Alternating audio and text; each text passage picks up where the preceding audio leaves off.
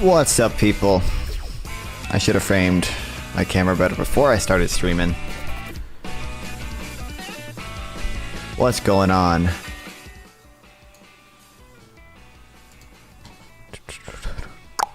What happened to your boy Biden? Explain yourself. What do you mean what happened to him? Do you mean Hunter Biden or Joe Biden? My boy Hunter Biden. Soft scot-free, baby. Let's go, baby.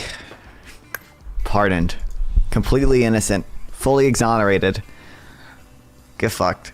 Get screwed. Also, what's up, Ophelia? Oh wait, now if I do this.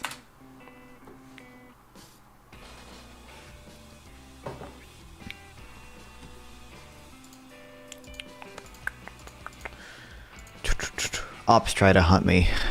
I said I beg your pardon. I love that tweet so much. That's such an awesome tweet.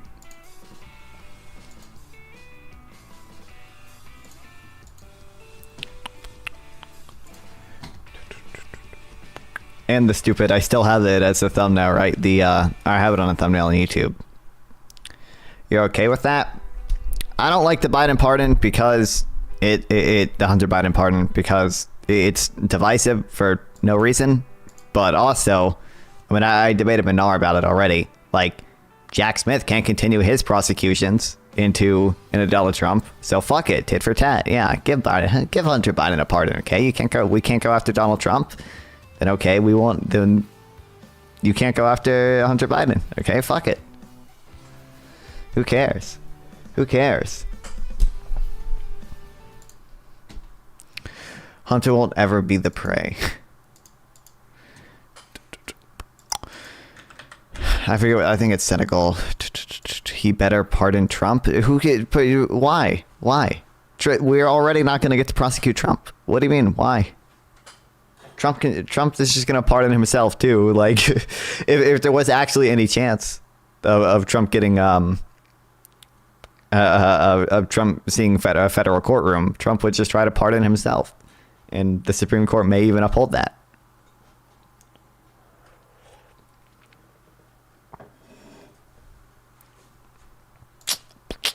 I forget all these stupid countries, man. It's like, how do you spell Mauritania? I get Mauritania and then Chad. Nope, I didn't need Chad.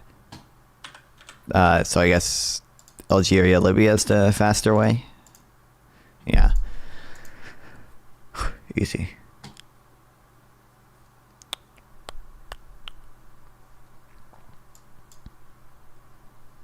Nerd. It ain't. What the fuck is a trivia round? Oh fuck. I'm pretty sure that is Libya. I think this is like an. Oh man, I don't know. Oh man, I don't know these. Oh man, I'm fairly certain this is Libya. I really don't know the other ones though. I feel like isn't this? I thought this looks like. I ain't gonna lie, I would guess this is Chad. I thought Chad's country, their flag was like this, but I don't even know. I have no clue. Guess. 1 out of 5. Okay, let me switch these to see if it is Libya. Nope, that's not even the right one. Fuck. Oh, we're so screwed. Okay, so these two aren't Libya. Maybe this one's Libya. And then that's Algeria? Okay, I think that's right. All right. Do I switch so? Nope. So Sudan and the Gambia are mixed up? Wait, hold on. Now I'm lost. Hold on. I'm fucked. Oh, I'm so fucking stupid. I should have been keeping better track. Hold on. Okay, wait. This is 4. So two of them are wrong. Libya's right. Right? Because okay, so Libya is right. Or maybe Algeria is right. And then one of them has to be wrong. Okay, I think this is Libya. So this can't be Algeria. Fuck, okay, so not that. Fuck, okay.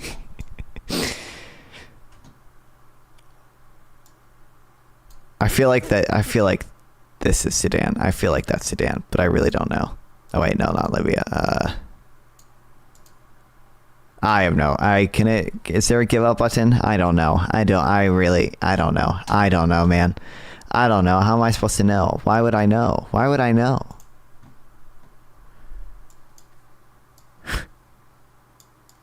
Why would I?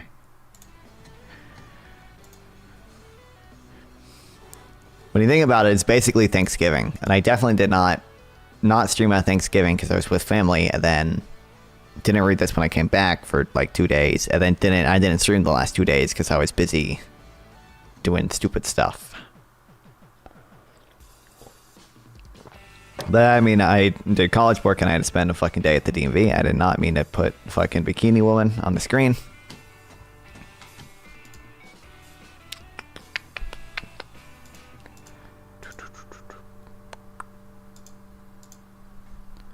The best case scenario for Trump's second term. Best case scenario for Trump. Oh, fuck. I wanted to make sure I was streaming on Party. It just autoplays.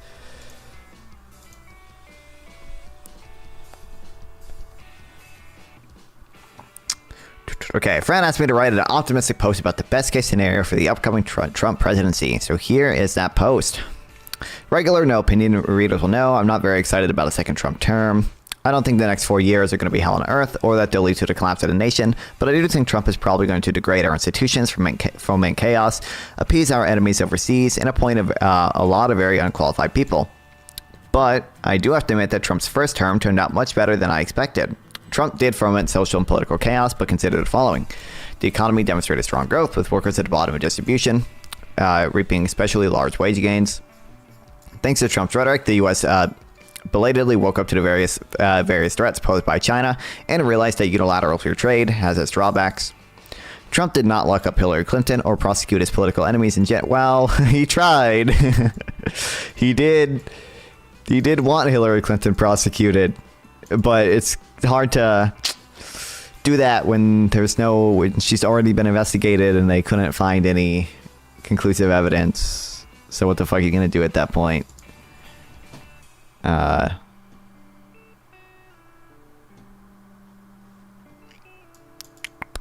Trump did great on COVID's relief spending, carrying American households through the pandemic and propelling a rapid economic recovery after the pandemic. Trump's Operation Warp Speed was the best COVID vaccine development in the world, which Republicans will never give him credit for now because they all think the vaccines are, giving myocarditis or whatever the fuck. Creating new and highly effective vaccines in a short period of time and saving a very large number of lives. Very few U.S. government institutions suffered long-lasting damage as a result of Trump. That's not the best case scenario for how Trump's first term could have turned out, but it's very far from the worst. All in all, if you told me that in November 2016 that this is how Trump's first term would go, I would have breathed a sigh of relief, well, except for learning that we were going to have a giant pandemic, but that was hardly Trump's fault. So the best case scenario are not pie in the sky magical thinking. The second Trump presidency hasn't been a disaster yet. And wow, and there's a chance it won't be one. Here are 10 pieces of what I see as the most optimistically plausible scenario. I guess, we didn't end up getting the worst of the at least Matt Gaetz is gone. At least there's that. I forget who did they nominate to replace Matt Gaetz? I forget his name. It's the whatever Florida woman or whatever. Fuck, I forget. But they're actually somewhat qualified a little bit. As in have experience working in law when Matt Gaetz worked at a law firm fucking doing bullshit for a few weeks. There's no evidence that the economy continues to do well. There's no evidence that economic expansions die of old age. Other than the brief wild interruption of COVID in 2020, the U.S. economy has been in perpetual expansion for the last 12 years or more.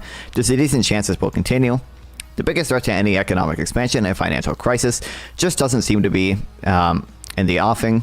There's been no big buildup of household debt in the U.S. financial system. It's actually decreased a little bit.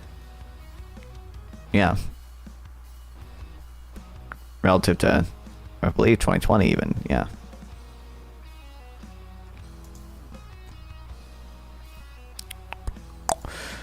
Well, credit card debt has gone up, but that's what all the maggots bring up all the time. And also, I would assume it's higher for. I would assume boomers have a lot less debt than millennials. You would probably want to disaggregate it by age, but regardless, anyway, the rate hikes of 2022 to 2024 caused no more than a few modestly sized bank failures that were cleaned up quickly and easily, for which people never. I mean, Biden didn't really do anything. It's more just the FDIC, my favorite institution. With CEO, you shooting non-fun. Do we only have to pick one now? I'm gonna go with my insurance company. Listen, if we who would I? Which one would? Can I say on Twitch? Can I? I don't know. I don't know if I can do that. I don't even know if I can do it on YouTube. The one time I got banned on YouTube, not for copyright stuff, not banned, but like suspended for 7 days or whatever. It was because I said that I was playing Halo and I got mad and I made threats against Bill Gates. Just because I was mad at Halo. So I don't even know if I can say it on YouTube. But I actually don't know who it would be. I would have to think. I'd have to think a little bit. There aren't any companies like I particularly hate. Like I know, like, oh, Nestle bad, evil. Nestle is whatever. But I don't even know. Like I don't have any personal vendetta against somebody. I just know they do like evil things or whatever. I guess Bill Gates is a weak answer.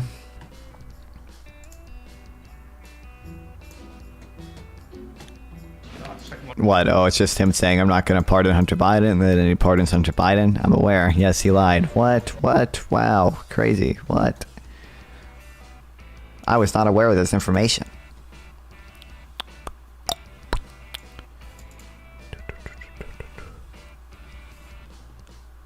Bill Gates is a weekend. Well, I don't think, at least go with PPG. PPG's not a... Is PPG a CEO? I don't think he is.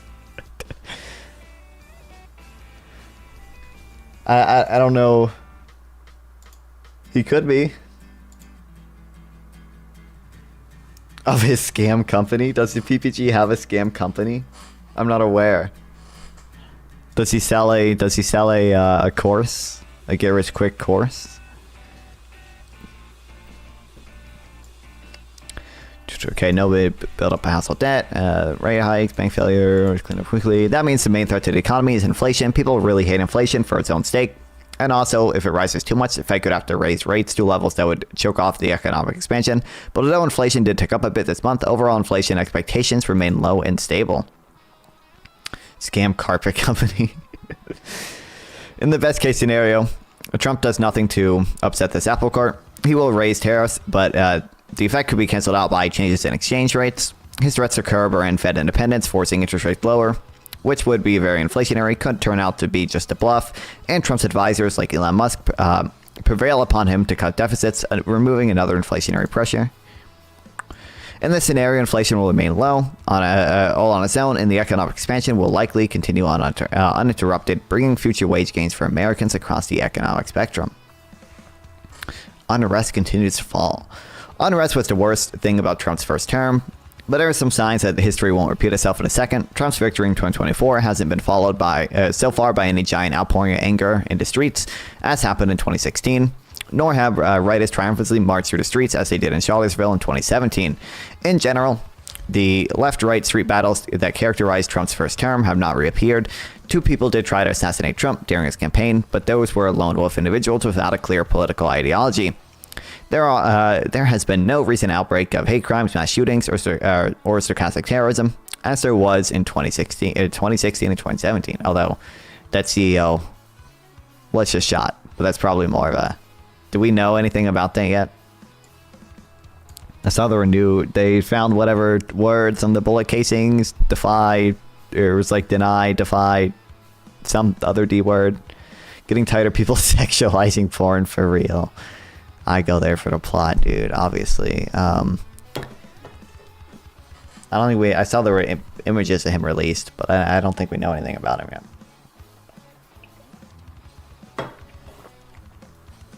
Possible that America has simply become exhausted with the constant talk of civil wars, coups, and so on. The Palestine protesters are still marching, but they're in small numbers and the country has tuned them out. Paste? Oh, we read this.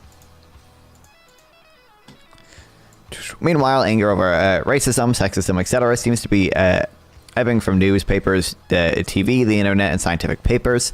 And on the right, the shift in non-white voters towards Republicans over the past 2 election cycles may have lessened fears of replacement. In other words, the fundamental drivers of the unrest of 2014 and 2021 may be ebbing fast. In this desperate time, we clearly need local stuff. True. Trump might not do much to revive unrest. You know, Trump is actually the ultimate localist. Trump might not do much to revive unrest. He will do mass deportations, but Hispanic voters know this and shifted strongly towards Trump anyway, so it might not make any significant segment of the American electorate very mad. Anger over migrants in blue cities may even cause progressives to turn the other way, as Trump gives a bunch of asylum seekers and illegal immigrants to boot. Make porn local again. We need local production of porn. You know, Pornhub basically has a monopoly. We need to break them up. What percent of the market do? I'm assuming like the top. I really only know. Well, actually, I guess OnlyFans and Fansly are like porn sites, I guess. So I guess I really only know 4. I wonder what percent of the market they control. Pornhub, Xvideos, OnlyFans, and Fansly. I'm assuming they control most of the market. Actually, I don't know, though, because there are a lot of weird people out there. Like Mark Robinson. The Googler returns. I know. You know, I guess there's, actually, you know what? It could be the case that, like, 80% of people only watch, like, the 20% of like the surface level porn, but then there's 20% of people and they're the like weird people who watch like so much porn and they need the like 80% of the weird porn that's all on the the Mark Robinson's watching the nude Africa porn. You know what, I bet that could be the case. So they might actually, the top 4 sites might actually not control that much of the market just because there might be so many people like over consuming it. That'd be my theory. I bet that theory is true. Trump's rhetoric will continue to be fiery and chaotic, but Americans may simply have gotten used to tuning it out. Users are leaving X, the most divisive and shouty social media platform, and it's unlikely that alternatives like Blue Sky will replace it. The era when arguing about politics and social media was America's national pastime may be drawn to a close. Fuck. My job prospects. With public discussions replaced by small group chats. With the decline of public argument, platforms will come the waning of cancel culture. Sorry. Look at how strong Joe Biden has gotten since the election. We need tariffs on foreign made porn. True. What is this?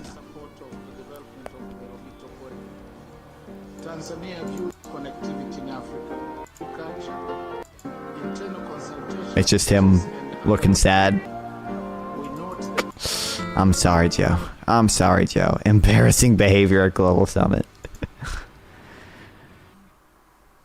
What did he do? He was just old and sad? That's what he did? He was sleeping? Sleepy Joe?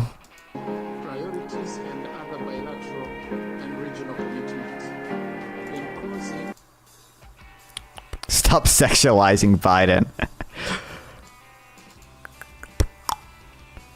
Okay.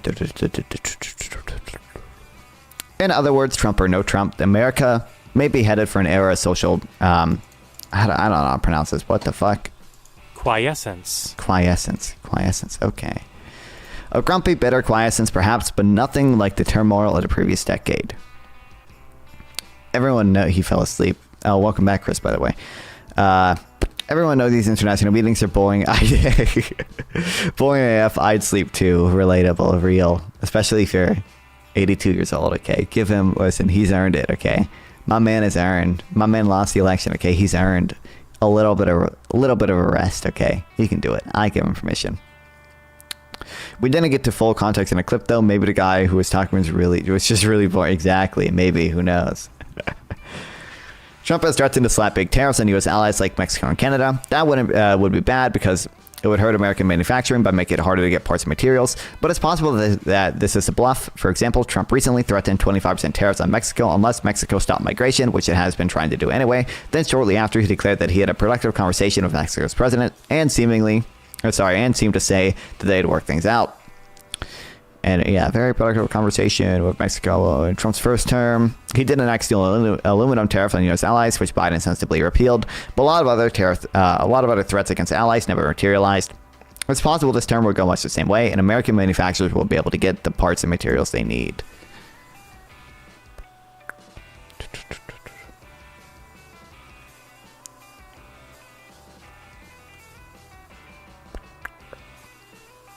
Crazy.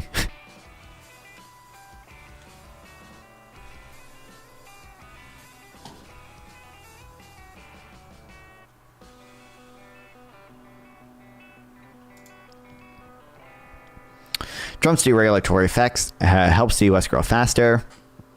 During the Biden years, it became painfully apparent that certain types of regulation, especially land use permitting, were strangling American industry. Some Democrats tried to reform permitting in order to facilitate their transition to green energy, but were largely foiled by progressive factions of their coalition. Trump and his people will not be hamstrung by having pro-regulation members in their own coalition.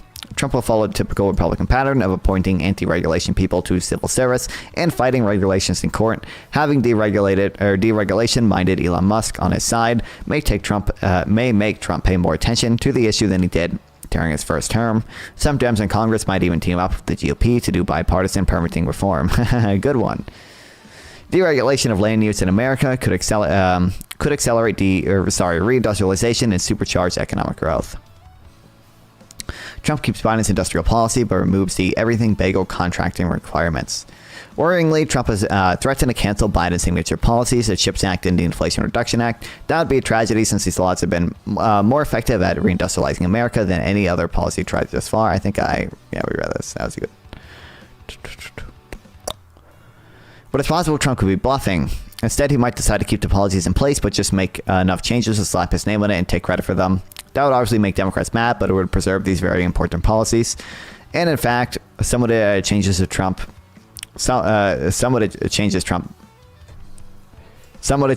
might make could be positive ones. Jesus, there we go, finally.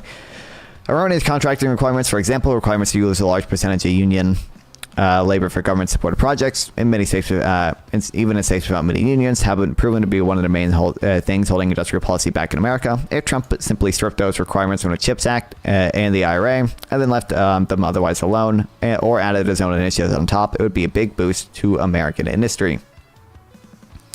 Trump's wacky nominees are replaced by regular conservative types. Listen, we can do it. I believe in us. Okay, we can bully it. We bullied it with Matt Gaetz. Okay, we just gotta. Oh boy, it'll be. I am honestly upset that Matt Gaetz was not the nominee and he withdrew, because it would have been great content to stream his confirmation. Okay, I could just like fucking eat. Okay, I could just get popcorn and just eat and watch it, and like provide like a stupid react face every few seconds, and just get free fucking money from that baby.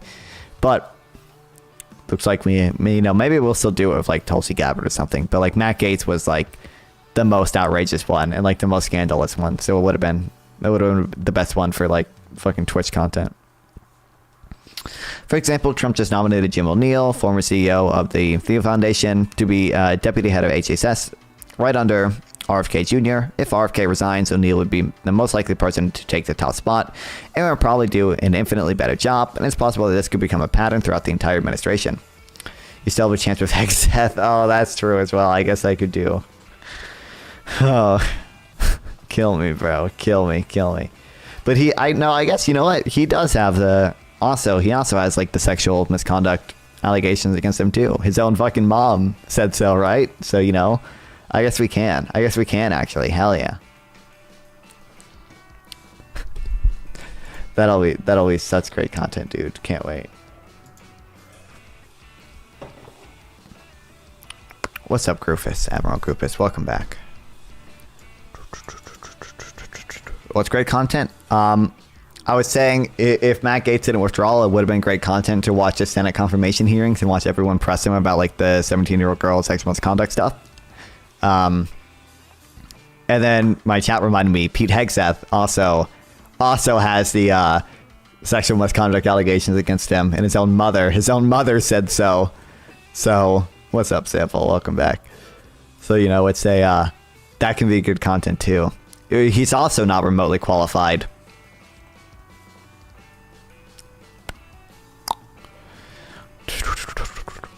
You know what's funny? He's arguably more qualified than Matt Gaetz. I don't think Matt Gaetz worked at a law firm for like two fucking years or something. I think it was even less than that. Yeah, RFK also isn't qualified.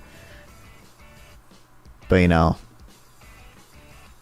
I didn't the other dude, the Pete Hegseth or whatever, was in like the army. We need more standardized tests. True. I hope he. Dude, I noticed this. I didn't fact check this. I saw this on Twitter. Okay. They all wanted to abolish the Department of Education, right? And it's more than likely whenever they abolish the Department of Education, like since most of what the Department of Education does is just like grants for shit, they're just gonna like make other agencies do the grants, which would be interesting if they did that. What's up? No, I'm just saying RFK also has like SA allegations. Oh, he does?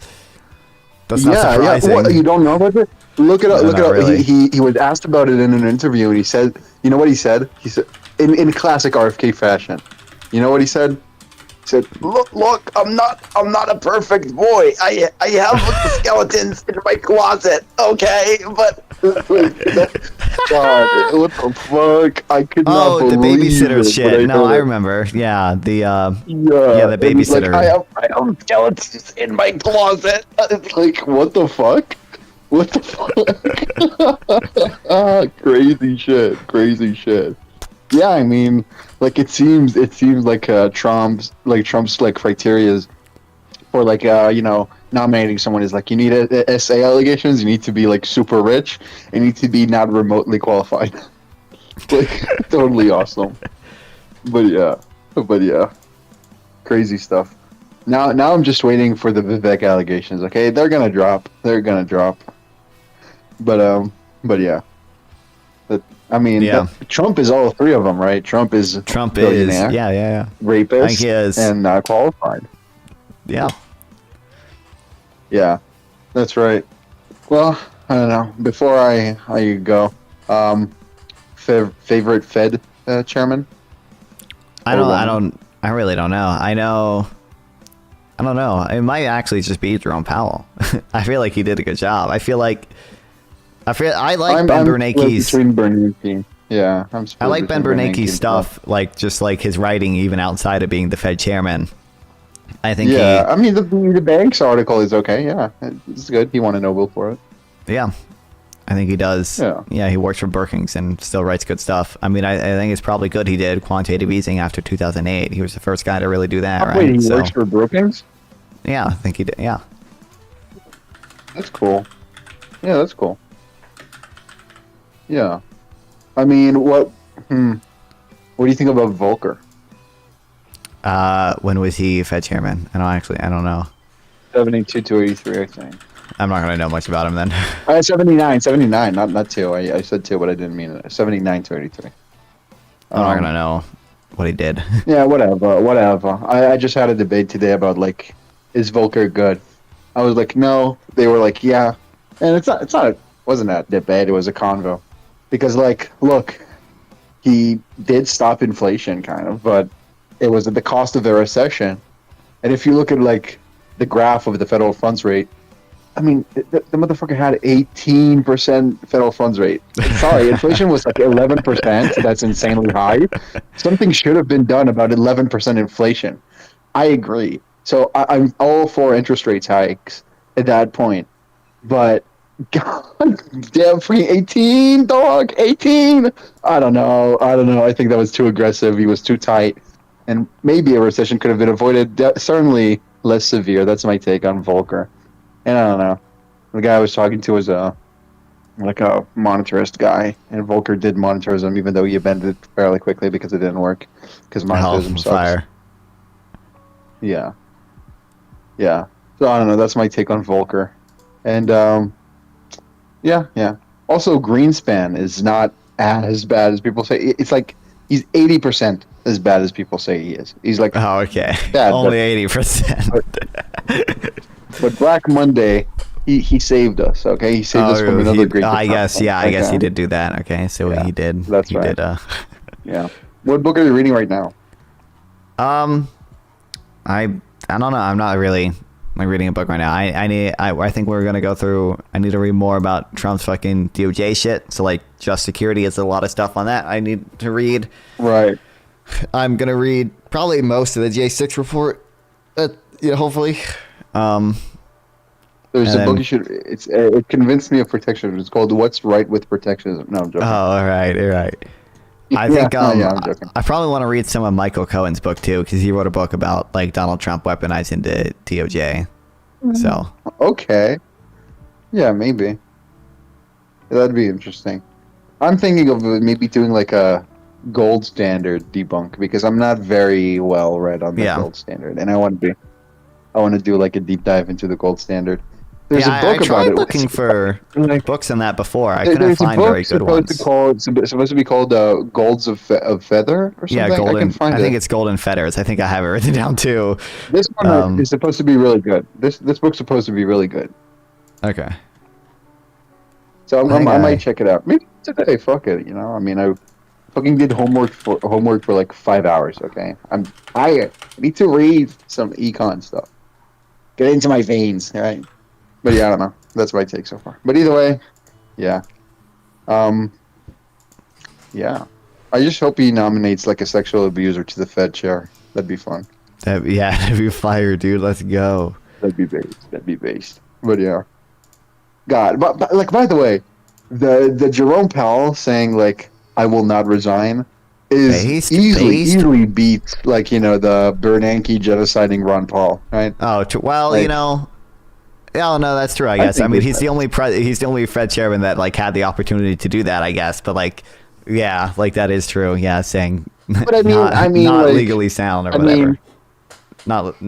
So yeah. Bernanke, like he did genocide Ron Paul, but Ron Paul's a joke. Okay, he's a joke. He was never a threat. Meanwhile, Jerome True. Powell, riding high from his W on the rate cut, okay, riding high, saying like, "No, I will not resign," and like standing up to a fascist and be like, "No, I will not resign." Like that's awesome. That's awesome. This guy's epic. This guy's awesome. Yeah, I know. I love him. But, yeah. Love Now him. all he needs to do is like cause a recession, and he's gonna be my goat. But cause it in like late 25, okay, right at the end of your term, high like fucking 30% interest rates. Why not? Fuck it. Do it, and then you're the goat forever. Yeah, that's my take on Powell. But right now, Bernanke is my goat. But Powell's close. But yeah, I don't know. Honestly, That's I my don't take. know. I think it might be better if he tries to cause a bunch of inflation while Trump's in office, just because Probably. people got so upset about inflation. Yeah, negative interest rates. Try it. Fucking do it, eh? Fucking do it. And Trump We're is gonna doing back you. negative Maybe interest he'll rates. nominate We're you doing- again. Maybe he'll nominate him again. And then it's like, yeah, fuck it, Do negative interest rates. It's in Trump's interest. Well, not really, but he'll think it is. But yeah, And, he's too dumb yeah, to realize fuck it. it's not. Yeah. Yeah, that's right. 30%. When I said 30%, I meant negative. Why not? Why not? But yeah. Fucking A. Well, that's right. Either way. By the way, I recently discovered the quantity theory of money is completely wrong. It's M equals P, not MV equals PY. It's M equals P. The right wingers were right. Well, I mean, I'm joking. it's I'm MV fucking- equals PY, but V and Y are held constant, right? That's the I argument. know, they're not really, but yeah, I'm fucking. I mean, I don't think they're really Well, constant, but people will argue Yeah. they are. No, I mean they're short term probably constant, but yeah, I don't know how much V is constant, but sure. I mean, yeah. I think even I think people argue output is even short term affected by monetary policy, but I don't know. I don't know how true that is, but Yeah, maybe. I don't know. I don't know. Robert Regardless. Reich is my goat. Die. Kill Oh, yourself. Did someone write that? I dropped my phone out of disgust. Give me a second. Oh my god, it hit my lip. Oh my god. Why write stuff like that? That's gross. That's hate speech. What the fuck? What the fuck? What's next? Oh, actually, Galbraith is my goat. Fucking. I cannot say what I want to say on like your stream. Okay, you'll get banned. With 3 letters. Okay, 3-letter yourself. Okay, don't say stuff like that. yeah. That's gross. That's gross. But yeah. Yeah. Dude, I used to have like friends from school like send me some of his stuff, and I would just be like, well, here's a lot of stuff that's wrong with it, and then he'd be like, well, he's like a real economist, and you just don't know anything. God. And he was That's like, right. That's just right. don't. You shouldn't assume that he doesn't know that, and he hasn't heard that before. I'm like, well, I'm just like telling you what's wrong with it. Like, I don't know what you. Yeah. Fucking kill me, dog. Like, look, he's popular on TikTok and certainly a good rhetorician. Okay, but not a good economist. Not liar. I don't like liars. I don't like liars. People who lie. I don't like them. Does he do? He does the paycheck Sorry. to paycheck meme, right? So. He does the paycheck to paycheck memes. He does the corporate profits memes. He does all the left wing memes. He does all of them. Short of like socialism, he's got all of it, right? Like Yeah. I mean, Chris Clark has a good video debunking him on like, and actually calling him a liar in that video. So that's good. It's not just like Chris Clark. He's like left wing, but he's like, yeah, don't lie, professor. Don't lie. You know better. Don't lie. Like fucking yeah. Good job. Infinite Reich genocide. Okay, I'll say this: Reich is better than like fucking Laffer. Okay, but doesn't mean he's good. Okay. That's my take. Okay, don't mob. Don't what do you call it? The woke mob. Okay, I'm standing up to the woke mob, the Reich supporters. There's a reason why Hitler was the Third Reich. Okay, there's a connection. True. Shouldn't say that. My neighbor's family name is Reich. Okay, I should not say that. But fuck it, he's a Nazi too. But yeah, whatever. Come on, don't look, I get it, you're left wing and it's exciting that there's this old guy who agrees with you, but you can have a Krugman agreeing with you. Why have a Reich agreeing with you? True, exactly. Krugman tells you all you need, okay? You don't need That's right. Also, he was right on the internet quote. And I'm tired of pretending he wasn't. Paul Smith is like going on a crusade on Twitter saying like, no, he wasn't right. He was wrong. Yeah, I Paul saw Smith people were arguing about it, yeah. It's like, no, he was right. right. He was right, Mr. Smith. Carl Smith. It's like Karl Marx and Adam Smith. Adam Marx. Okay, I'm going to make an account called Adam Marx and debunk him, okay? I'm going to do that right now. Do you have No. Do you have the full quote? The full quote? It's in my notes. Economics. I can just Google Krugman internet quote. Yeah, but it's gonna be like internet. I took a course like oh fuck, I went Google. Give me a second. Krugman internet quote. Here we go. By 2005 or so, it will become clear that the internet's impact on the economy has been no greater than the fax machines. Yeah. Which is kind of true. Yeah, I've seen that. It's dumb. When I say impact on the economy, I don't mean like the way businesses are structured. I mean just like productivity and no, I mean yeah. Didn't he specify that in the full quote? Wasn't it in like some debate or something the fucking quote is from a satirical. It's not even. It's like he's writing in the New York Times or something.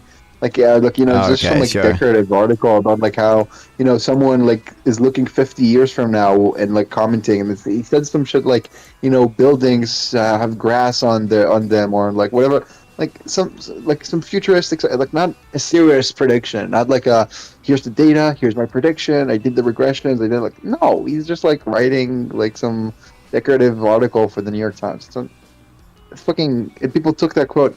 I mean, I took a course 2 years ago, internet, kind of like game theory and internet commerce. Okay, basically was the course, and yeah, like in the first lecture, he was like saying, he was talking a bit of economics, and he showed us the quote of Krugman, and he was like, haha, he's wrong. And I had the courage in the break. I was like, I went up to my professor. He's teaching me now another course, great course. But I went up to my professor. I was like, that Krugman quote is out of context. And he was like, yeah, I know, people told me already before, but you get the point. Wow. It's like, I'm trying to show something greater. Like, even economists, even Nobel Prize winning economists can get it wrong. And I'm like, yeah, but then like show something Then from like, use I don't know. an actual example of getting it wrong, not a based correct, Yeah, not show a example. big Krugman No. W. What the heck? You need to do. Did I tell you about the Krugman apologia system? Okay. The kettle logic, It's yeah. not just saying. It's not. Yeah. The kettle logic. It's not just enough to say Krugman was right. You need to say he was right. He never said it, and it doesn't matter that he's wrong. All three are true. All three are true, and I'll die on that hill. Yeah. But yeah. Now the course is about looking multi-armed bandit, like machine learning stuff. And it's fun. It's fun. I just sat like for 3 hours and just like proved some like theorem about it. And I did it, and then I finished proving it, and I opened the textbook, and it's like, oh, the proof isn't like page 130. It's like, oh, Wow. I could have just copied it from the textbook. But Didn't yeah, just use I'm dumb. ChatGPT? No. It's kind of like it's just like a while to write it all, but it's really 10 steps of a proof. It's not that crazy. If you've done a lot of probability theory and whatnot, like it's already intuitive. And it's my 4th year. Okay, of the degree. Okay, it's in my veins. It's in my veins. All right. But yeah. Either way, whatever. What's the article you're reading? It's no opinion thing that he wrote on like Thanksgiving. He's like the best case for Trump's second term. And it's just what's the best possible outcome? Yeah, it's just like, well, maybe Trump won't do most of the stuff he says he's gonna do, and then he'll only do like like a little bit of like deficit reduction, and that'll be good, but not like the Yeah. not like the $2 that's trillion right. a year or whatever they think they can get. Yeah. Yeah. You know who I also hate? Nathan J. Robinson. Fuck that guy. Fuck that guy. Wow. He's like a. I'll validate everything progressives think. Okay, he's like a socialism guy. Based. He's like a trans guy. He has good. Like when he agrees with you, it's really fun to read him. Okay, but other than that, he has like 300 articles like saying nationalize this, nationalize that. He's like retarded. Okay, very bad. Yeah, don't like I him. can't He's wait very till popular on Twitter. I can't wait till Isaac joins later. Hopefully, I posted that thing that I quote tweeted the like Jon Stewart and Bernie thing. And I was like, I'm worried it's gonna be cringe because Bernie is cringe and he's gonna lie about the paycheck to paycheck. Yeah, and he's then gonna Jon lie. Stewart. Like Bernie lies with impunity too, but like Yeah, I know, his yeah. lies are less harmful. And his lies are actually like policy oriented, so whatever. Trump's lies are just like whatever. It's like I had the biggest crowds. It's like no, what? Why even lie about that? But Bernie's lies are like triggering wonks like me, but they're not like Yeah. making him a terrible person. Like I think Bernie's a good person. I just think he's like very wrong in audience capture. If you sat him in a room with me after 7 hours, he'll agree with me. He'll be like number one wonk. Okay. He's had to have been told before. Dude, he's like 80 years old. He has to have been told before. Like he's had to have spoken to economists before who were like, this is like price controls are cringe for this reason, or like, the wealth tax is cringe for this reason. Like there's no way. No way. Yeah. Yeah, I mean, yeah. But I can fix him. You could fix him. Okay. I can fix him. Okay. That's right. Do you think But he's yeah, talked about land value tax before? Do you think we could? Maybe. I could get him there. It's like the stages of wonkism. Okay. Yeah. But yeah, what do you think about that CEO getting shot? I mean, it's insane. I mean, we need universal health care, and all actions of the proletariat are justified. Whatever Hassan says about it is my take. It's so evil that these companies reject people's insurance claims. Yeah, think about how many guys this person is killed. It's better if there was just like no company in the first place, right? Like, therefore, more people would be covered if there was not that company at all. You know. This is exactly universal rejection. We need universal lack of healthcare. That'd be good. At least if they didn't have it at all, they would just overthrow the government and establish Medicare for all. It's the the accelerationism. Exactly. No, that's right. Yeah. Do we know the motive of the shooter? No, not yet. He might have just been a hitman too, paid by someone else. That's what the Twitter people are saying. It looked like a hitman. It definitely looked like a hitman. My God, that video was crazy. Yeah. I felt like watching a video game, but yeah, like a Hitman or something. But yeah, like Hitman. Yeah. Yeah, maybe it was a Hitman. I've heard he wrote something on the bullet cases or something. Yeah, he wrote like some. It was like deny, defy, something. Another D word. Okay. Some schizo stuff. Yeah. Wait, what video? I've seen the video. I can't show it on Twitch, but like you need to go on Twitter and look at like CEO probably shot. You cannot show it on Twitch. You probably cannot show a guy getting killed. You're not Hassan. You're not there yet. You're not there yet. One day. Can you link it? Just bro, it's everywhere. Just look it up. Don't get there. Start supporting terrorism. Well, I guess you already support the biggest terrorist, which is the United States. Exactly, the biggest terrorist state ever. Yeah. That's right. I've read Chomsky. Dude, I was in a server like yesterday, and some girl from Germany joined, and her name was Chomsky, just because she's like a linguistics student. And I was like, I bullied the fuck out of her, dude. I was like, oh, Chomsky, do you like deny like concentration camps and Bosnia genocide? The Bosnia genocide. I bullied the fuck out of that girl. And even on the linguistics thing, okay, I was like, no, Chomsky is also wrong on linguistics. And is he wrong on linguistics? Really? Wasn't he proven right? I thought he was proven right. No, he wasn't. No. Two things I take umbrage with, and I'm not a linguistics student. Okay, I could be dead wrong, but my psycholinguistics professor believes everything I'm saying right now. So, I it's not like I'm talking out of my ass. So two things I take umbrage with. One, he's like anti-statistics. Okay, he's like, there's a funny video if you look up Chomsky Bayesianism. There's a meme about it. It's funny. Where he's like, he doesn't like statistical analysis. He doesn't think it tells you why things happen, and that's the job of science. He's a praxeologist, man. Okay, That's right. And so there's that. Like, I don't like that. Like, you can definitely do a lot of useful statistical analysis on language, and it tells you a lot of important stuff. It's not just like predictive. So he's wrong on that. And second thing, he's old, so he's never changing his mind. Okay. Yeah. But the real second thing is large language models kind of refute universal grammar theory, because like we can have something that is actually tabula rasa, and like we make it understand language. Like there's a paper on it, and then there's a counter paper and a counter paper, and like blah blah blah blah. But the original paper, which my professor discussed in one of the lectures, is called "Large Language Models Refute Chomsky's something grammar theory," whatever. It's like 60 pages or something.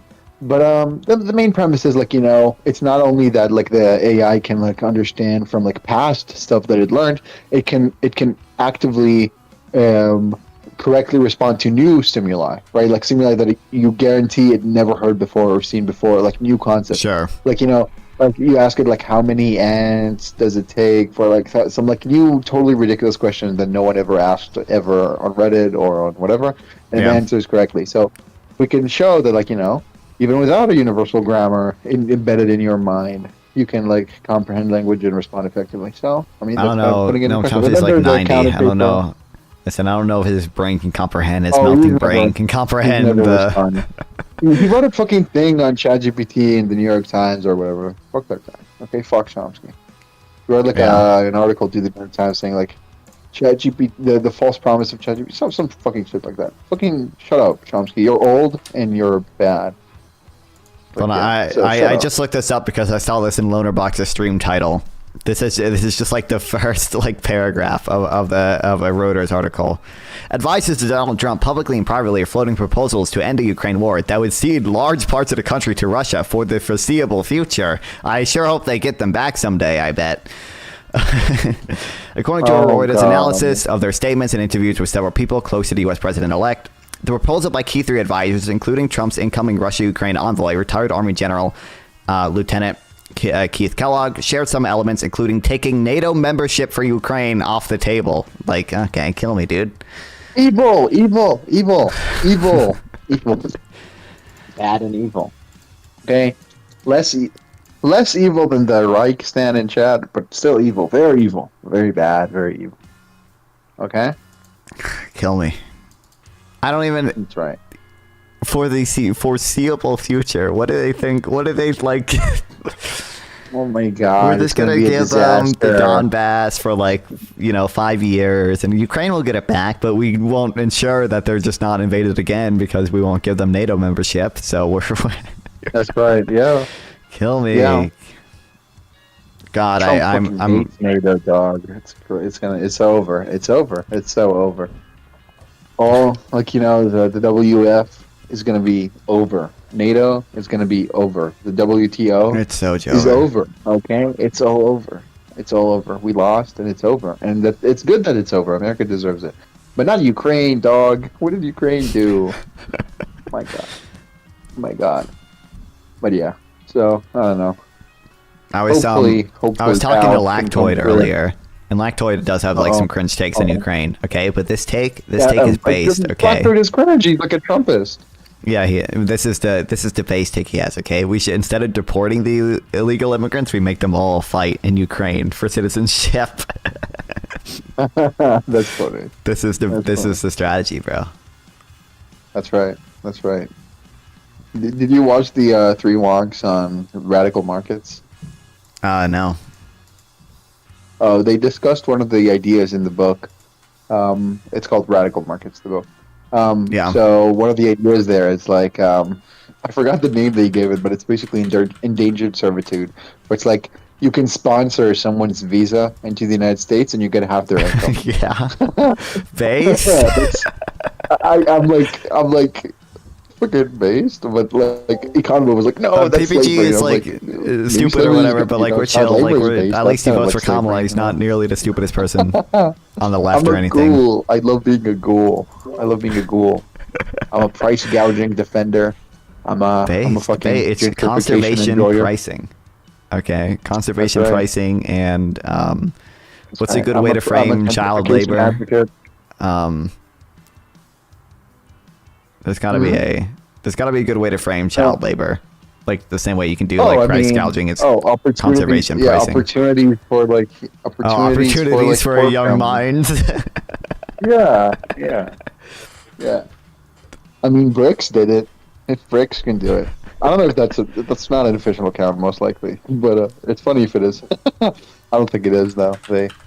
Ain't no way Bricks has a Twitter account, but yeah. I mean, there's that. I mean, also.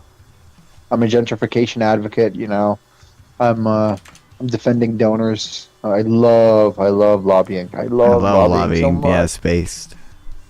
That's right.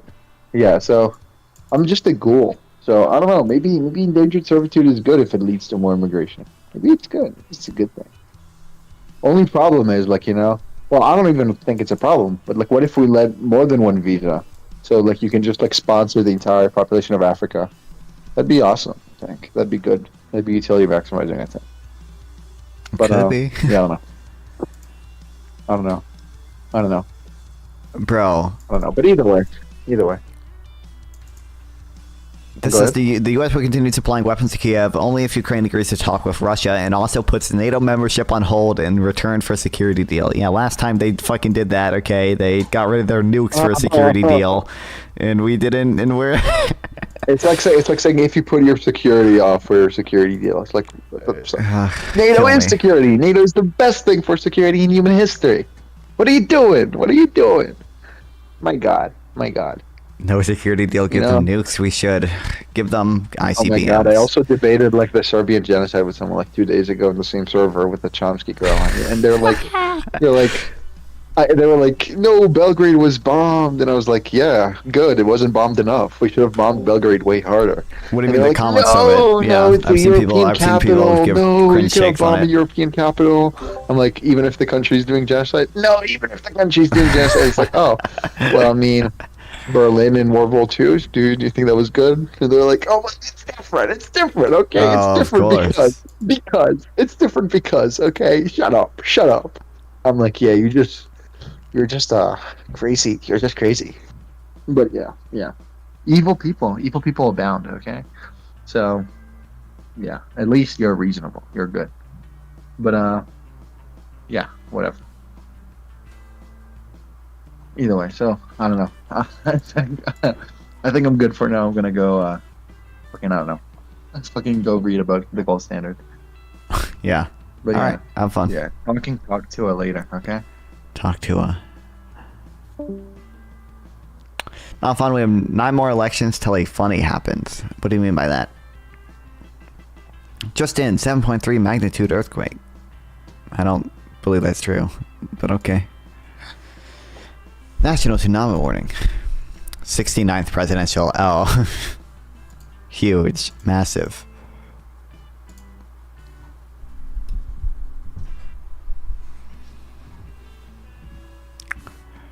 Ah, kill me, bro. Kill me. It's true. Just Google it. To persuade Russia. Wait, is this? That's not. To get a reason to negotiate, you can give an extreme reason and say, okay, you've got to get back all the land from Ukraine. Maybe short term, you tell Ukraine, we're not going to support you coming to NATO, but we give you a bilateral security agreement. That's something, at least.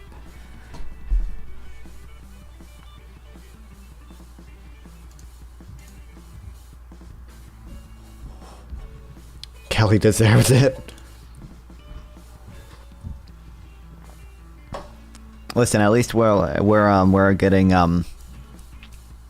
it's happening before Trump's in office, so he's not going to deny fucking aid to California because they're all liberals there. But you know, at least Biden will actually give them aid, at least. Oh my God! Wait, I just realized if it is true, we're gonna redo the fucking FEMA thing all over again. Oh, kill me! Oh my God! Ah, now I'm praying it's not true.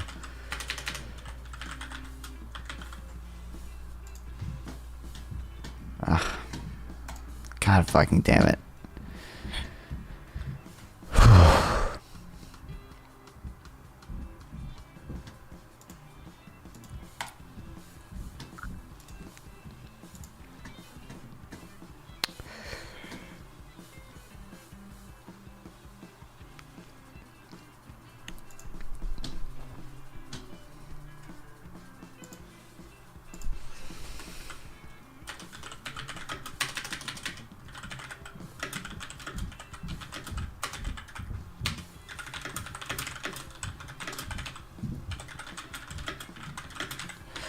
Kill me, man. It's just not. It just doesn't organize it. Okay.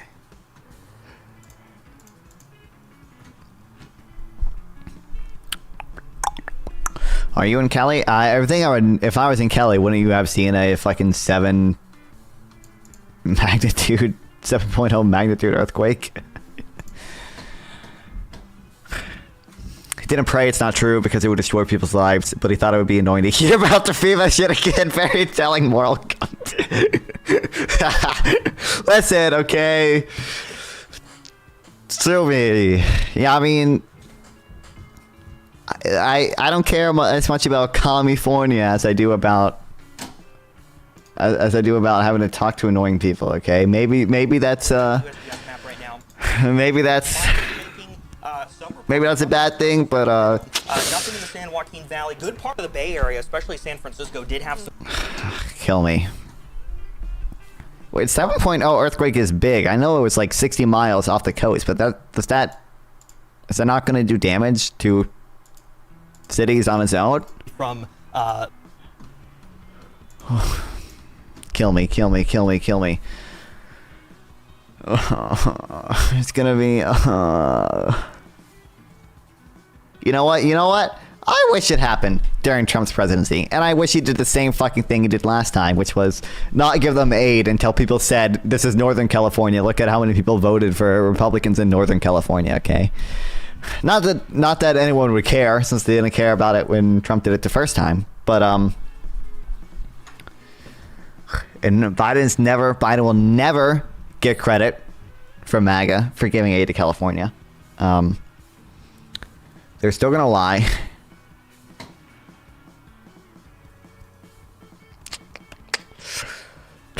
Speaking of that, how does weed see California vote?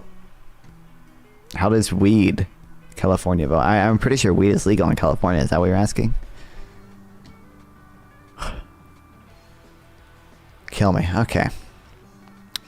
The biggest economic danger of Trump's second term is inflation. Government deficits are one driver of inflation for two reasons. First, they stimulate aggregate demand by putting money in consumers' hands. Second, they pressure the Fed to keep rates low in order to sustain government borrowing. And low rates are inflationary. I think he's talking about a city. Oh, weed is a town in Calais. Oh, or LA. Calais. I had no clue. Tsunamis. Yeah, great. Wait, how long till the next FEMA disinfo page that they have to put up? They have to put up the debunking false claims about California hurricane relief. How long till we get they're only giving California tsunami victims hold on, let's just, I got a what is there like a lithium mine found in California recently? What's the conspiracy that I can do?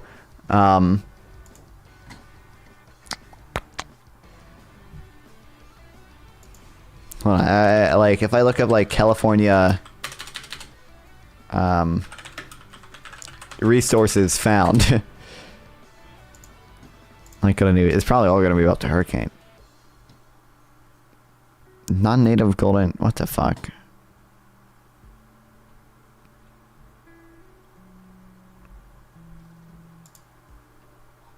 I mean, I can just like, I'm trolling, obviously. What's like a really dumb... Not electric car. What's like a really dumb thing? Comes right after.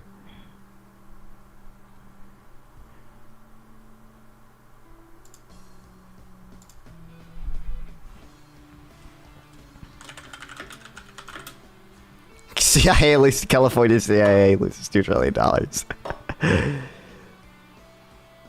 Right after like a gold mine. Gold doesn't really work. Gold, oil, I mean, oil doesn't work. They said lithium last time. What's like a 19 points for trumpet? Damn. What's like a synagogues.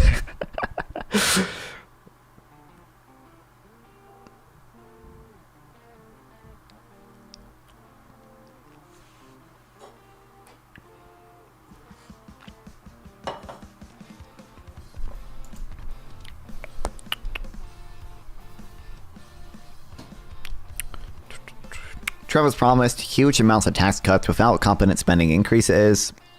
If I think it means decreases. If carried out, this would add huge amounts to the deficit and to the national debt, increasing the risk of inflation and setting Trump up for a showdown with the Fed. However, some of Trump's associates, most importantly Elon Musk, are extremely concerned about the deficit and the debt. Musk correctly identifies deficits are a driver of inflation. How can we tie this tsunami to Israel? What was the biggest surprise of election night for you? I don't know. Like, I didn't have like super. I mean, I made my prediction not based on polls or anything, literally just based on vibes. I guess the biggest surprise is that there were so many split ticket votes. Some of that we didn't know until after the election night. But like I live in North Carolina. Mark Robinson is a fucking insane weirdo creep criminal.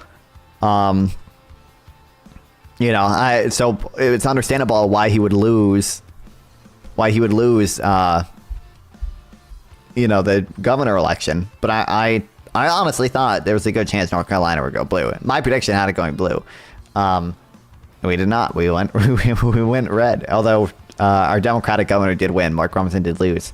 But like even in like Arizona, you saw a ton of split ticket votes. I did not think that many people would split their votes. I did not.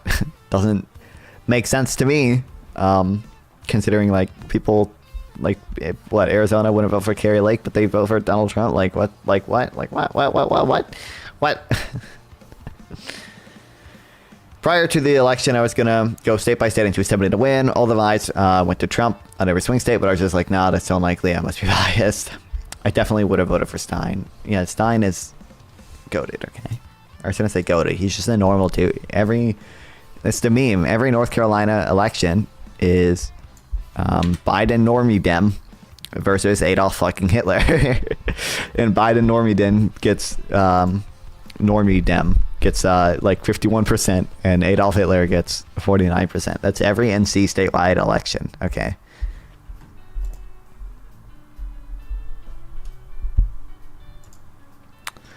I went to a Kamala Trump rally, same venue. Her crowd was bigger and quite enthusiastic, but I was prior. Oh, sorry, that was prior. She went for a faster jump strat. I don't care for him, but I just really don't like Robinson. There's no good reason to like. I don't know if anyone actually likes Robinson. People might prefer Robinson over Josh Stein, but there's no. It doesn't. I don't think anyone actually likes Robinson unless you are schizophrenic. This attitude prevails in the Trump camp. Fiscal hawkishness may thus return to the Republican Party under Trump after a 44-year absence. It would probably involve cutting benefits for the poor, but it would be more fiscally responsible than Trump's plan for vast tax cuts for the rich. Trump takes no federal action on abortion. Didn't they use celebrities to drag your fans out to rallies, free concerts? I mean, yeah, there were celebrities that performed, sure. It was not that common, but perhaps the most consequential change to American society. There was the whatever Megan Thee Stallion one, and I think Eminem was that one. Mark Cuban was that one. Mark Cuban might have been in a few, actually. I don't know. Perhaps the most consequential, they should have gotten. She would have won if they got Talk to a Girl to do it. Perhaps the most consequential change to American society that happened as a result of Trump's first term was about that abortion became illegal in some states thanks to the Supreme Court judges that Trump appointed. Some in the GOP now want to enact a federal abortion ban. That would make it illegal throughout the country. However, Trump has promised to veto such a bill. He probably realizes how unpopular it would be. The best case scenario is that he follows through with his promises and continues his record of being moderate on abortion rights. Trump forces an end to the Ukraine war, in which Ukraine is not conquered. One of Trump's major campaign promises was to end the Ukraine war quickly. This is a difficult thing to do since the U.S. is not a combatant in the war. One option would be to simply withdraw all aid from Ukraine, presumably resulting in Russia conquering the whole country, assuming that helpless Europeans are unable to step into the gap left by the withdrawal of U.S. aid. That would certainly end a war. They paid Beyonce or some celebrity $10 million for a 3-minute endorsement or something. I mean, she got a lot. Didn't Kamala Harris raise like? I forget what the exact record was. It might actually be the most amount in history. But it was Kamala Harris raised a fucking ton of money, dude. That's why she bought the fucking Las Vegas Sphere, dude. Like they had more money than they knew what to do with. They were giving a lot of money to down ticket races as well. If my memory serves correctly, I think the record might have been like right after Biden dropped out, she got a ton of donations. So the record was like most donations in 24 hours or something. But she raised a fuck ton of money, bro. Obama and Hillary Clinton was more. It was so much, man.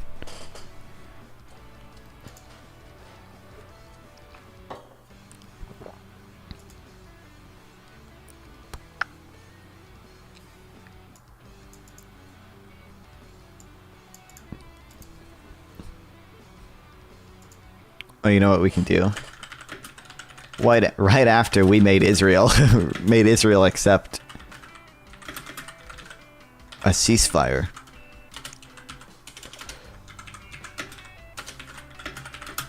And now, California residents in red districts are only getting a $750 loan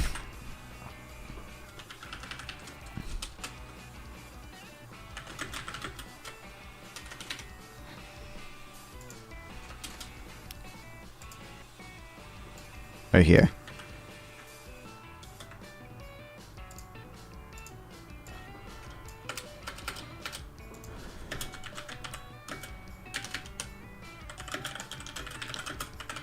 They would take your home if you don't pay it back. To steal the gold, the goblin, the goblins under it, the gnomes. To steal the goblin. What's something funny I could do like that? The goblins. One day we'd be like, why am I only option for governor? A localist Democrat and a localist Republican and localist party member. I bet.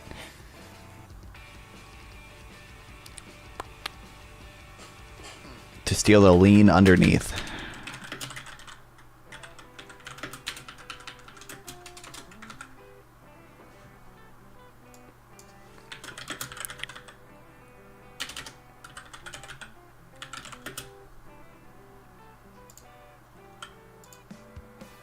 Right after we forced Israel to accept a ceasefire. Did you see Shapiro's election prediction? No. The Sphere is an efficient use of resources. Does the Sphere make money? I don't actually know. I think that cost a lot of money for them. I don't know. Did the city invest too?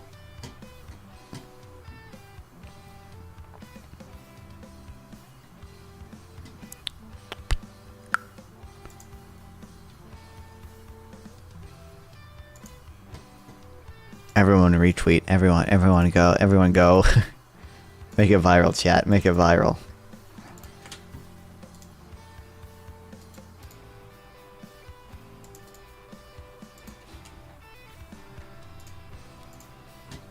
Everyone go like and repost. For the Twitter engagement. Okay, all my Twitter followers were hot OnlyFans bots. And Elon Musk is banning all of them. They're all gone. I had like 200 followers. I was down to 73. How many am I at now? I'm still at 73. Also, I do not have enough money to buy Twitter Premium. My card declined. So that is why we have the Broke Boy Fund. Exclamation point TTS in the chat.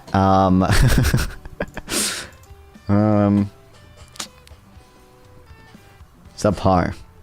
New Hampshire unironically believe that state would go red? No shot. You got 49 and 50 states. Okay. There was that. I should have just I will look at this model next year. Next election, I mean. There's a model that economists make. In 2020, it got every state except Georgia right, and in 2024, it got every state right. It just like combines unemployment and inflation data from the states and like uses it to guess, you know, what or who they're going to vote for. I'm just going to copy the prediction from that next year. And that's going to be my prediction, and it's probably going to be mostly right.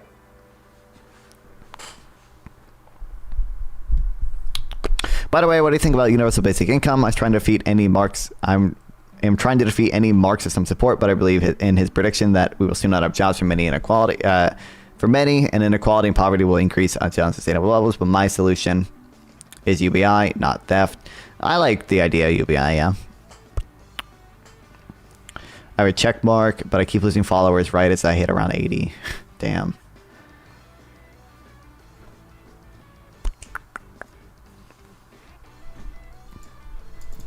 Okay, but the reasons for Trump not to go this route: MAGA rhetoric on this issue has always claimed falsely that America is at war in Ukraine. But if that were true, that would mean that if Ukraine were overrun, America would have lost the war. That would make Trump look weak, and it would be like the Afghanistan withdrawal.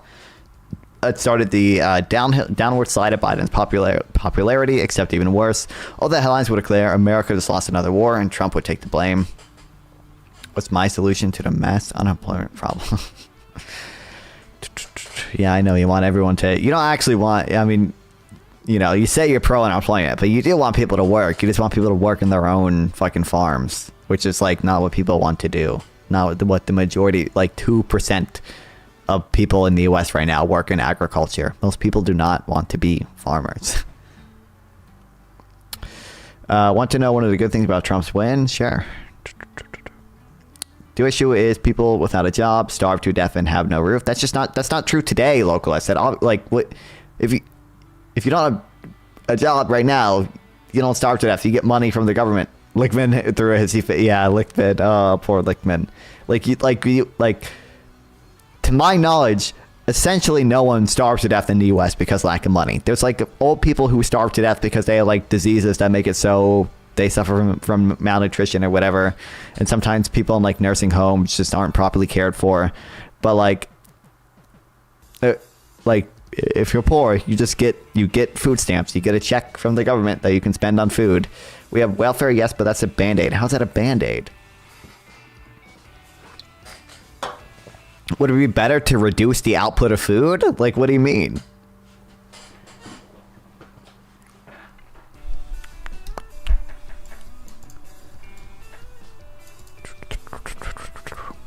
It relieves the symptoms, but not the reason.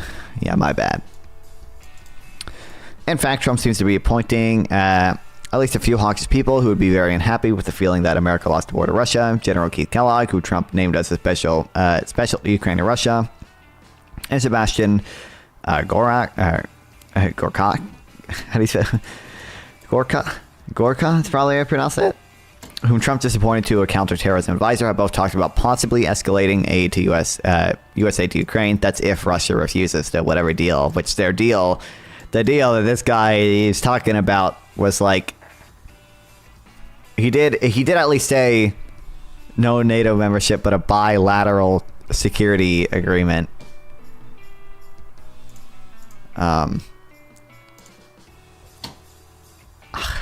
Kill me, dude. It better actually be a real fucking treaty, not like the Budapest Memorandum or whatever. That's not binding. A large amount of people work in logistics. Oh, shit. Basically moving the products that the farmers made. Welfare, well, that's true. Exactly. Well, yeah.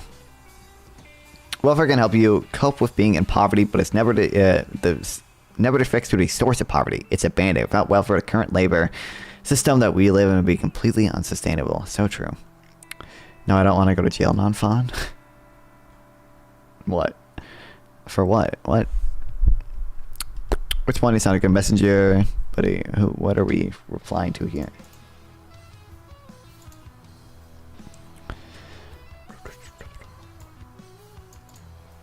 Trump's plan might end the war. The war might therefore be to offer Ukraine and Russia carrots and sticks. If Russia insists on continuing the war, Trump could threaten to surge aid to Ukraine. If the Ukrainians refuse to cede territory to Russia, Trump could threaten to withdraw aid completely. Thus, he might be able to force a resolution in which Ukraine cedes some territory to Russia, but survives mostly intact as a nation. That would represent a technical loss for Ukraine in the war, but in the long-run strategic sense, it would be a nation to find a victory. Just like Finland in the Winter War, Ukraine would lose territory, but ultimately guarantee its independence. What without NATO? Would it though? Without NATO membership? Would it? As a nation, Russia, meanwhile, might agree to its own to save face, preserve and reconstitute its military force, and bolster its flagging economy. And European countries would gain time to sort out their dysfunctional domestic politics and build up their defenses against the Russian threat. In fact, this outcome would probably be the best for all concerned at this point, and if Trump can actually manage to bring it about, it would be a major success. Trump stands up to China.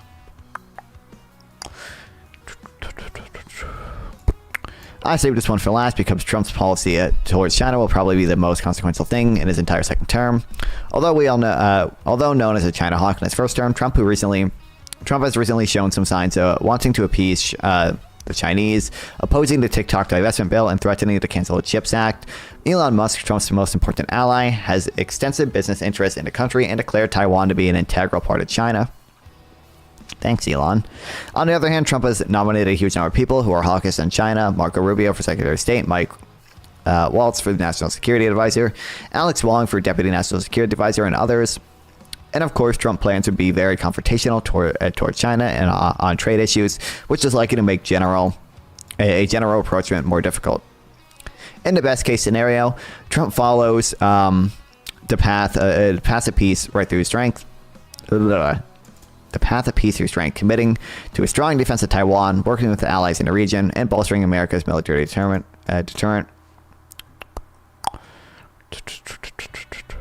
Trump is also more likely to raise the defense spending than Biden was, and there's even an outside possibility that Elon Musk and other people at the Department of Government Efficiency will be able to make the notorious dysfunctional defense procurement process more efficient, allowing the U.S. to get more bang for its buck. Now, don't you know, actually, Cenk Uygur is gonna... Cenk Uygur, I always forget to say his last name is Uygur, right?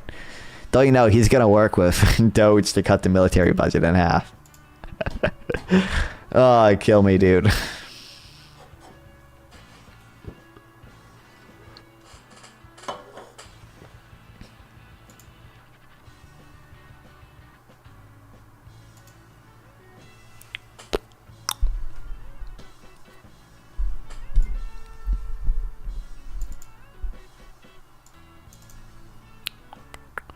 On top of that, Trump might effectively employ the madman theory to deter the Chinese invasion of Taiwan. This is the idea that if American rivals think the president's a bit crazy, they will be reluctant to start a war out of fear the U.S. would respond with nukes. If any president can act like a loose cannon as Trump, Kamala Harris would probably not have been able to pull this off. In fact, it's possible Trump already put madman theory to use in his first term. There's a report in that 2020 meeting with Xi Jinping. Trump threatened to bomb the shit out of China if they invaded Taiwan. If that kind of thing can keep China from launching a major war for the next 4 years, the whole world will be better off. Stay optimistic. It's incredibly unlikely all these rosy scenarios will plan out, but it's very possible that some of them will. The next Trump term could be an unending cavalcade of disasters, and we need to both prepare for that and fight to stop it. But at the same time, it's possible the outcomes of Trump's second term end up being just as benign as his first 4 years, or even more so. So, even if you agree with me about all the dangers Trump poses, don't despair. America has pulled through tough challenges with its surprising resilience in many times in the past. We should never discount the possibility that we'll manage to do it again. Have a great Thanksgiving. What the fuck are we? Why? I look back at Twitch chat and we're arguing about. We're arguing about slavery. What?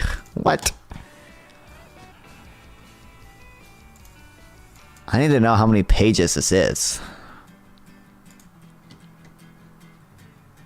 Can this open EPUBs? What the fuck happened?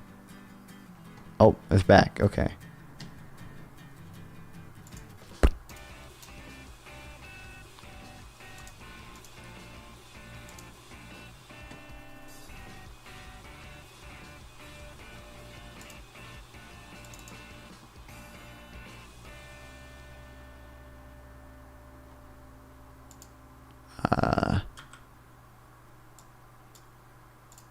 It can. Okay.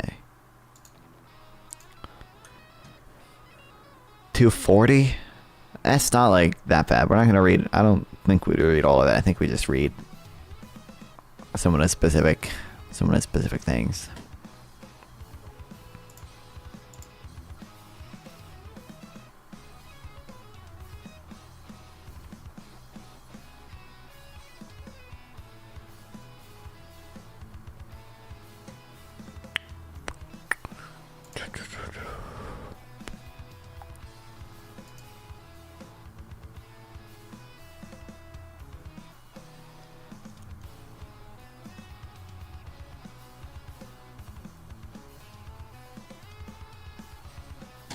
Okay. I don't know how much of this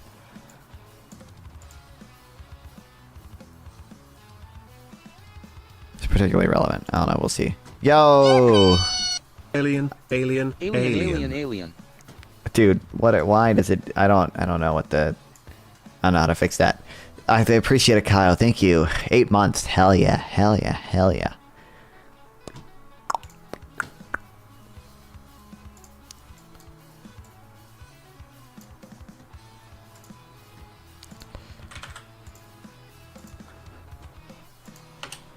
I appreciate it, dude.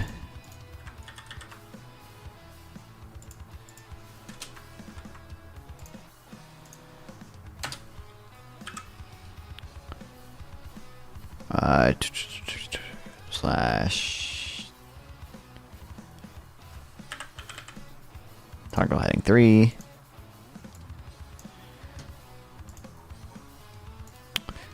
Manufacturing fetishism is designed to fail.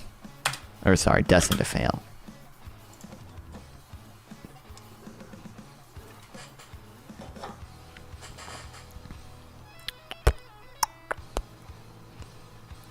In 1810, 81% of the U.S. labor force worked in agriculture, 3% in manufacturing, 16% worked in services. By 1950, the share of agriculture had fallen to 12%, the share of manufacturing had peaked at 24%, and the share of services had reached 64%.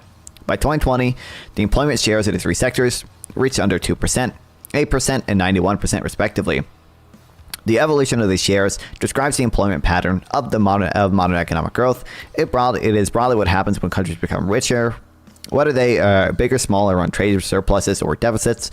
It is an iron economic law.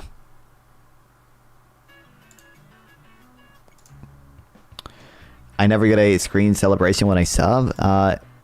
Raw. How many times have you even subbed, Ophelia? I remember the one time you didn't. I don't know why you didn't. That one time. I take it back.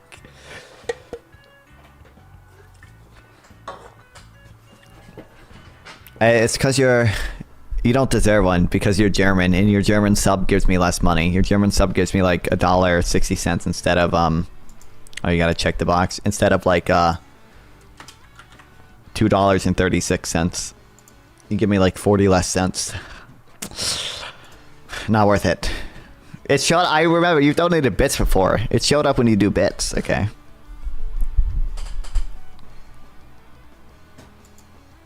Okay, I'm done.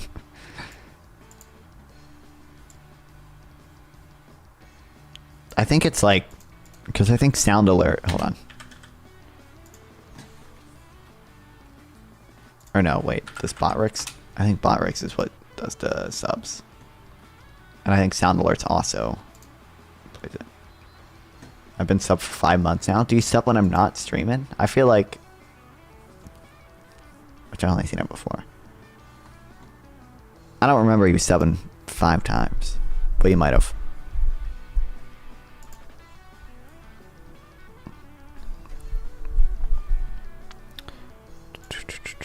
Where's the test button?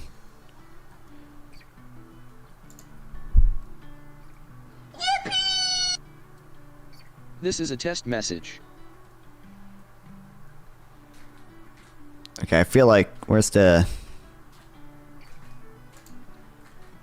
Also, I should probably put this like under the alerts.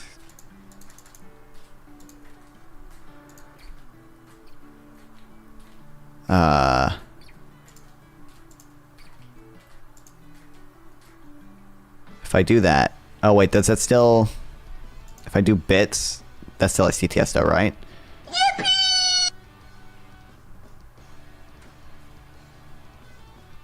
Or not? Although maybe I turned it off for bits before because I had the same issue where it's repeating. I think sound alerts reads it out and Botrix reads it out. I might have fixed it with bits, but never fixed it with the sub thing. Other alerts. Tipping, channel point. Where's like the... Where's like the sub shit? Does this not read out the text-to-speech sub stuff? Can someone subscribe real quick? And see if text-to-speech works.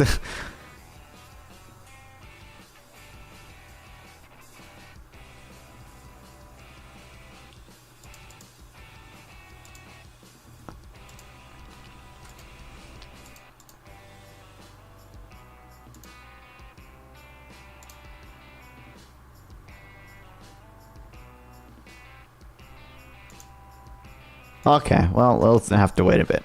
Okay. I don't know. I have like 3 different extensions that'll try to read it out. Your ban. Ukrainian warfront stream. Bro, if I swear to God, bro, if we actually get the fucking... If we actually get a... If Trump has a deal where Ukraine has to give a lot of territory to Russia and they don't get in NATO, in fact, NATO membership is taken off the table, and the like bilateral security agreement or whatever they have is not like a binding agreement, but just like another fucking like Budapest memorandum, non-binding, we say so thing, I will fucking kill myself. I will move to Ukraine and start their war again on my own, and win this time.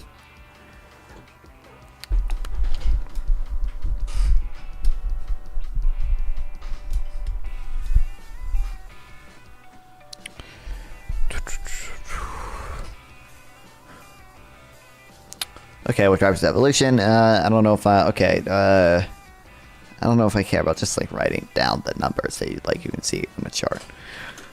I'll just say like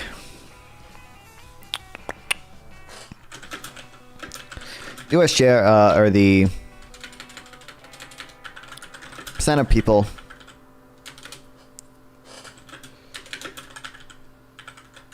employed in agriculture.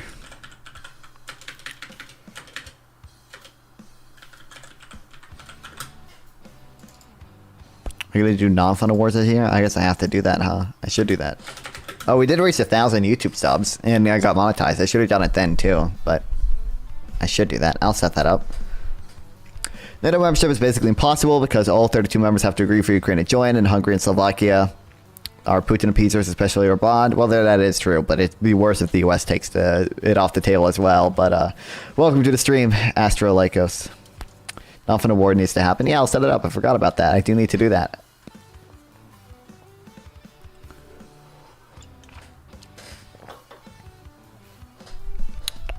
U.S. said Ukraine get rid of nukes and will guarantee your security and territorial integrity. Then Crimea happened to be a little. Crimea happened. A little green man showed up. And the U.S. was like, "We think this is so wrong, but we can't do anything." Yeah, all we did was like sanction Russia. What about Trump's tariffs have a negative effect on the agriculture sector? Brother, I don't know. Are you new to this channel, brother? The tariff stuff. Oh boy, am I aware that 92% of the revenue that Trump raised from his tariffs had to go through subsidizing the agriculture sector through him raiding the CCC and giving farmers almost like $30 billion. Can we put an honest debate on stream so I can make it onto the non-fun awards? Ophelia, you have stream room perms. You can do. I think you can. I think you do at least. I'm pretty sure you do. Percent of people employed in agriculture.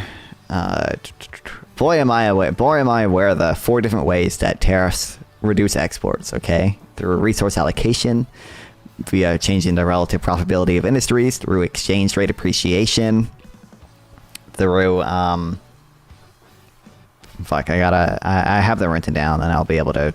If I remember them, I'll be able to explain them. But resource allocation, real exchange rate appreciation, retaliatory tariffs, and there's one more. Tariffing intermediate goods increases the cost of production for businesses that export stuff.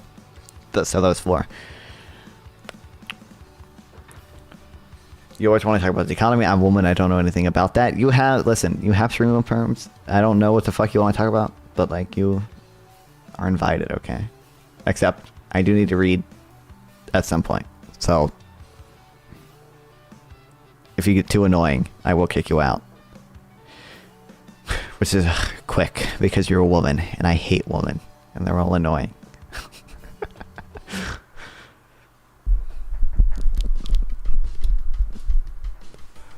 Clip that. You would love me. Watch me.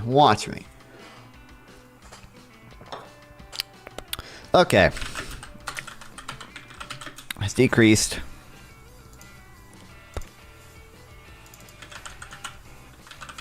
Since 1810. But American manufacturing. I know, yeah. I don't know. I never know. I never know I think I am gonna write. I have my Substack still, although another point. Oops. We got the. See, it actually. I think I don't pay for this domain anymore. That's we got the Broke Boy Fund set up. So we gotta get that sorted out. But I think I do wanna write just a blog post of I don't know the best way to lay it out. Because what I want to do, I definitely want to make a few shorts about it, right? I'm gonna make shorts about it, and I'm basically gonna turn the script for those shorts into blog posts. But I don't know the best way to lay it out, because you could do the do tariffs protect jobs? And then I have, well, no, because, this reason, the reason being like they harm exports. Or I could just have it, or I could just have one like tariffs harm exports too. And I don't know, like on a jobs thing, there are other reasons why tariffs can harm jobs. Although, I mean, the primary one is reducing exports, and the intermediate goods. But I guess I just don't know exactly how I want to lay it out. I might like do both, and it'll be like duplicate information. But I mean, it still works or whatever. Buy your meat and Hell potatoes. yeah! Thank you so much, The Devil. I appreciate it a lot. Thank you. Are you against tariffs? Welcome to the stream, Bug was minted. I am. Or all Alien, tariffs. alien. I wouldn't say all tariffs. Like there are I think targeted tariffs can be used to decouple supply chains from countries where we don't want that to happen. I don't know how to set this up so it actually takes track of the donations that happen in YouTube Super Chats rather than like the Streamlabs TTS thing. So I think like tariffing like semiconductors can be good because we probably don't want to rely on China for semiconductors. Batteries too. We probably don't want to rely on batteries from China.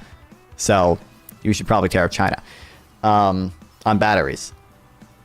But also, that's basically the only like that's the only justification. And like the issue, like, and all the tariffs get worse with scope. So like it's better to like maybe we don't want to rely on China for some things, but like let's say we tariff China on just batteries, okay? There's like a relatively so exchange rates would go up a little bit, which would make the US dollar more expensive relative to other currencies, which would cancel out some of the effects of the tariffs, because although the cost of batteries from China goes up, so does the price of the US dollar, which means the US dollar can buy more batteries. So, those can cancel each other out. The more tariffs you put on China, the more they cancel each other out. So, you just tariff batteries, you're not going to appreciate the dollar that much. So it does actually bring battery production back, or at least out of China, which is what's more important. It doesn't really matter if it's in our ally like South Korea, because they're probably not going to do anything real crazy. Well, yeah, they ignoring recent events. It doesn't matter. But if you tariff literally everything from China, well, then you appreciate exchange rates a lot more, so it cancels it out a lot more. So this effect gets worse with scope. And it's not ideal. And then also, obviously tariffing a lot of things from China hurts US firms that rely on stuff from China.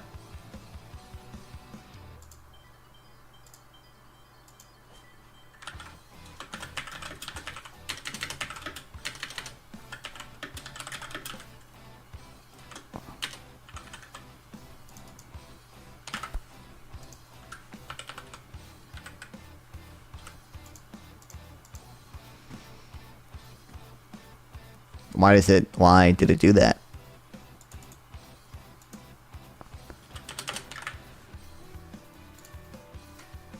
Whew.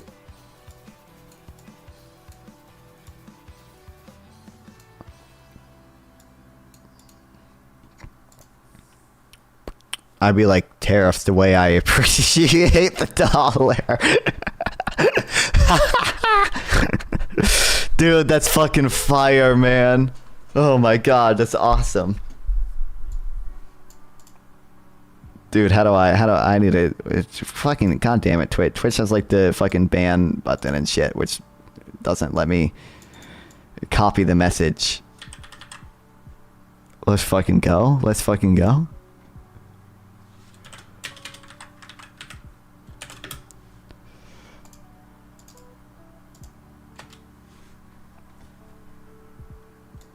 Dude, that's hard. That line goes hard, man. What's manufacturing?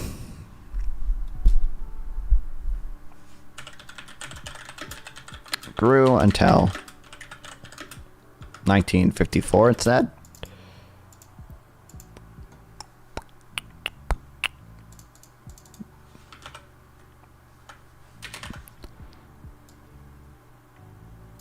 Or just 1950. Okay, until 1950. When I peaked at 24%.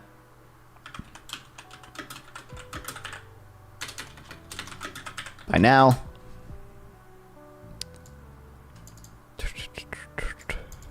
the employment share, or 91% of employment is in service sectors.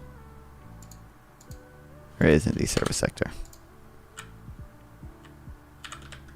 Oh, you know what? There's another thing too. I've never heard anyone else make this argument, but I don't know where I put it.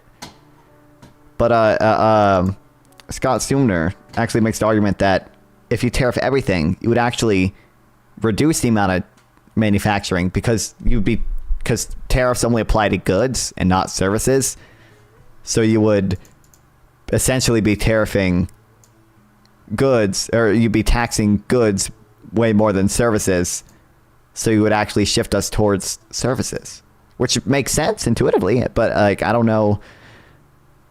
It's interesting. I've never heard that made before.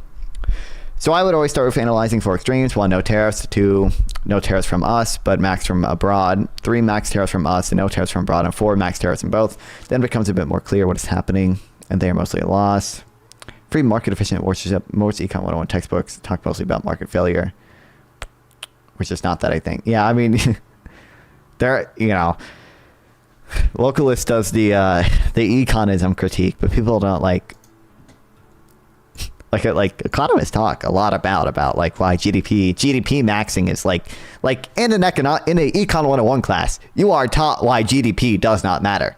Like you are taught like, hey, clearly this is the example my teacher used. Like, one case you have like a neighbor mowing his lawn for an elderly grandma next door. That's not included in GDP. The other case you have, a lawnmower, a landscaping company mows their grandma's lawn for whatever amount of money. That is included in GDP. Clearly, the first scenario is probably better for society, right? Like that's a nicer thing to do. Like that builds community. There's a lot of like effects there, but like, that's not included in GDP. But this other thing, which we would arguably think is worse, isn't included in GDP. You know what the best argument for tariffs is actually? Because, if you look at the GDP equation, import subtract from GDP. So, you put tariffs up, you reduce exports, you reduce imports, and then you, and then that adds to GDP, so. The main effect of a tariff is to reduce trade in all goods, both imports and exports. With a high tariff policy, our imports and exports would become smaller. Most importantly, the goods sector of the economy would be taxed at a much higher rate than the service sector, which would reduce goods as a share of GDP. This seems counterintuitive, as tariffs can lead to the production of goods previously being imported, but the negative effects on good production are even greater. That's because the positive effect to domestic production is from fewer imports is offset by the negative effect from fewer exports. But tariffs also tilt consumption away from goods and towards services. I don't know if this makes a lot of sense. I would be really interested to see if there's if there's a paper on this or anything, if we ever empirically observe this. But for this, I'm actually a praxologist and I logically deduced it on my own, and I actually don't need any paper to confirm it. But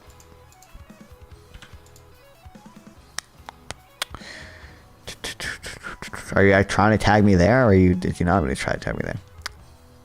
It's ideal that person can mow their lawn, if not a family member, if not a neighbor, if not someone in the community. That was the whole point. But you don't need a centralized government to fulfill lawn mowing services, even if it's a universal need. Why do you think that's a claim? I do not want to nationalize landscaping businesses. This is not a position that I hold.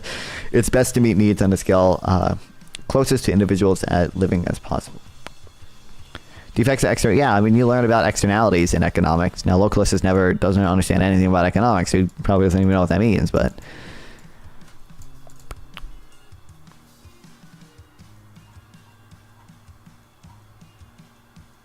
What tariffs would cause inflation depends on the response of the Fed. It's like the transitory or whatever. How would if they wish to avoid higher prices? They would have a tight monetary policy to reduce nominal wages. Either way, tariffs tend to reduce after tax for wages and offset by tax cuts elsewhere. I'm just demonstrating the example of how it's best to meet needs closest to the individual scale. Okay. And if you can't, go up one in scale of centralization.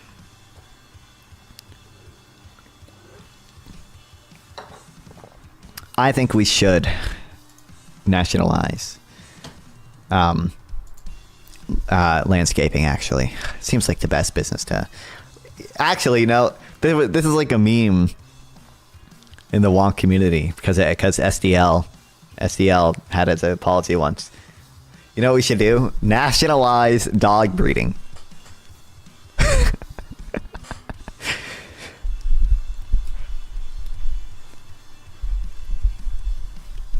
Nationalize dog breeding and do dog eugenics to get rid of all the like fucked up dog breeds that can barely fucking stay alive.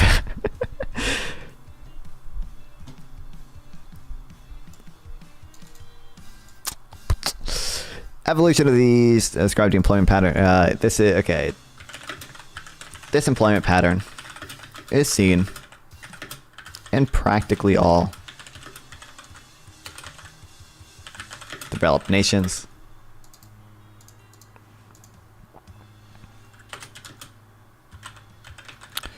Regardless of trade deficits or trade surpluses.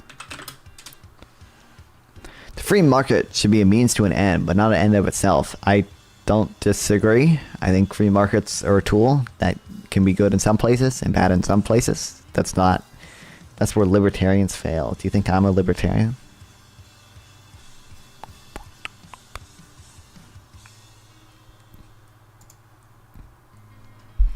What drives this evolution? And behind the curve, can manufacturing still provide intensive growth?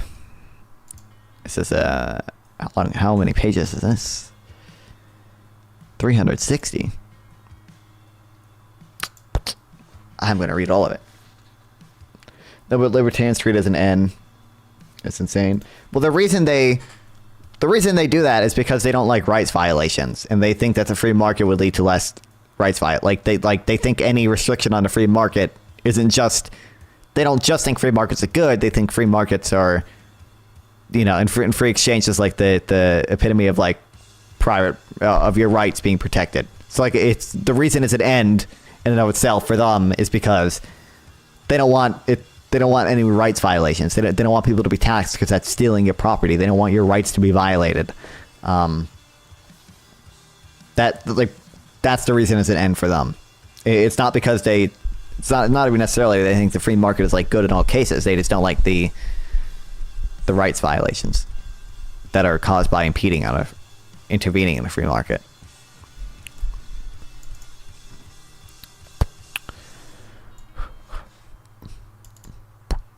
Okay, Robert Lawrence, Harvard Kennedy School and Peterson Institute for International Economics explains it in terms of a few numbers.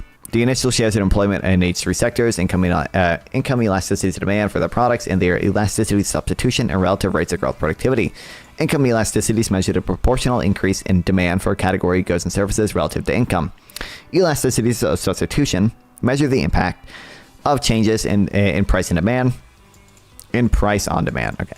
A crucial consequence of the simple model that emerges is spillovers. What happens to a sector also depends hugely on what happens in other sectors.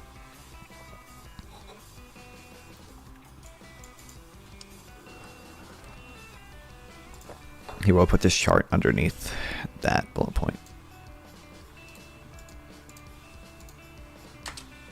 Dog eugenics? Now you're thinking like that. Listen, you can make... I don't know if nationalizing dog breeding seems weird, but like, honestly, I fully support dog eugenics. Like, there are some dog breeds that should not exist, man.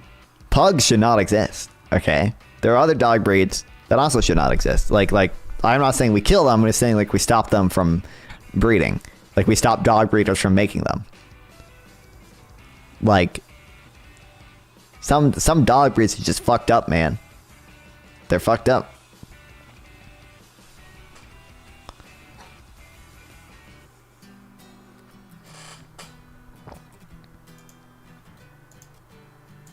We gotta get rid of them.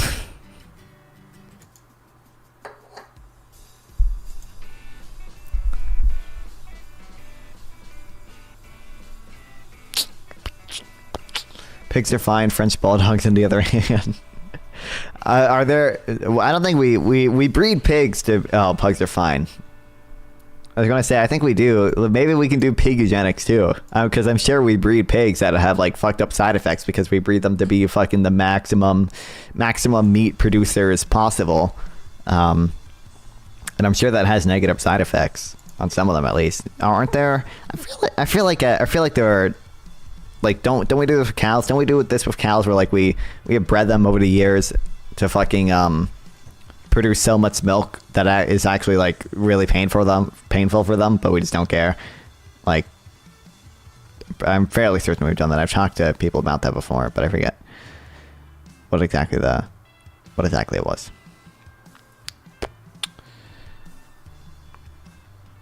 As long as there's demand, supply will appear. I mean, to some extent, I'm sure there'd be like black market fucking dog breeders, but I think demand would probably just shift towards.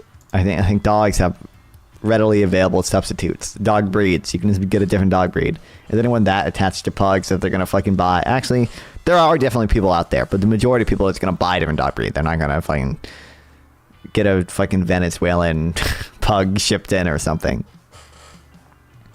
Yes, our livestock is GMO'd. Yeah. Like, when you treat scale efficiency, etc. as an end, what you do, I'm not treating it as an end. What you get is inhumane cram factory farming. I'm against, motherfucker, I'm vegetarian. Okay? Going vegan. I don't like the animal agriculture. I don't like the gene modified animals trying to get trying to make the most fucking meat with the most amount of suffering. Like,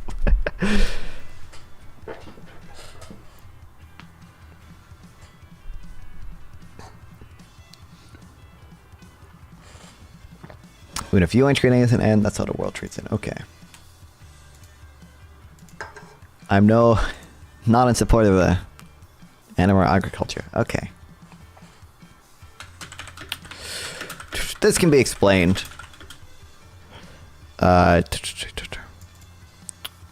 terms of a few numbers, the initial shares of employment in each of these sectors, income elasticities of demand for their products, which I know what that is, obviously elasticities of substitution, which just sounds like cross-price elasticity, and relative rates of growth, productivity, income. Okay,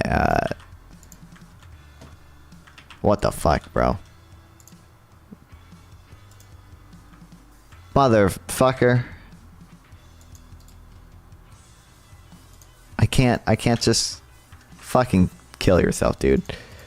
There's no share button.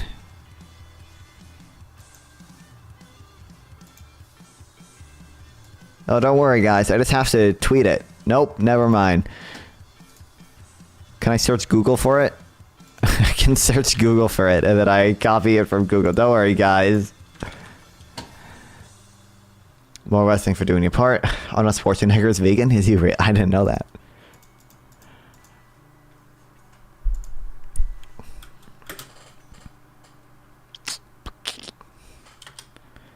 Okay, elasticity of substitution. Just sounds like cross-price elasticity. Is this a different thing?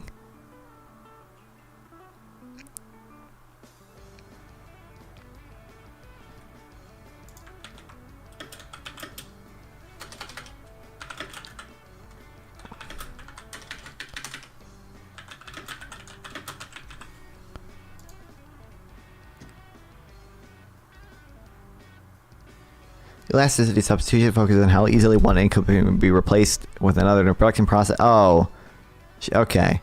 Cross price elasticity measures how demand for one good. Okay.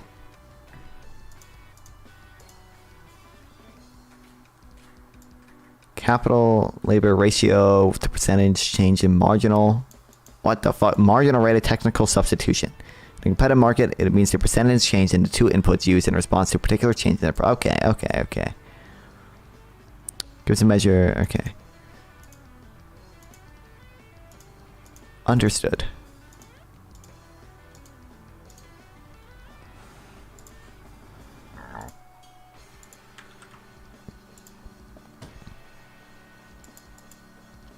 Once I need to become a political and financial heavyweight, I can take over the U.S. with local self-sufficiency and local control of government. Okay.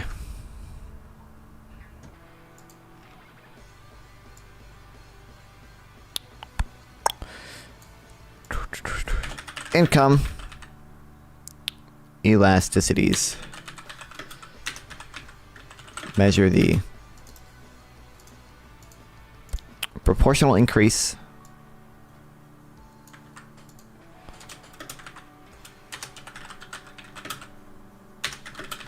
in demand for a category, or for a, I don't have a different, better word than category. Category of goods or services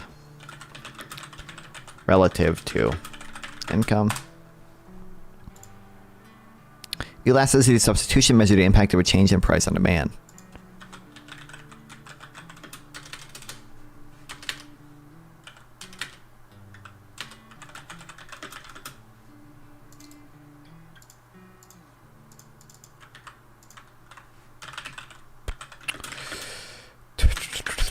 Measure the impact of changes in price.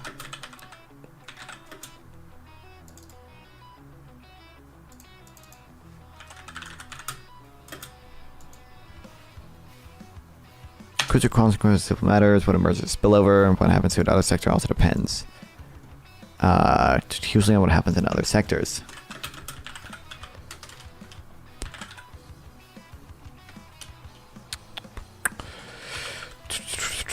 As a consequence of the simple model, or a major consequence of the simple model, it's not what happens in one sector.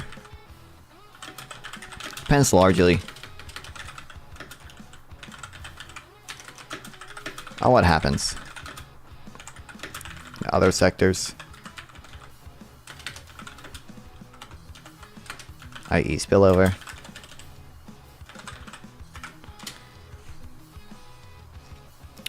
Now make the following simple and empirically based assumptions. First, productivity grows fastest in agriculture, followed by manufacturing, and then services. What song is playing right now? I do not know. I looked up. I can tell you the video it's in. Oh wait, now I can figure out. I looked up Midwest emo copyright free. It's this video. It is 17 minutes and 22 seconds in right now. So it means it's about you.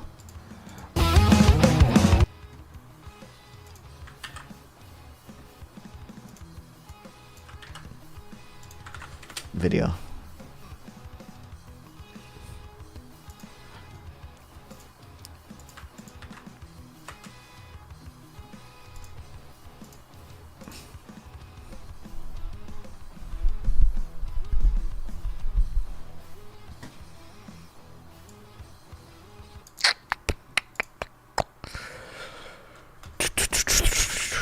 Okay, next. Take a view, simple, and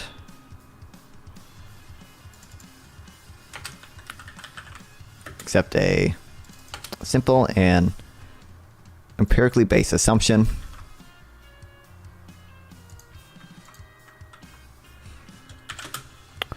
First, productivity grows fastest in agriculture, followed by manufacturing, and then in services.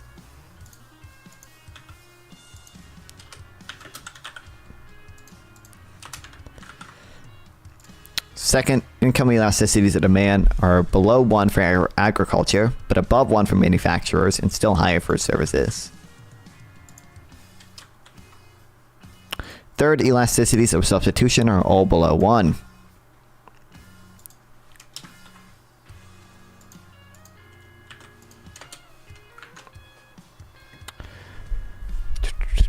Macy Biden lives near me, and I imagine I got to go. Who is this person? Is it like Biden's granddaughter or something? Hunter Biden's daughter? Based? Let's go. I guess Hunter Biden is the only living son, right? That Biden still has.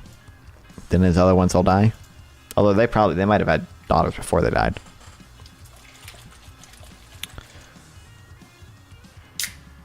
So you produce more content and say you can do React videos or debates. If doing debates relative to React becomes implement more, I don't think that's not elasticity. But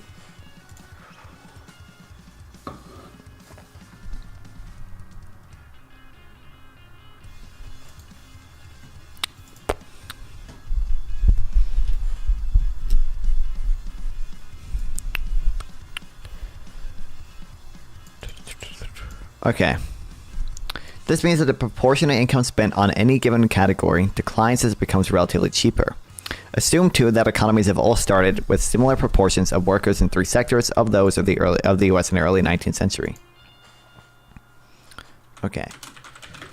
This implies that the proportion of income spent on a given category declines as it becomes relatively cheaper.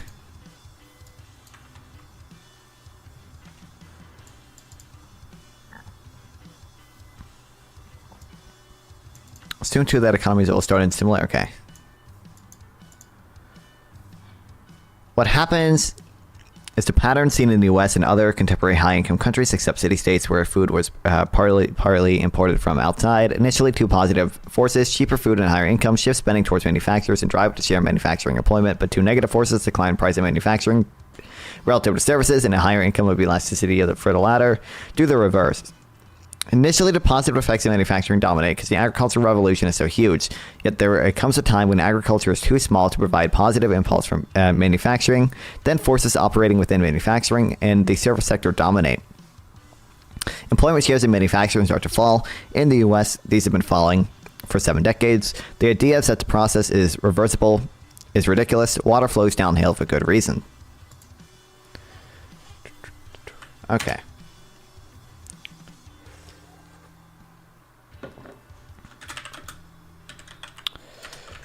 Now let's start with the country. Stop Googling not fun, you're not allowed to learn. It's cheating, it's cheating. Similar employment levels.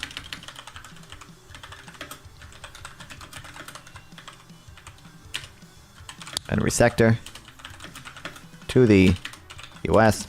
Now let's say in 1810, because that's the example they used earlier, in 1810. Initially, cheaper food and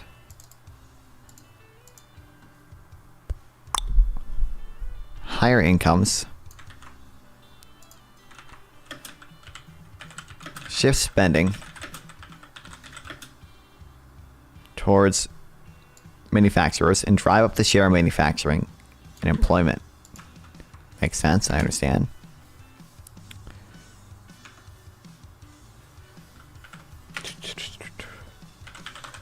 Okay, so however,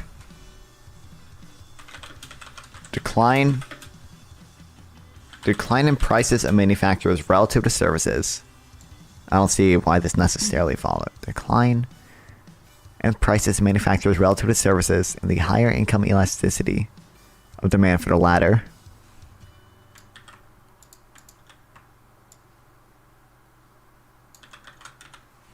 Hospital services.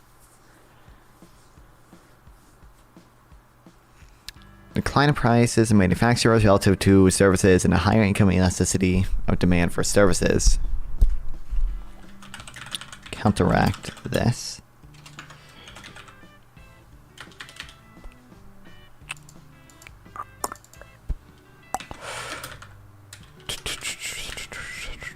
At the same time,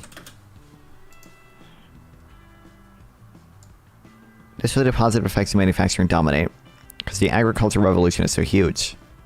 Yet there comes a time when agriculture is too small to provide a positive impulse to manufacturing. Then forces operating within manufacturing and the service sector dominate.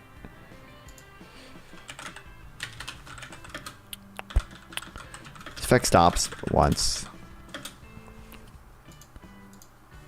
the agriculture when agriculture is too small to provide a positive impulse to manufacturing.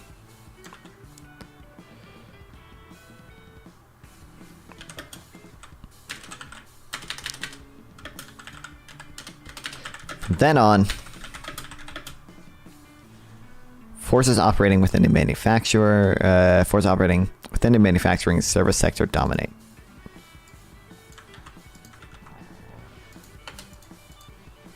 Hold on, wait, can I buy this book? Wait, can I read it for free?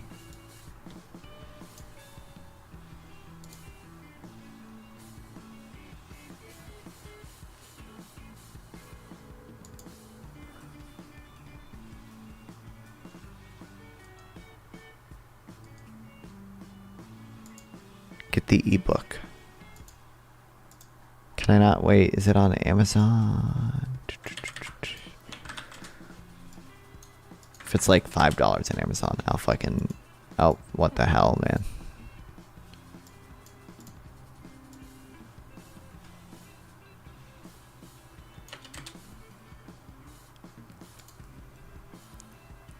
Okay, it's only paperback, there's no digital. So we go to my favorite legal website to see if it's on here legally for free.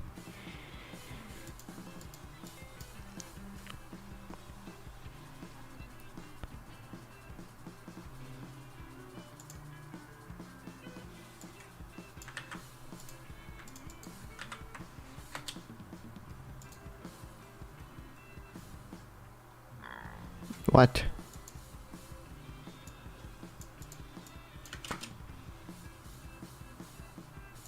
No shot.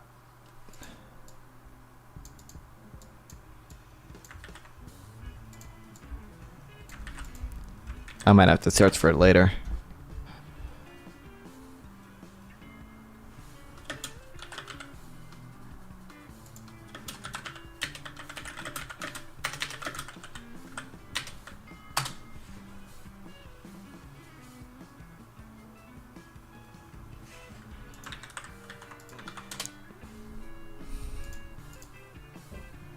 Oh, don't worry, the Google preview is 192 pages.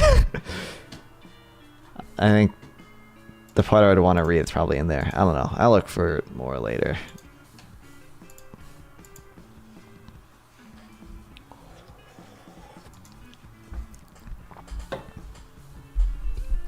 Not if I would understand the self-sufficiency stuff. If you simply had a girlfriend, it comes with that experience, I bet, dude. Wouldn't I be less self-sufficient if I had a girlfriend?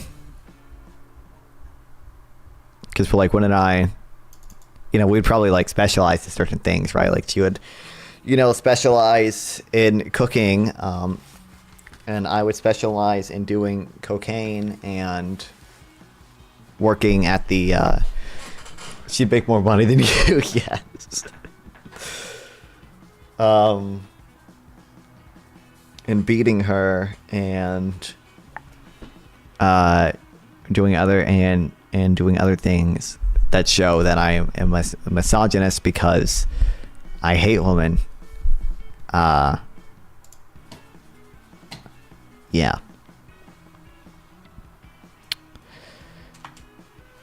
employment shares in manufacturing start to fall in the U.S. It's been falling for decades. The idea, okay.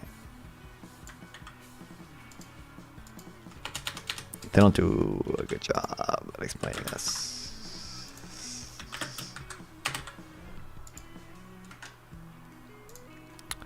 Manufacturing tasks are repetitive, must be done precisely in a controlled environment. This is perfect for robots. The overwhelming probability is that in a few decades, nobody will work on a production line. In some ways, that is a pity, but the work will also be dehumanizing. Surely we can do better than hanker nostalgically for the inescapable vanishing past.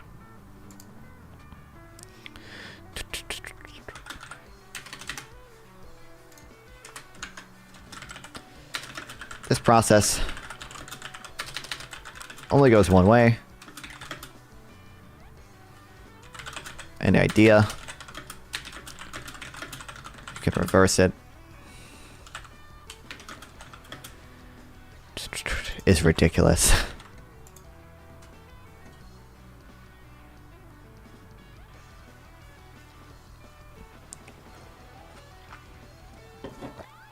Their girlfriend can produce more workers for the farm.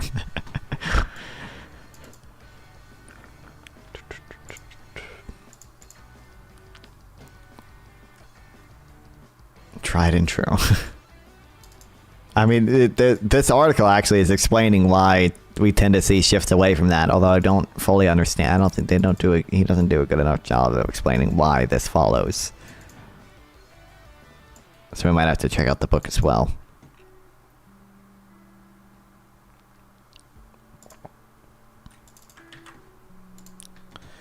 What's this?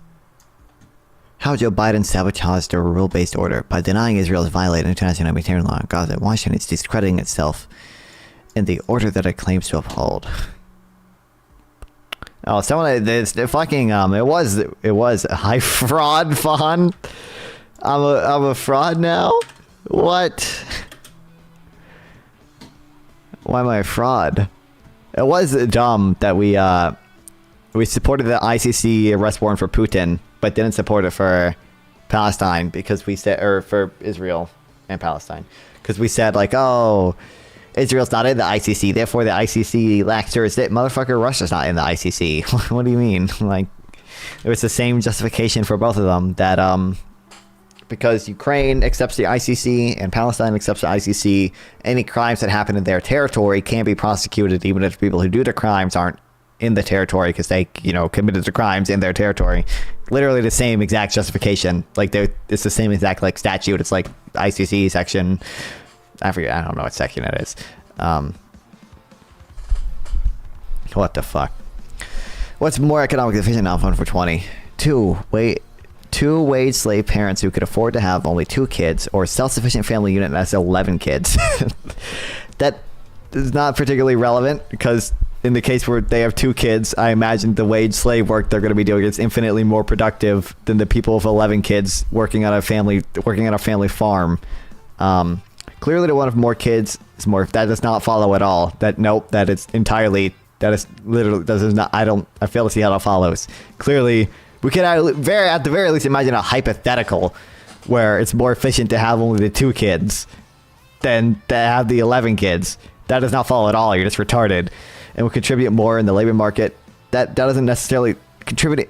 No, one, it doesn't follow they will contribute more to the labor market, because again, productivity, you're neglecting productivity. And 2, more laborers equals more for the labor market. More laborers, sure, but not necessarily higher. Again, the productivity is what matters. You can have a better society with less laborers if the laborers are more productive than the people who, or than the alternative where they have more laborers but they're less productive. Don't have 2 family reared kids at all. I don't know what you're saying, man.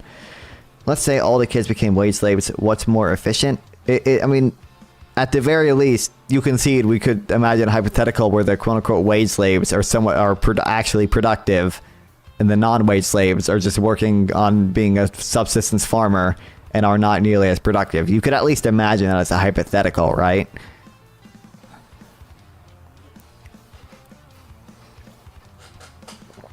Oh, you just wish your community reared kids. That's what you're trying to say.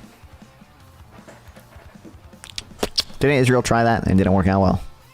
Wasn't that one of the failure of the kibbutz?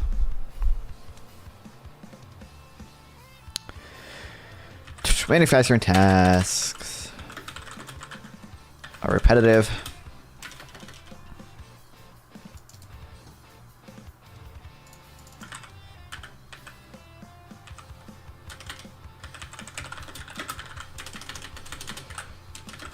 And precise.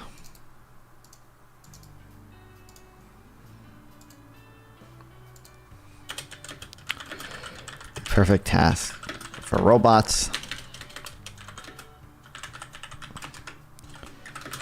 In the future, responsible no one will work on a production line.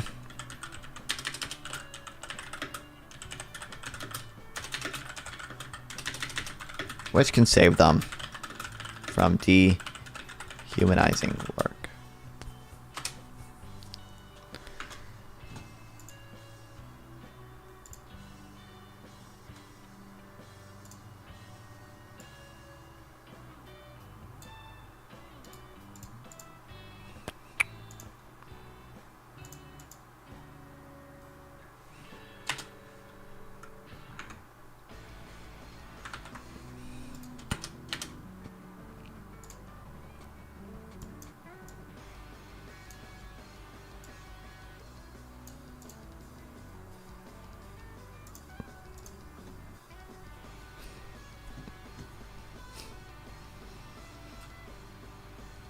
Actually, you know what? I could tweet about this.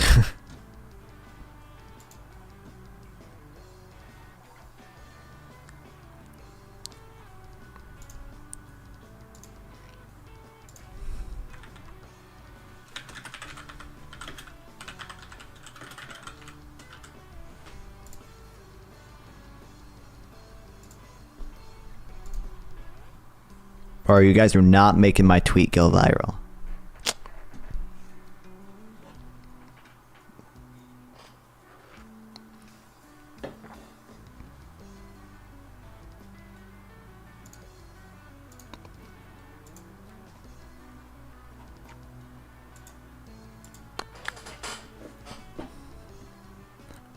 Humans seek to blame someone for events beyond anybody's control. It's much easier to blame the disappearance of U.S. manufacturing jobs in China than domestic consumers and automation. The bilateral U.S. trade deficit in goods with China is only 1% of GDP. The overall, I think it, with only goods it probably is actually, because our overall is only like 3%. The bilateral trade deficit in goods with China is only 1% of GDP. The overall U.S. deficit in goods has been around 4% of GDP since just after the 2008 crisis. If that were eliminated, probably impossible given U.S. competitiveness in services and macroeconomic forces causing U.S. trade deficits, it would indeed increase domestic output of goods, presumably at the expense of services. But it's the very most of it is likely to bring, most likely to do, is to bring employment shares to the levels of a decade or two ago.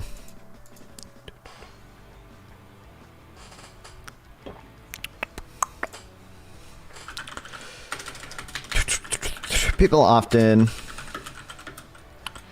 try to find blame.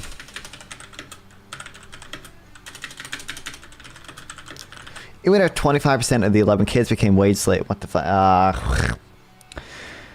Became 25% of 11 kids became wage slave with a family unit with more kids and much more. That does not follow. I don't. You deduce that more. It does not logically follow. At the very, you can see that we could at least imagine a hypothetical where that is not the case. Both in a higher supply and lower demand, and contribute more to the labor market. That's not, when you take into productivity, that does not follow. I'm frozen. Uh-oh. Oh, I'm back. No, this is a fundamental universal truth. Clearly, we can imagine a hypothetical where the two kids are the cat. Are literally 1,000,000% more productive than the 11 kids, right? In that case, the two kids would be more efficient. Obviously, like by definition.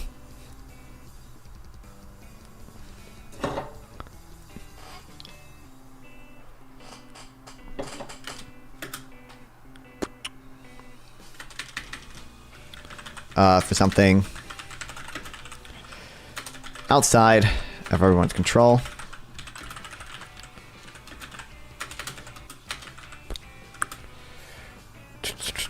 With the disappearance of U.S. manufacturing jobs, that blame is often placed on China. However, the bilateral U.S. trade deficit goes with China. It's only 1% of GDP. Which group uses their phones a lot? The 2 kids would need to be 600% as efficient to reach a similar amount of efficiency as the 11 kids, assuming all... They could be... Like, someone working in Apple probably is 600% more efficient than a fucking subsistence farmer. Like, there's a reason the like, world GDP graph looks like this. Like... And this is when we got rid, like, in 1800. Look, literally, like, let's line this up, okay? We see, like, 1810. This is, like, probably about 1810 or whatever. Or maybe a little bit after. Like, agriculture was, like, 80% of the economy. Notice, as we shift away from agriculture, we get way more productive. Well, this isn't directly measuring productivity, but GDP, which is usually follows from productivity. Like, and this is true... Like within, like you can look at US GDP, like when we were just an agricultural economy, it was a lot lower and it was like growing at a relatively steady rate. But then like it like hockey stick exploded once like we started shifting towards services and manufacturing. Look at the birth rate collapse from mass wage dependence. Yeah, that happens in every developed country, bitch. Like, I don't, like, what do you want me to, like, yeah, woman, one. That's a good thing. People, I understand you want women to be forced to make kids to work on farms so they starve to death if they can't have kids to work their fucking farm. But for the rest of us who don't really like child labor, and for the rest of us who don't want women to be baby factories, it actually is probably not that bad a thing that birth rates are falling, okay?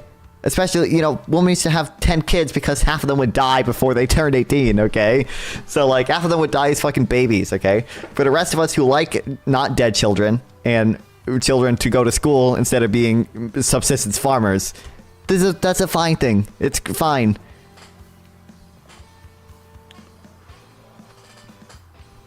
Farmers become way more efficient. True. With less land and less workers. Think, man. Think. I mean, exactly. I'm a hyper genius and you're sleeping on my strong art. That's not true. Oh, now you're trolling. You know your argument's fucking retarded. So you've been already back into the corner thing, and now you're just trolling. Thanks, dude.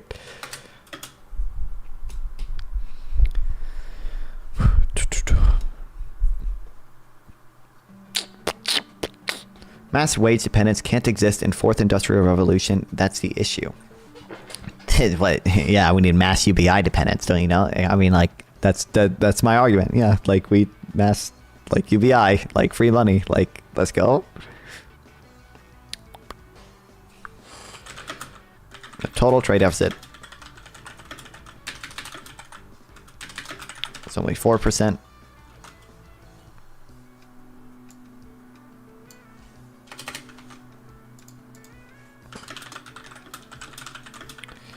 Even if that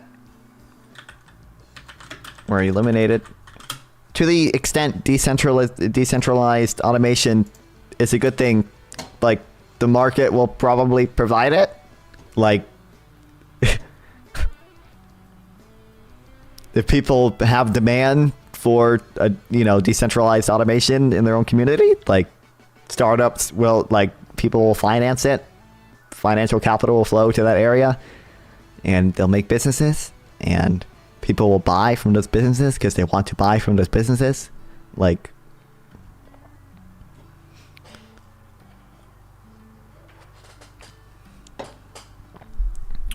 discrimination based on sex is necessary but not sufficient condition for proper child rearing.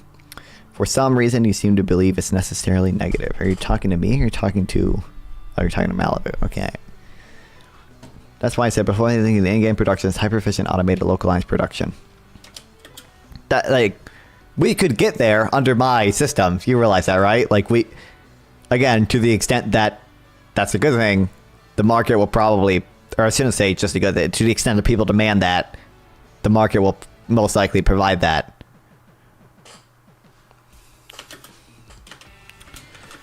It would likely only bring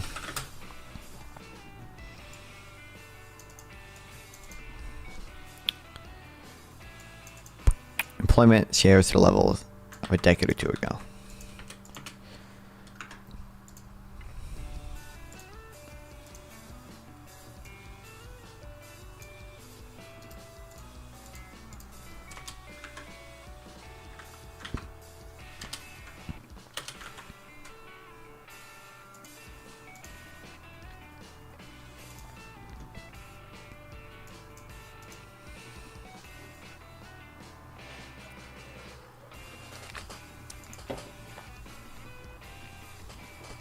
In fact, as Lawrence shows, another paper for PIIE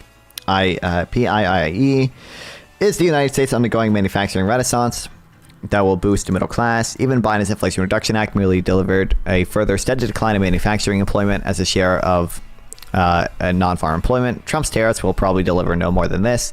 After all, rich Asian countries with trade surpluses in manufacturing also have falling shares of jobs in that sector.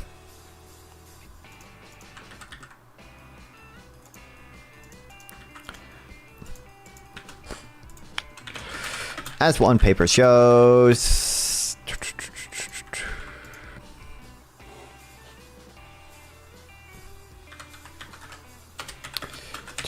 even Biden's IRA only led to a steady decline in manufacturing employment share. I mean, it's partly dumb to measure the employment share, one, because it takes time for this investment to happen. So like real manufacturing construction spending is up, but it takes time for those plants to open and then, you know, and hire people. But like two, like the goal should not be employment. Like obviously, like most industrial policy is going to have a negative effect on employment. The justification is it's going to have a negative effect on net jobs, but it's important for national security. The argument shouldn't be jobs because it's probably going to lead to a net job loss.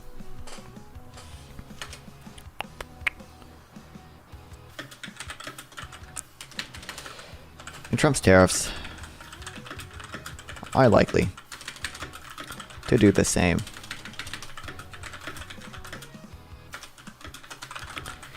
Even rich Asian countries trade surpluses, manufacturing also falling shares of jobs in that sector.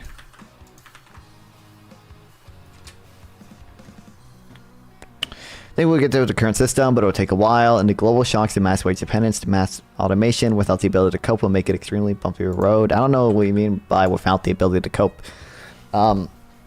People will just vote for UBI. Hopefully, like, people will vote. Or you know what, localists? Maybe they'll fucking vote for localism, okay? If they're upset by mass unemployment caused by automation, okay? Maybe your party will take off, okay? I don't know exactly what we mean without the ability to cope. Like, it's kind of built into our system to like have it like check on the bad parts of capitalism. You have democracy in it, yeah.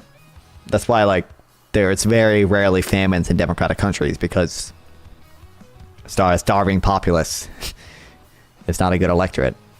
You need to feed them. Some people argue there's never been a famine in a democratic country with a free press. I have had people push me on that a little bit before. It depends on how you define famine. It depends on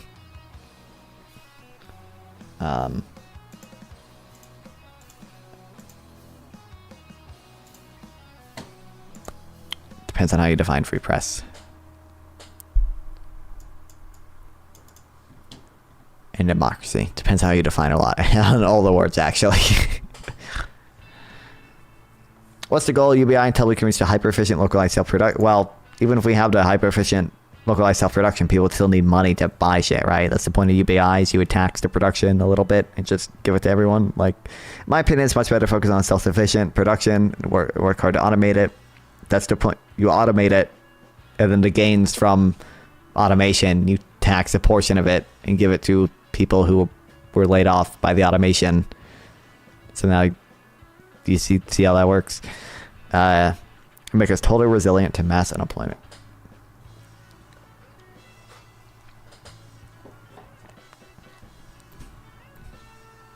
It's not to argue that there are no important issues in production, in trade, and in manufacturers. Some manufacturers are indeed vital to national security. The ability to produce some manufacturers may also generate important externalities for the economy. Even so, the idea that these are manifestly more important than in other sectors, software, for example, is nonsense. Equally, to structure the economy shifts. As the structure of the economy shifts, people need help in developing new skills. The absence of a market and the creation of capital is a market failure that justifies intervention.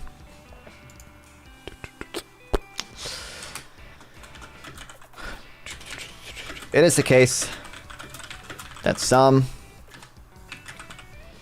manufacturing is important to national security.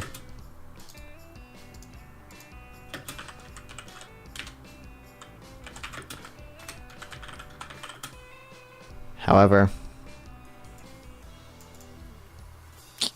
the idea that these are manifestly more important than other sectors, software, for example, is nonsense. Ideally, you wouldn't need so you just don't want you want fucking localized communism. Moneyless society, let's go. I'll be posted basic income, but relying on especially mass scale everywhere is an issue. Okay.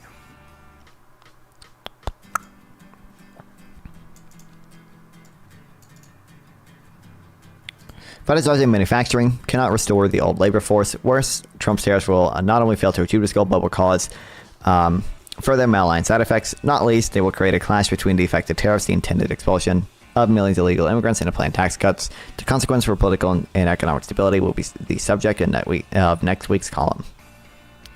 I remember that automation tax being pushed since the 90s.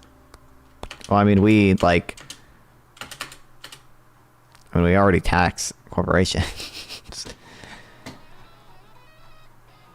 I don't know. I haven't heard about that. I mean, it makes sense, I guess. Although, while it could make sense if it's like a to disincentivize. I don't want to disincentivize the replacement of workers by machines. I just want like, if you're more productive, like more money's being made somewhere, so like just like tax a portion of that and just like distribute, give from some of the losers to, or sorry, give from the winners to some of the losers.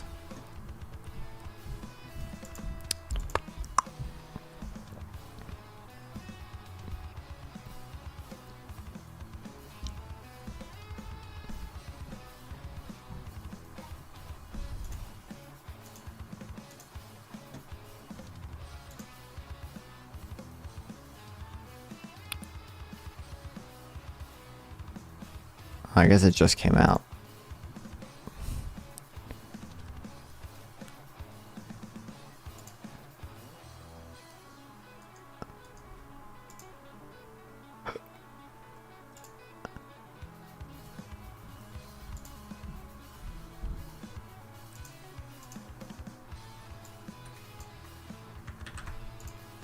Oops.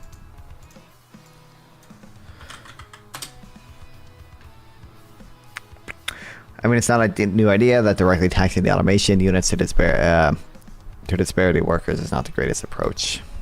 What do you mean disparity of workers?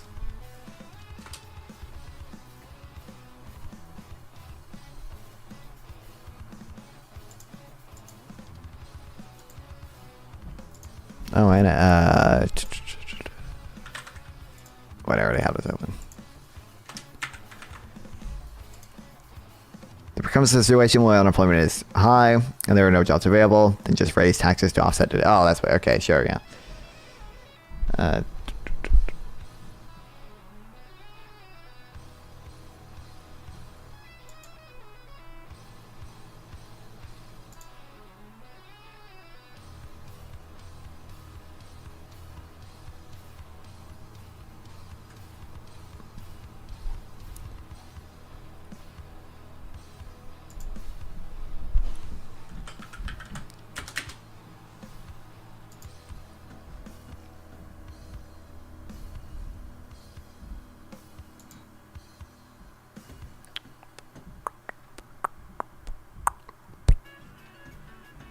The ratio between per machine to loss of workers, not a good idea. What's wrong with it? I don't see how it follows that it's not a good idea.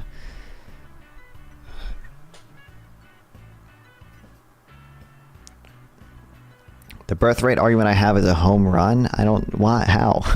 Most people... having children to work on your farm is not the ideal society in my, my humble opinion.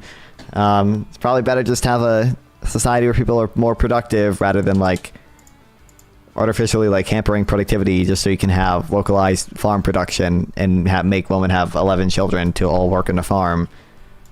It's just not ideal.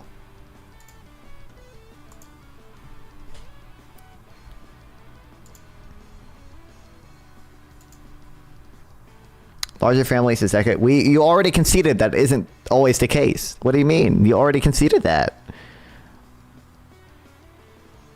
Or at least you at least conceded it was a hypothetical as possible.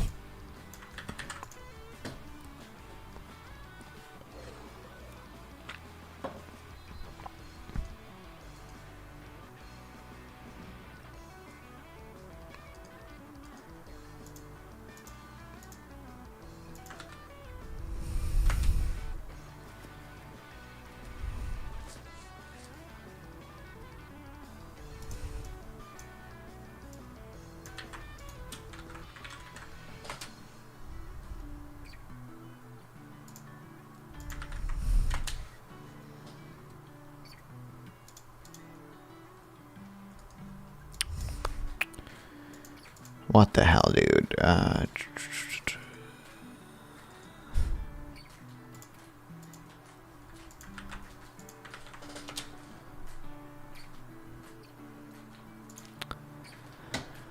Yeah, I mean, I just don't think it would avoid the problems that arise in similar situations. Concede that wage-dependent family units are deadweight loss. They're just not deadweight loss.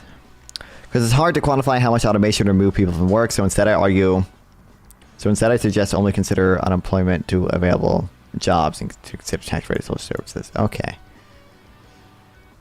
Land value tax would solve this, actually, when you think about it.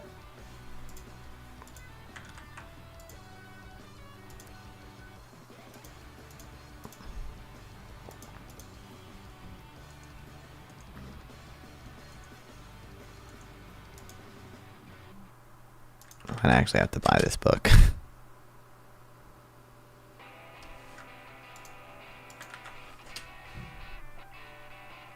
Bro.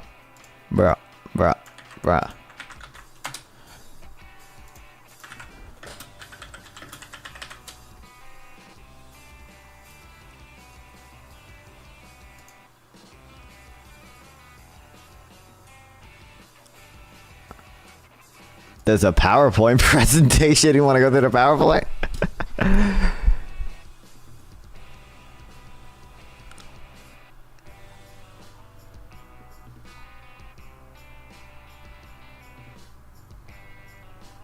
Oh shit. Land value tax, what do we mean? We already have property tax. Property tax is on the stuff on the land, not the land itself. So it doesn't have the same incentives and it doesn't tax the same rents that a land value tax does. That goes back to the infrastructure. The land value tax is just a, land value tax is a tax on the value of land. Instead, hold on, I can pull up my video. Actually, I don't know where my video is on it. It's a tax on the value of land itself, not the improvements you make on the land. Because the improvements that you make on the land, to some extent, you're entitled to the money you get from that. But the land itself predates human society, and the value of the land itself doesn't really come from you. It comes from where the land is primarily. So you just tax the value of the land regardless of what's on the land, and that has positive incentives. Because right now, if you have not only is there the moral argument of it's land rents, you don't necessarily deserve the money, the value of land itself, but also the positive incentives, because property tax, if I build more property, my tax base goes up. With a land value tax, it doesn't matter how much I build, I'm not taxed on the improvements I make to the land. Property tax is based on property tax is based on the value of the property. Property tax, if I built the fucking property tax can't actually, I don't even know, does do all property taxes include the value of the land too? Property tax usually is based on the like property, right? The value of the property, not just the land. I don't actually know. Some states might include the land in the property tax too. I actually don't. It probably differs, right? You at least can see that my stutter is much worse than Joe Biden's. Your stutter's worse? I think Joe Biden definitely has worse days than you do. Yeah, value of land is included in the value of the property. Is it always? I was gonna look up something. Oh, I was gonna provide another useful chart.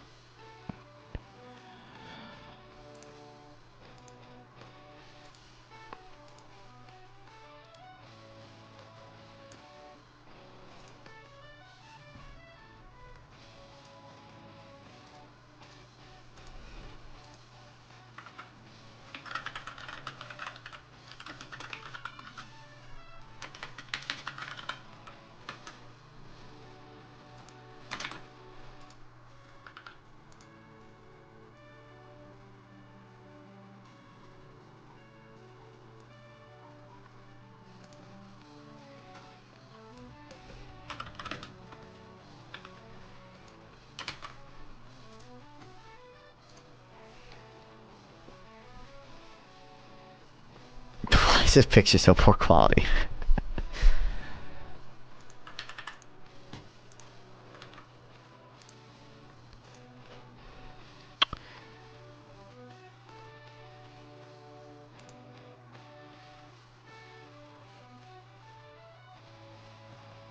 Spending goes relative to services, prices fall, but quality rises slowly. Demand is inelastic.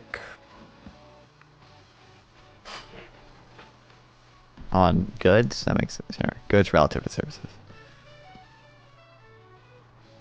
Consumption spending on goods by quintile. Oh, that chart was in the Financial Times thing. So the explanation is technology interacting with demand. Exception for the rules since 2010. Slower productivity, less employment, and less employment loss in manufacturing.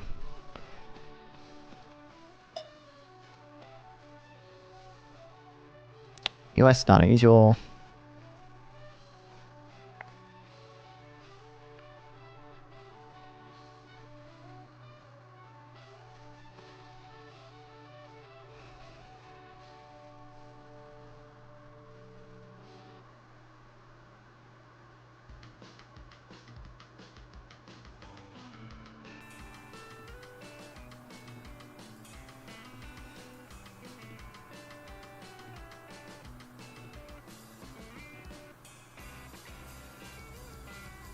I debate on property taxes a lot if you want to know anything about it.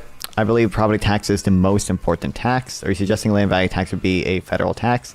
I think there's a good argument for local communities doing a land value tax the same way they do property tax now. I don't know how well the land value tax could be implemented federally in the US, but like ideally, like we should probably tax basically all land, yeah.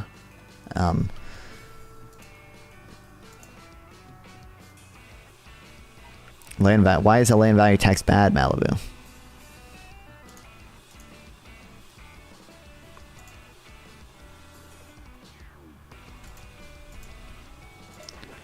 I love land value tax. I love land value tax.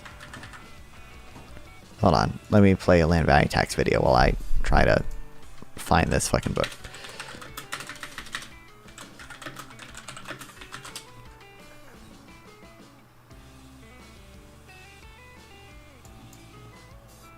This is Brompton Road Tube Station, an old abandoned London Underground station from the 1930s. About 10 years ago, somebody wanted to turn this into a 1920s themed spooky underground restaurant and event spaces. But he was beaten to it in the auction by corrupt pro-Putin Ukrainian oligarch Dmytro Firtash, who lives just around the corner, by the way. Anyway, what has Mr. Firtash done with this building since buying it 10 years ago? Absolutely nothing. One day, Dmytro will sell this building for much more than he bought it. He will make millions from it, from doing nothing. Because although the value of the building has only gone down as it has gotten more ruined over the past 10 years, the value of the land it is built on has gone up. These days, land in Britain is 2/3 of real estate's total value. Why bother investing in the building when the land will do all the work?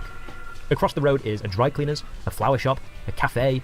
Next door is what I think is an insurance firm. All of these buildings have been contributing to society and increasing the value of land in the local area. And because the land value is increasing, so is the overall value of this tube station, even though it hasn't done anything. It's fair to say that Mr. Furtash has done little to earn this wealth. All of his neighbours have earned their wealth. They clean suits, they sell flowers, they handle money. Yet while they pay corporation tax, capital gains tax, payroll tax and income tax, our billionaire friend pays nothing and reaps the benefits for what his neighbours have done. But land banking isn't the only way that landowners can get rich from doing nothing.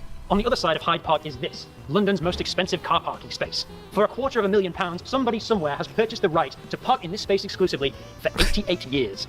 Let's go. Note that I said that they only bought the right to park, not the actual parking spot itself. Whoever owns this land has just made 10 times the UK median salary just by buying the land, renting it out to someone, and nothing else. No doubt you will be chuckling at the absurdity. I just clicked on you know, I don't know what I expected clicking on this PDF magazine club thing. Just open a bunch of Playboy magazines. You know, I guess I guess those are probably the most pirated magazines, right? Yeah, I don't think people are pirating fucking computer magazines. I think I should have expected that one. This whole situation. Somebody bought a piece of land he didn't build and then convinced another guy to drop 250 grand on the right to park here. But what if I told you you're doing that right now, paying a good chunk of your income to a landlord who doesn't actually do anything that you couldn't do yourself, who offers you no extra protection, no cleaning services, no repair jobs, doesn't tuck you into bed and read you a story, just takes your money and spends it on themselves. And you can't escape it. You can't not live on land. Unless you're, I don't know, Jesus. Henry George was an American economist who lived from 1839 to 1897. He noticed that whenever society improves, the value of land in society always goes up, which will make the landowners very rich. They can sell their land for more than they bought it, or they can charge higher rents for people who can't afford to buy land themselves. London has the highest wages in all of the UK, but after housing costs, Londoners only take home about 1% more pay than everyone else. It's the most productive city in the UK, but all their extra wealth they produce is taken by the landlord. George's solution to this was a land value tax. We calculate this by taking the rental value of the property and ignoring the value of all the buildings or any crops you might have planted, leaving only the rental value of the land itself. This is what gets taxed every year. All this other stuff you can do whatever you want with. Build a strip club and make $1 billion, I don't care. Free Land in money. the big cities will obviously be taxed a lot, because it is the most valuable. Land in rural areas or the suburbs will be taxed very little. At the same time, taxes on workers and businesses would be abolished. No property tax, no income tax, no VAT. Yeah, most people don't argue this nowadays. The guy, Henry George, literally wanted this to be a single tax, this to be the only tax. Now, like, in the modern day, most people do not argue that this would be literally a single tax. No corporation tax. People are free to make money from working hard or running a business, but cannot make money from things they didn't create. The land. Isn't this a fairer way to raise money for schools and hospitals and roads and so on? The Duke of Westminster inherited 133,000 acres of land worth £9 billion, but he pays no tax for owning this Birmingham-sized empire of land. Meanwhile, the lowest tax band for us plebs is 32%. We're the ones who actually make his land valuable. Without the engines of capitalism or the power of the workers, his land would be just grass. He should pay for our services. Could land value tax fund the whole government? Maybe. At the very least, it lets us reduce taxes on labour and other forms of property. Because ultimately, Georgism is about shifting... The difference is rent gets added to the rent gets added as to land value. The rent gets added as to land... I don't know what you mean by the rent gets added as to land value to be taxed. And wealth. Primarily the difference is you're taxing the value of the land and not the value of the land plus the value of the property. You leave the property itself untaxed. Wealth from. That way you don't because if I tax property, I'm disincentivizing you from investing in property, in either building property or improving your property. And if I don't tax the value of the land, then it would incentivize land banking, like you went over at the beginning. Like you could just own land and essentially get paid for it by doing nothing, because the value of the land goes up because of what other people do, not because of what you do, but because of what other people in the community do to increase the value of all land there. Nature. Yeah. Anything that takes advantage of the natural world gets taxed too. The air is limited and necessary for us to live, so tax pollution. Same situation with the ocean, or mining, or rivers. It's externality taxes and... That means all other forms of ownership and economic activity can go untaxed, so there's more money and resources for the rest of us overall. So back to Brompton Road. The insurance firm, the flower shop and the dry cleaners have nothing to fear. They're making money from their land. They could pay the tax. Your average homeowner has no problem either, because it's just a cheaper form of council tax, or property tax if you live outside the UK. But our Ukrainian billionaire over here is making nothing, because the land value tax takes away the value of land from his investment. All he has is a decaying old house. He would have no choice but to make better use of it, or sell it to somebody who will. But even if the philosophical reasons don't convince you, the practical reasons to have land value tax are even more enticing.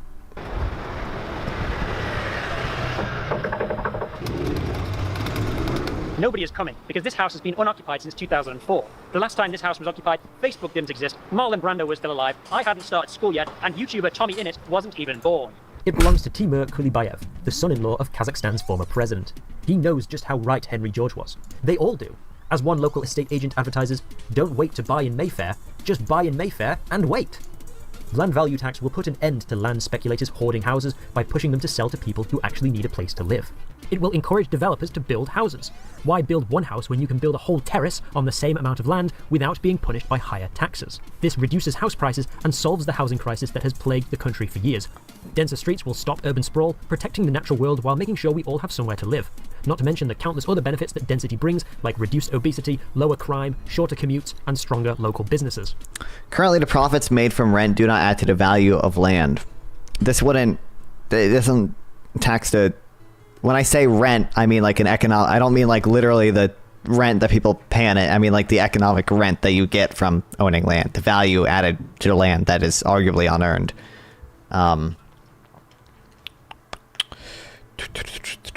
Being the assessment done by property valuers, land value is a new tax as the profits generated from land. Half the price of sure. I mean, when it's rent, economic rent, the increase in the value of the land.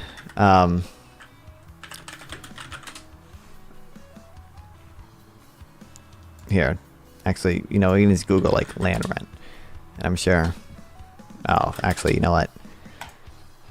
Okay, well, just economic rent comes up. We're speaking two different languages. I'm talking tax code. You're talking economics. Okay. Bro, I asked some girl on Instagram out last week, and she left me delivered based. It's too much to get. It's too much to ask to get rejected in 2024. Biden's America. True. Coffee shops rent and taxes. Land value tax will lower rent and allow us to cut taxes, making goods cheaper. Car parks and golf courses take up a lot of valuable space in cities. Land value tax will encourage owners to use land more efficiently, like making the car park multi-story, or making their buildings taller. It will make homes better quality. Currently, council tax is based on how valuable your house is, so homeowners are incentivized to keep their houses crappy to pay less tax. When your house value is no longer a factor in your tax bill, you can improve your house to your heart's content. And you know what? I'll go as far to say as, with nicer suburbs... Not gonna lie, guys, I might have to pull this on here real quick. Epidemic of loneliness and mental health issues in the West. I mean, try being a lonely shut-in when you live somewhere like the this. Content I'm stealing. Is there anything land value tax can't solve? Let's go. I don't know, male pattern baldness? And the best thing about it, the rich can't avoid it. While you can dodge corporation tax by registering in the Cayman Islands, or dodge income tax by officially not making any money at all, how can you dodge land value tax? Hide the land? You can't move the tax base out of the country if the tax base is the country. Even the rich and powerful suffer from the same problem that we do. They still exist on land. Millionaires have big mansions, which sit on valuable land. The CEOs have fancy skyscrapers, which are on valuable city land. Silicon Valley, where all these tax-dodging tech companies live, is built on some of the world's most valuable land. 80% of McDonald's profits come from renting out land to restaurant owners. They're not a fast food company. They're a real estate company. Now, I know what you might be thinking. Won't my landlord just increase my rent so that I pay the tax instead? No. Land value tax is the only tax that can't be passed on to the consumer. Normally, consumer goods like, toothpaste, are sold at the lowest cost while still making a decent profit for the supermarket. But rent is always the highest people can afford. That's why it takes up so much of your income, and why you just so happen to always get a rent increase whenever you get a pay rise at work. If, in a Georgist world, your landlord were to raise your rent, they would be admitting that the land has gotten more valuable, thus raising taxes on themselves. Again. Meanwhile, more cooperative landlords might just take the hit to their incomes and lower their prices. Land value tax turns rent from a form of extortion into just another race to the bottom to get the lowest price for consumers. What happens to all that money collected by the land value tax? It goes back to you.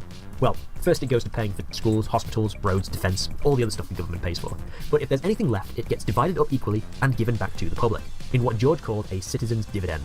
After all, you helped make the land as valuable as it is. Some of that value should be yours. The citizen's dividend will be a lifesaver for the poorest in our society. Working families will be able to invest it in their children, and everyone else will have a little bit of extra spending money to boost the economy with. Money that would otherwise be sitting in a landlord's bank account as a reward for work that they didn't do. And with land as the nation's most valuable asset, there will surely be enough to go around. If all this sounds a bit communisty to you, don't worry. Land value tax is one of those things that almost everyone can agree on, from across the political spectrum. Here's Milton Friedman, who advised the economic policies of both Ronald Reagan and Margaret Thatcher. The least bad tax is the property tax on the unimproved value of land, the Henry George argument from many, many years ago. Adam Smith, the so-called father of capitalism, once wrote, Grand rents and the ordinary rent of land, or perhaps the species of revenue which can best bear to have a particular tax imposed upon them. According to one of the founders of liberalism, John Stuart Mill, the value of land, arising as it does from the efforts of an entire community, should belong to the community. The Liberal Party even tried introducing a land value tax to the UK, but the plans were interrupted by the First World War. We were so close, you guys. Maybe social democracy is more of your thing. Well, here's Nobel Prize-winning social democratic economist Joseph Stiglitz. Land taxes have a very big advantage. I wrote a paper showing that it actually was an efficient tax for funding particularly local public good for local communities. And even commie Karl Marx, who at one point accused George of repulsive presumption and arrogance, could not deny the efficiency of land value tax. There's also Thomas Jefferson, Helen Keller, Albert Einstein, Winston Churchill, Bertrand Russell, Martin Luther King Jr., Friedrich Hayek, George Orwell, Henry Ford, Benjamin Franklin, Sun Yat-sen, Rutherford Hayes, Aldous Huxley, H.G. Wells, David Lloyd George, all of them recognized just tax land. If you're a liberal, Georgism boosts the economy by making land use more efficient and lowers the cost of living. If you're on the left, Georgism lessens the power of those bourgeois landowners and landlords while redistributing wealth to the poorest in society. Libertarians get to live in a low-tax economy where the pesky government can't steal their income that they've worked hard for. Even if you don't care about politics, who wouldn't want lower income tax and free money? The poorest in society get the best deal. They get lower rent and housing costs, no taxes, and instead of a humiliating and bureaucratic welfare system, they just get a lump of money every month with no strings attached. The only people who have anything to fear from a Georgist society are landlords, who will get slightly lower profits, and the aristocratic gentry who own vast swathes of the country for horse riding and fox hunting.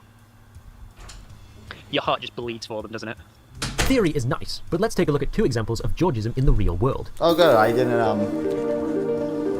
play the entire Shortly video. After oil was first discovered in Alaska in the 1960s, residents became worried that big oil conglomerates would swoop in, pillage the state of all its natural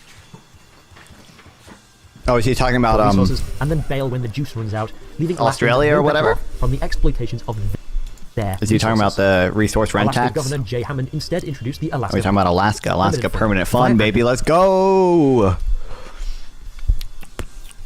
When Trump is in office, it'll just be date on 12/12/2024. They will be expected to go based.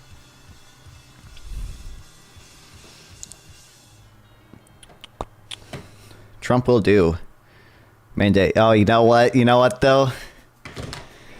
It's gonna suck with that the 10% tariff on Vietnamese Vietnamese wives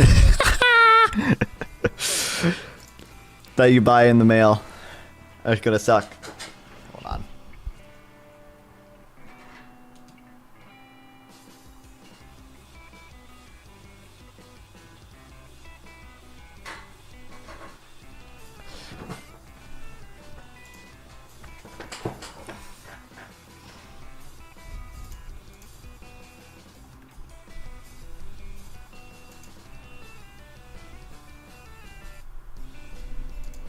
Why is this shit amendment to the broken? state constitution in 1976. When a company buys a license to drill for oil in Alaska, the money from that transaction is invested by the state government into a public fund. Most of that money is stored for Free future money, generations baby, to let's use when the go. oil runs out. Some of it is used to fund the state budget, and some of it is given out equally to all Alaskan residents as a citizen's dividend. Anything from I must avoid such a fate. What? Boris Johnson losing signature blonde mop as unfortunate wind gusts exposes receding hairline. I kind of already have a receipt. My hairline is not good for someone as young as me, man.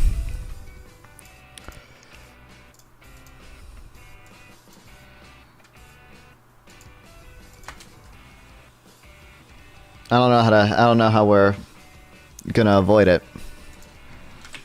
It's kind of already happening.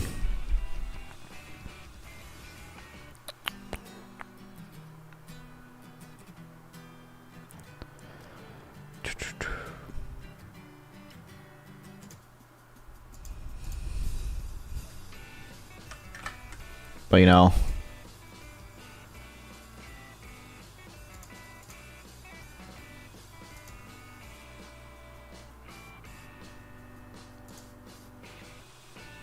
we work with what we have, okay?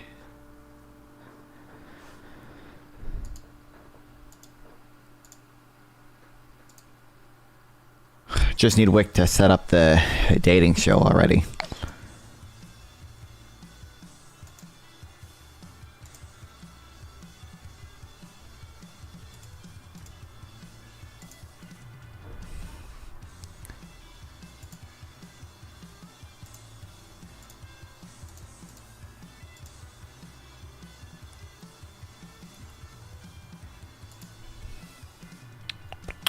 Buy, I have no clue what that is. Add, what the fuck? Those are so many. I ain't doing all that, man. I gotta do all that. I gotta do all that just to not have a receding hairline? It's not worth it, man.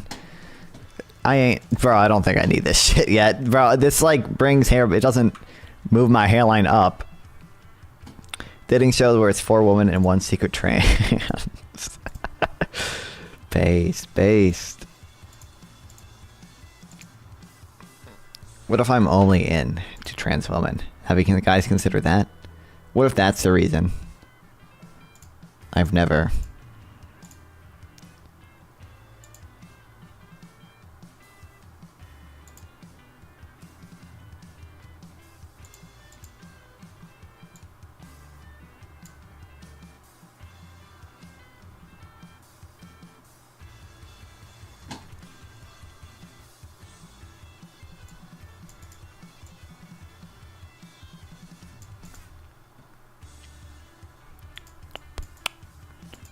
Wait, bro, I don't just get the EPUB? Do I actually have to use their app?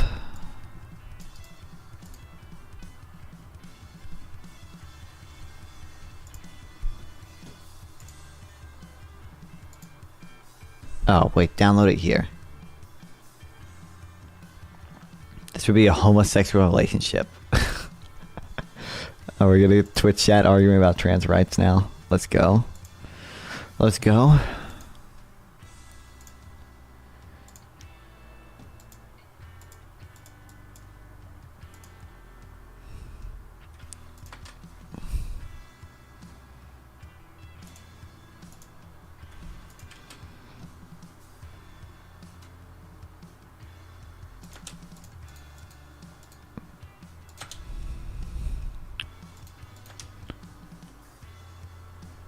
I'm not cis, I'm regular.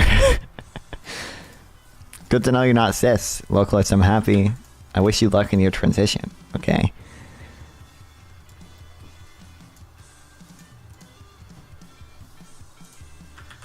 Okay, I guess I just have to.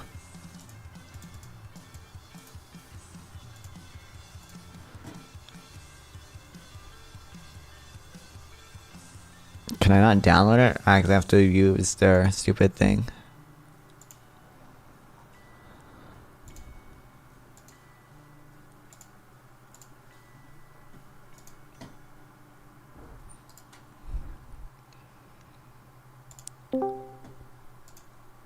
What's up? Hello. Hello. Not much. So, I think we're talking past each other a little bit on the terminology of land value. Yeah. So, from my side, when I talk about land value, that's typically the property appraiser's evaluation of the square footage or acreage of the land, translated to the value of what that is based off of its location and surrounding market. Yeah, I mean that's what, yeah, like if we would assess the value of the land by having some evaluator evaluate it. Like, yeah. However, generally speaking, the amount of rent accrued through the year is not necessarily part of the land value. It's like it could be in the sense of an evaluator can't go in and be like, oh, we'll raise the value of your land per your acreage, but it's not like a total sum of the rent charged through the year, and that's the value of the land. What? Sorry, it's not a total value of the. Yeah. So from what I'm getting at, what the concept of land value that you're trying to apply, the land value tax, is that it basically, all the profits that are made from that land throughout the year is what will be taxed. Not necessarily. No, not necessarily just profits of the land. I mean, like the land, the appreciation the land experiences, right? So that'd be like a land rent, even if you don't actually get like any actual quote unquote profit from it until like you sell or whatever. Is usually my understanding of it. Like, so that's essentially what property taxes are. Yeah, but you also exactly. But with property tax, you also tax the property of the building. With land value tax, you would just tax the land. Or I mean, technically, you could do both, but that'd be redundant and double taxing. But generally speaking, like the available infrastructure in the buildings, yeah, it does increase the land value. And that's essentially what property tax is. It doesn't increase the value of the land itself. It increases the infrastructure access does.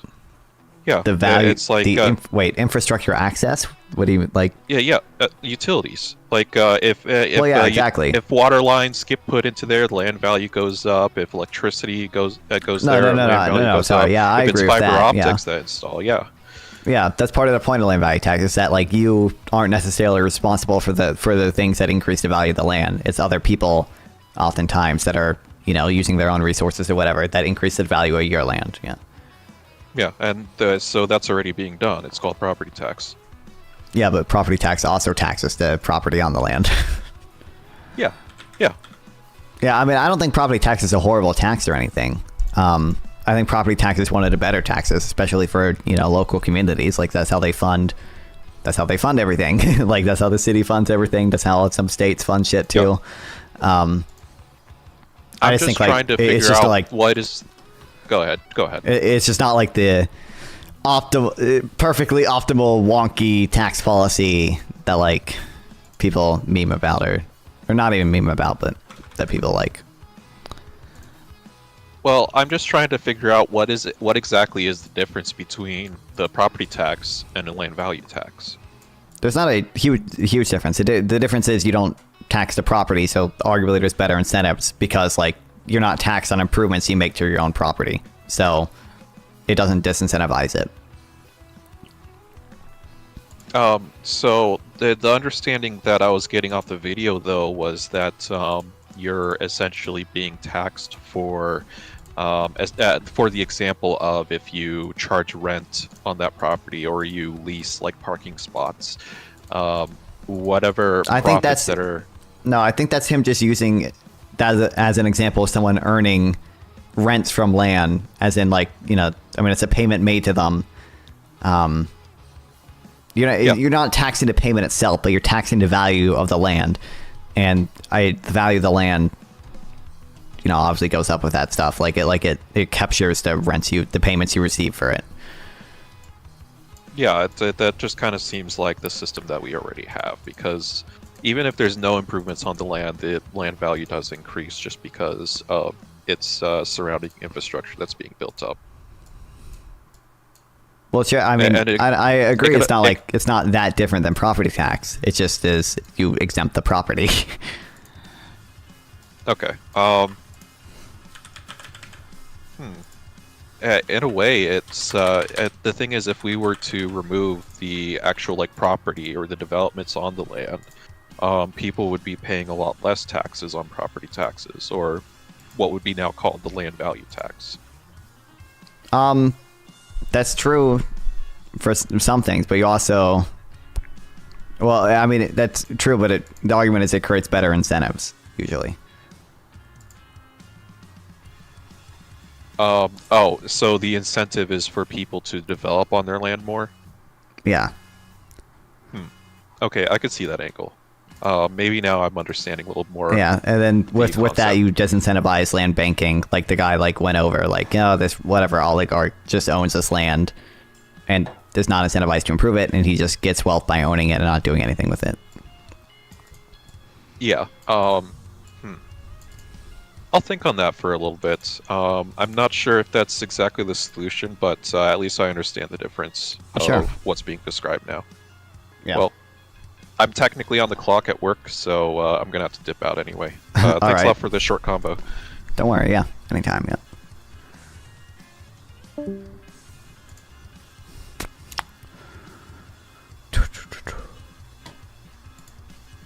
Trans man is not a man. There's no such thing as a girl, boy, or boy, girl. These are fabricated terms. There are simply boy or girl. There's no such thing as a girl, boy. I don't think anyone is if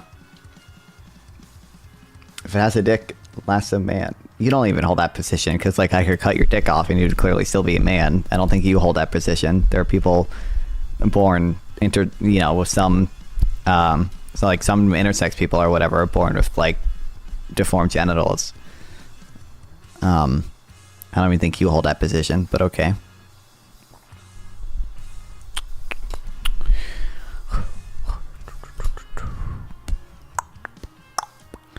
So you deny the reality of femboys.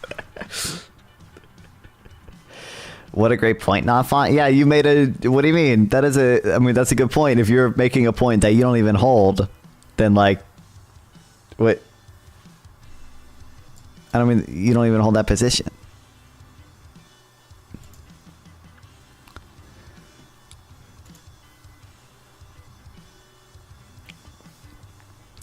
Femboy is boy. But, I mean, I don't think femboys don't even identify as trans or anything. They're not making a claim to be the opposite even. Like, they don't disagree with you. If that's your best argument, good luck. I didn't even make an argument in favor of transgenderism. All I said is that you said if it has a dick, it's a guy. And I pointed out you don't even hold that position. That's not the position you hold. What's up, Sample? What's up? I just wanted to ask you a question real quick. Sure. From 1 to 10, how much is this image of you? Okay, because this image is 10 out of 10 to me. Okay, it's like me as fuck. But this is...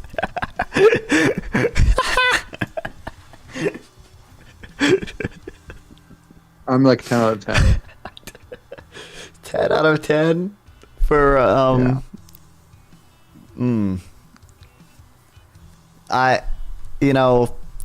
don't know if I like some of the implications of the like the bottom two people who I think oh, I really like the implications. No.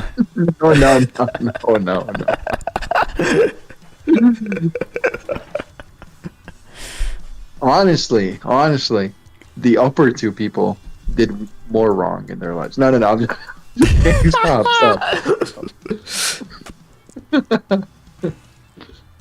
Come on. What is it, like a 5? What is it, 7.5? Are you a normie? I don't know. I think it's got to be at least a 6. So. Okay, base. I just don't know. I just don't know if I'm quite on their level. I don't think I am yet. I changed my mind. It's only 2.5 because I'm only 100% the bottom right. The other ones I'm not really. No. Look. I'm Jewish. His name was Epstein for a reason. It wasn't like Jeffrey Smith. True, yeah. Okay? His name was Epstein. Okay, for a reason. He's part of my gang. Okay. Yeah, that guy is chilling in heaven. Okay. But either way, whatever. No, I'm joking. I condemn him.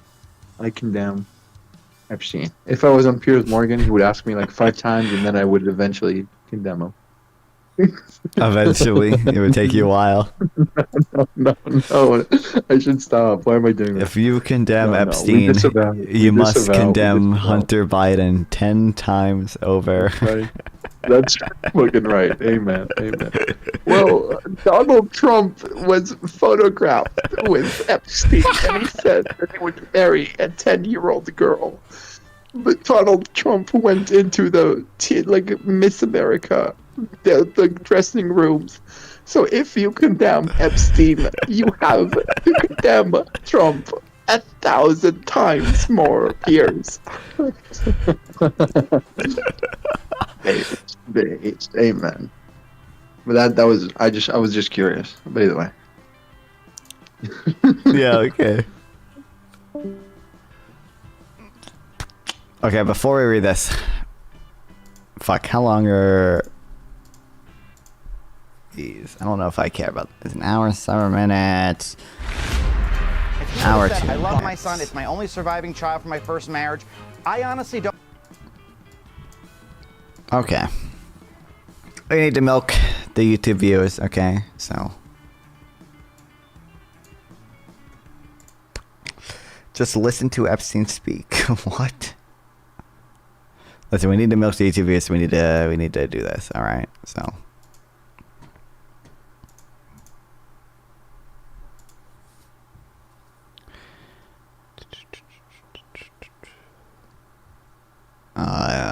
Here, you know what? Let's just.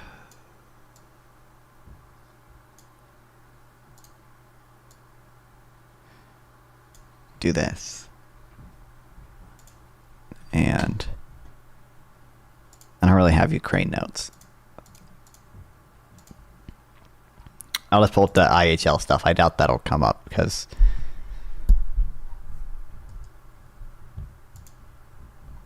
it usually doesn't. But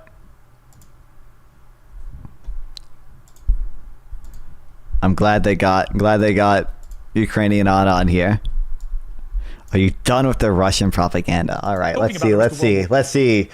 I hope Pyrrhus has good Ukraine takes. Oh boy. It's already begun. That was a chilling warning of 2 United States national security experts this week. And the evidence is certainly mounting. Syria, Gaza, Lebanon, Ukraine are all red hot. They're all regional proxy wars with the United States at their apex, whether most voters want it to stay there or not. Our debate has been focused on Joe Biden's disaster. That guy, okay.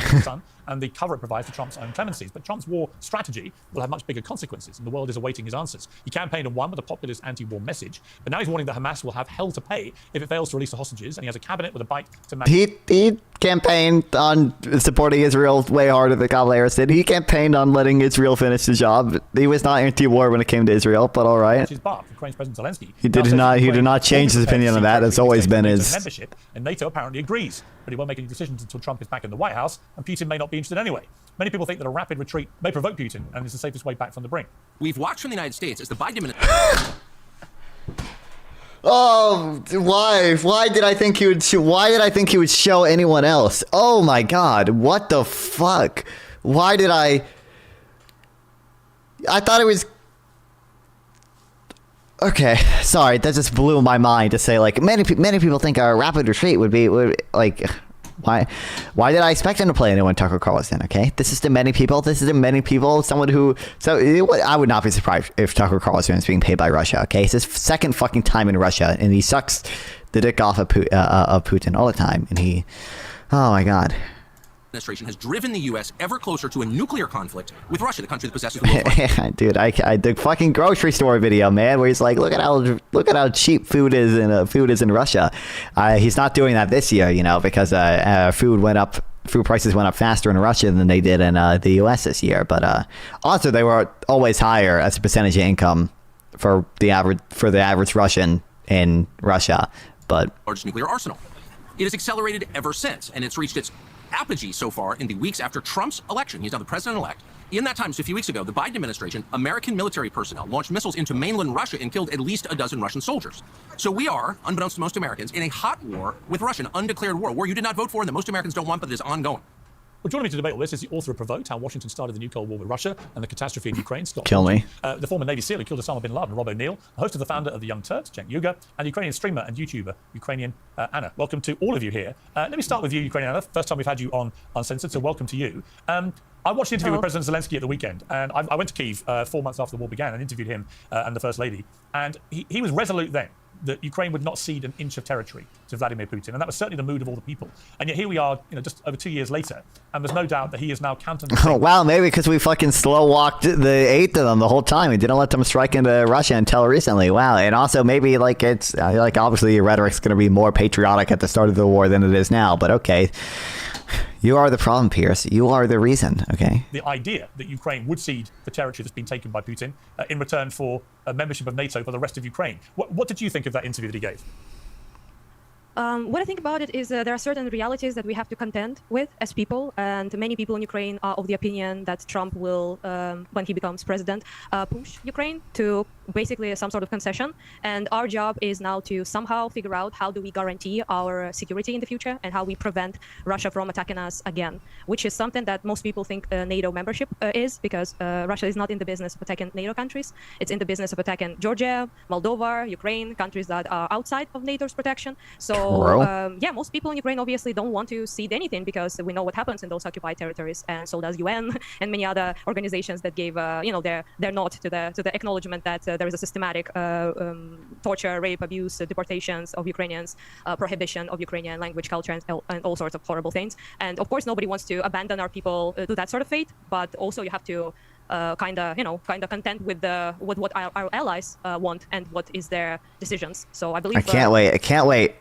All of them are going to mention it. It wouldn't surprise me if Pierce mentions it too. Don't you know that Eastern Ukraine actually wants to all be part of Russia? Don't you know they voted for... He's doing exactly that. He's, acknowledging the reality of Trump's presidency and what will happen. Yeah, so I think we should also, wait and see what exactly Trump will do, because his plan has been discussed, but we don't know really much details so far. So yeah, I wouldn't jump into conclusions right now. No, I think that's right. I think that, I mean, I'll bring Scott Horton in here. Scott, the thing about Trump is he's unpredictable. We don't know. Now, I talked to him last week about this.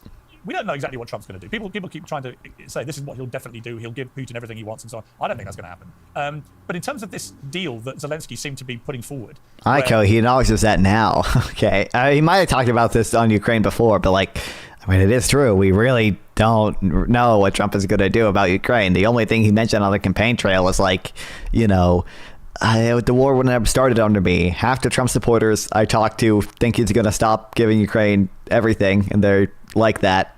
And half the Trump supporters I talk to think that he's going to continue, or he's going to get Ukraine a favorable deal, and they like that. But his own supporters can't even decide. But how often did Pierce criticize Kamala for not having good enough policy or clear enough policy? Really? Putin would keep the land that he's taken, but that the rest of Ukraine would come under the NATO umbrella. Do you think that's something that Putin would even consider as part of a peace settlement? Oh, I really don't know. I certainly doubt that he's willing to accept anything that would include even rump, what's left of Ukraine joining the NATO alliance. I certainly hope that Trump would not entertain that. That's what this has been largely about, of course, along with because NATO expansion is what caused it in the first place, right? I forgot about that, isn't it? Preventing exactly that conclusion. I think it's a real dilemma because Israel minister, I don't care about whatever Smotrich said today. I'm not interested right now. That Trump has won an election on repudiating Biden's policy and seeking peace here. It's quite frankly that the Ukrainians are just in no position whatsoever to reverse Russia's gains on the ground. Even the Biden administration admits that now. The Post, the Times, and the Journal all quote military experts saying that truly is the case. So, in other words, Kiev and D.C. are in a position of weakness, and all Trump really has to threaten is more weapons sales and increased weapon shipments. But Biden already tried that. That didn't make the difference. And so, did we really try our hardest though? Did we? What's going to happen is the Russians are going. How long did it take the congressional aid to get approved? And the congressional aid still has limits to it. They can't strike. They couldn't strike inside of Russia until recently for the Kursk offensive. I want to say Kiev offensive. Probably all four of those eastern and southern President of provinces Ukraine before Zelensky was put there by Paul Manafort. True. Luhansk, Donetsk, Zaporozhye, and Kherson, and hopefully will not demand Kharkiv or Odessa. We can, stop it there. And the Trump administration is going to have to get their messaging straight that this truly is a betrayal, and they admit it, but that it's Biden's betrayal. Biden made this country and these people promises he could not possibly keep. We're going to help you force the Russians all the way out and all of these things. And all they've done is gotten a bunch of people killed, and then they lost anyway. And it's a real tragedy. But it's not Trump's fault. Trump has to be able to have the political capital in this country to say that, look, it is ugly. But you know what, Pierce? He actually, and I don't know how he did this, he got Zalmay Khalilzad, the card-carrying neoconservative, Straussian, to sign a deal with the Taliban to get us out of there. And yes, Biden absolutely botched the withdrawal. I could go on for an hour about that. But kill Trump me, was willing dude. to say, you know what? We lost. We're not keeping the Taliban out, and we're going to stop trying now. And Biden, it was really the best thing Biden ever did in his life was agree with that, even though he botched the process of the withdrawal. And so it's the same kind of thing here. It is a real tragedy what the Biden administration has gotten the country of Ukraine into here. Cenk, I mean, look, every part of me is I don't want to give a Russian dictator who's illegally, in my view, invaded a sovereign democratic European country that's been independent since the mid-90s. I don't want to give him an inch of that. The beer back. guys, he was Trump simp. Yeah, I can tell from everything he says. Yes, I'm aware. When it comes in war, I've got a lot of military in my family. There comes in war a cold, hard reality check, as Anna was alluding to earlier, where we are where we are. We can all be idealistic about what we'd like to happen, but the reality is that it is highly unlikely. Now, I think that Ukraine, without a massive extra support from the likes of America, which is simply not going to come, that it is a case of Putin will probably be able to keep what he's taken. Is that your assessment? And is that right for the world, that we give him this big win, which is effectively how he will portray it? Yeah, that is my assessment. And so the reality on the ground is that when Trump won, we lost about 20% of Ukraine. Now, there's a good argument to be made that you'd already lost that 20% of Ukraine and you were never going to get it back because of the military realities on the ground. So, this has been a very, very difficult question because the U.S. did push Russia too much. We did push NATO to its borders when we said we would. Kill me. Why is he's repeating this? I understand all that. But at the end of the day, What? When we said we wouldn't, when did we say that? Is he talking about the promise not to put troops in the verbal promise we made to the Soviet Union to not put troops in Eastern Germany? Really? Is that what he's talking about? Are you kidding me? Start a war. So Putin is definitely guilty. Add on top of that 12,000 civilians killed. Add on top of that 20,000 Ukrainian children kidnapped. But what's the answer? Is the answer to fight for the next 10 years, 20 years? Is the answer to cede ground to Putin? Well, that's also super dangerous. That's why this is an unsolvable riddle, because you can get to peace now by doing what Trump is likely going to do, which is Russia. How long does it take Pierce to cut off Cenk from talking? We'll see. We'll see if he can be concise here. Invading a country, they're going to think, well, we went into Georgia and took a chunk. We went into Crimea, took it all. When it was part of Ukraine, we went into Ukraine again. We took 20% of it. It turns out aggression is rewarded, and Netanyahu's watching, and he's going to take a part of Gaza, and China's watching, and they've got the Uyghurs in the detention camps. You know what? This is the ultimate argument for funding Ukraine. Okay, if we don't fund Ukraine, then people are gonna, then Netanyahu's gonna realize no one's gonna stand up for the Palestinians. Okay, this is the ultimate argument. Okay, all leftists have to support Ukraine aid now. Okay, thank you. Camps, and the Russians have the Ukrainian children in the re-education camps. So this is really, really dangerous for the world, no matter how it's resolved. Yeah, Rob O'Neill, you've been at the sharp end of some of the worst conflicts, wars of the last 25 years. Okay, you're not wrong, Chris. Pierce does cut off left wingers too early a lot of times to say a dumb retarded point, but also Cenk rambles, so it's totally fair for him to do that to Cenk. Service, not least in killing bin Laden. What is your overview of where we are here? Trump coming in, obviously he's going to change the dynamic. He proved in his first term he's not a warmonger. He thinks war, apart from anything else, is just terrible business. Kill me, dude. This guy is insane, by the way. I don't even think we know. I don't think it can actually even be independently confirmed that he killed bin Laden, because the U.S. has never released that information. I think he just claims it. I don't even know if his own whatever team, I think, also contends whether or not he actually killed bin Laden, and he's fucking insane. Odds are very low. The other side of that coin is, do you let a Russian dictator run into a European country, take what he wants, and just let him have it? What's your view? Well, unfortunately, we're in a position where it doesn't matter why we got here, we're just here. And Cenk was mentioning Georgia and Crimea and invasion of Ukraine. That's all weak leadership on the United States. Unfortunately, when we have a strong United States, we have a more stable world most of the time. I mean, we did invade Iraq, and I disagree with that, even though I went there. But you're going to have to go to a position of negotiation. I mean, we did say we weren't going to push in NATO for. I don't even think it, not that it's super important, but this guy is insane. Yeah. Subject of controversy for claiming to be the sole individual to kill bin Laden. I think his own, people on his team were it's hard to know who even actually killed him, but you realize the U.S. pushes Kiev regime to mobilize 18-year-olds by, yes, I've heard, yes. Further east. I don't, it's so, I understand you think that forced conscription makes literally any country illegitimate, but you think that makes Finland illegitimate, it's such an unbelievably dumb take that would make literally half the countries on Earth illegitimate. That it's so obviously a reductio. But Estonia, we were moving there. Now Ukraine wants to be a part of NATO, and you support that U.S. government. I support U.S. giving aid to Ukraine. I don't even know. I don't know if making 18-year-olds fight is a good decision, because in the long run it could hurt Ukraine, because the population collapse that you could have because of it. But Russia doesn't want that, and you're dealing with big countries, but you're also dealing with big egos. And Vladimir Putin grew up in a part of Russia where part of the fun was chasing rats with sticks. And He found out what it was like to corner a rat, and that's kind of where he is right now. He's been in charge of Russia since the early 90s. Let's be honest, and he wants to save face with his people. He's lowering the conscription age to get people in there to fight. It's like he's not going to back out, but you can't let him take more. And I'm by no means defending him, but I also think that Volodymyr Zelensky is a puppet, and he's laundering money just like most people in Washington, Ukraine. That's why the whole argument in Ukraine is how much money people can personally make in Ukraine. And I hopefully think that Donald Trump brings a big stick. Also, he doesn't care about embezzling money like the United States is now, and whatever they're doing. Kill me. It's not a good situation, but we definitely need to turn. We need alliance solidarity, which we lost by leaving Afghanistan the way we did, and a forward defense. Right now, our Navy. Did we lose alliance solidarity because of that? What? More than Trump did when Trump constantly harassed NATO members? Like, really? Like, which is the epitome of our forward defenses under the Biden administration. Didn't his own fucking general say Trump wanted to pull out of NATO? Like, what? Like, really? Like, and getting green. How are we already on transgender bathrooms? How did we get here this quickly? What did I miss? Under the Biden administration is worrying about getting more transgender bathrooms and getting green. Kill me. They're all nuclear, which is green. It's just there needs to be some adults in the room and talk reality, because here's where we are, and someone needs to come to the table and talk to someone else, not worried about how much jewelry Mrs. Zelensky can buy in New York on the taxpayer's dime. Right. And how popular is Volodymyr Zelensky now with Ukrainian people, do you think? I'd say pretty popular still. Most people consider him a pretty good representative of Ukrainian people and what we want. And pretty disheartening, I'd say, to hear what people say here, but I'm used to it. Surprisingly, Cenk, I agree with in the sense that we can't allow Russia to continue get away with what they're doing, because that's what they have been doing, in particular with annexation of Georgian territory and Moldova and Ukraine in 14 and now in 22 full-scale invasion. And nothing stops them then from fully invading Moldova or Georgia. They are already doing all they can to select people there as presidents and meddle in their elections quite strongly already. And if they can't do it with just hybrid methods of sabotaging the elections and making people basically install their puppets there, then they do sort of like a blackmail. Then they do threats, and then they do annexation, invasion, terror, death, and all that we are having right now in Ukraine. And that's not. And how would you describe? Biden. And how would you describe the mood of the Ukrainian people? When I was there, like I say, 2 years ago, to a man and woman, whatever age that I met, there was this steely resolve of we've got to win this at all costs. But the cost has been enormous. So many cities just destroyed, so many people killed, all these children being taken, and so on. Is there a mood now in the country that they just want peace, just want a deal, even if it... Actually, Trump did say that if NATO didn't pay their fair share, and now most of the countries are paying their 2% of GDP in defense, that's a win for Trump. I don't think it was the best way to do that, man.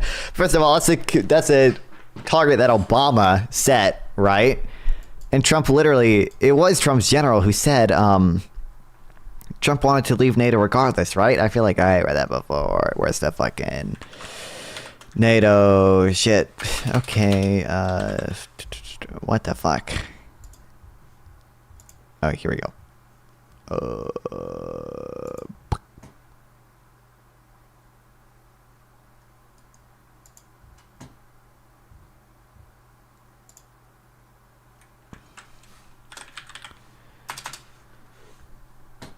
Trump expressed contempt for late Senator John. Okay, Senator Trump criticized NATO threat to pull out.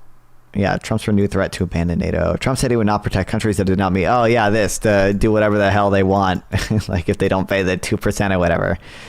Oh, kill me. Trump is going back to his commitment to NATO, not ensuring Article 5 protections for countries that fail to meet defense spending goals. Trump National Security Advisor Keith Kellogg said that NATO should remove Article 5 protections for any... Oh, the guy that was just nominated? Dude, fire. Dude, let's go. Dude, awesome sauce. It means kill me. The territory that's been taken? Nobody wants peace more than us. I live in a... Yeah, the U.S. could go their own way. Here it is. According to Politico, Donald Trump unleashed havoc on NATO on Thursday, threatening to pull out of America's allies don't believe spending... then praising the alliance as a fine-tuned machine. The president disoriented NATO leaders for the entire two-day meeting with a whiplash performance that included challenging Germany delivering what one official called a prolonged rant on spending. City that is bombed every day. My father has been killed. So of course we want peace, but that depends on what that peace is, because nobody wants peace without any sort of justice, right? And that is the problem, because we have to consider our now, obviously, right? Even if the fire stops. So let's say my city stops being bombed every day. That's a bonus for me, obviously, right? And for my family and for my friends. But how important is that bonus? Because it's a temporarily bonus. We have to think about the future, that other people, other generations are not going to go through exact same things we went through. And that's quite important. Yeah, I know Poland's doing a lot of spending right now, thankfully. Solid. As you said, people were more enthusiastic enthusiastic before, specifically because of the, I would say, lack of care and lack of commitment from our allies, particularly the incredible amount of limitations on our long-range strikes. For example, as you know, UK actually gave us the long-range missiles stock channels, I believe. Oh my god, she's gonna trigger them so much. Yes, thank you, yes, thank you. They're gonna be so triggered. They're all three of them are gonna be so triggered. World War III, World War III, World War III. And we couldn't really use them because of the limitations that were given to us, primarily by United States and by Biden, by the way, himself, his administration at least. So in that sense, there has been a sort of demoralizing effect, of course, because of the lack of aid, inconsistent aid from both United States and also European countries as well. And it's hard to sustain that sort of like, I'd say, hopefulness and will when you are not confident that you will have means to fight with properly. Yes, and that, I would say, dampen the mood. Yeah, I understand that. Scott, you know, a lot of people have come on this show since this war started, and they've made the argument, which I know that you subscribe to, which is effectively the West and Ukraine goaded Russia into doing this by continually pushing. Bro, it's gonna be a 4v1 in this, because Anna's the only person with like the reasonable take. NATO membership. Even Cenk is like, even. I don't know if Cenk is referring to something different. I think Cenk is literally referring to the verbal promise that James Baker, or whatever his name is, the Secretary of State, made with Gorbachev to the Soviet Union, which is a country that doesn't exist anymore, by the way, to not extend troops into, as Gorbachev said, the agreement was only into East Germany after reunification. That's where the 1-inch eastward quote comes from, that's what Gorbachev said. Like kill me, dude. Like, really? He's repeating that? Unless he's I can't imagine what else he's referring to, though. But there's not a school of thought. But I took his family must have bad genes. That actually, yeah, you can take that argument. You can see there's merit to that argument. With what? Certainly to a degree. What diplomatic solution would have actually been a just solution, Pierce? But it doesn't justify never letting Ukraine join NATO, and then Russia just invades in 2 years anyway. Like, really? Like, what? Invasion of your neighboring country. Would you accept that the invasion itself didn't actually have to happen? Yes, I have a whole section in my book about all of Putin's different options that he could have taken. The book is not called Justified, why Russia had to do what they had to do. It's called Provoked, how Washington started the new Cold War with Russia and the catastrophe in Ukraine, because the book is 700 pages of all of this going back to the end of the last Cold War. And with all due respect to the guy that shot bin Laden in the head, thank you, and with all due respect to this young woman whose country is being bombed to death and their opinions here, it's just not the case. That what we have is a simple case of a Hitlerian, Putin-led Russia running roughshod and rampage, and the only thing to stop them is when tough, good guys like us stand up to a bully like him. For example, in a war that they both cited numerous times here today, the Georgia War was begun by the American sock puppet, Kill me, he launched that war and killed Russian peacekeepers in his initial assault. And they lied about that, led by John McCain during the campaign at the time in 2008. But even the New York Times later admitted that, yeah, it was true, that was how that war started. And and part of his motivation to do that was that Bush, a few months before, had given him sort of a pseudo membership action plan for joining NATO. But you can't join NATO if you don't have settled borders.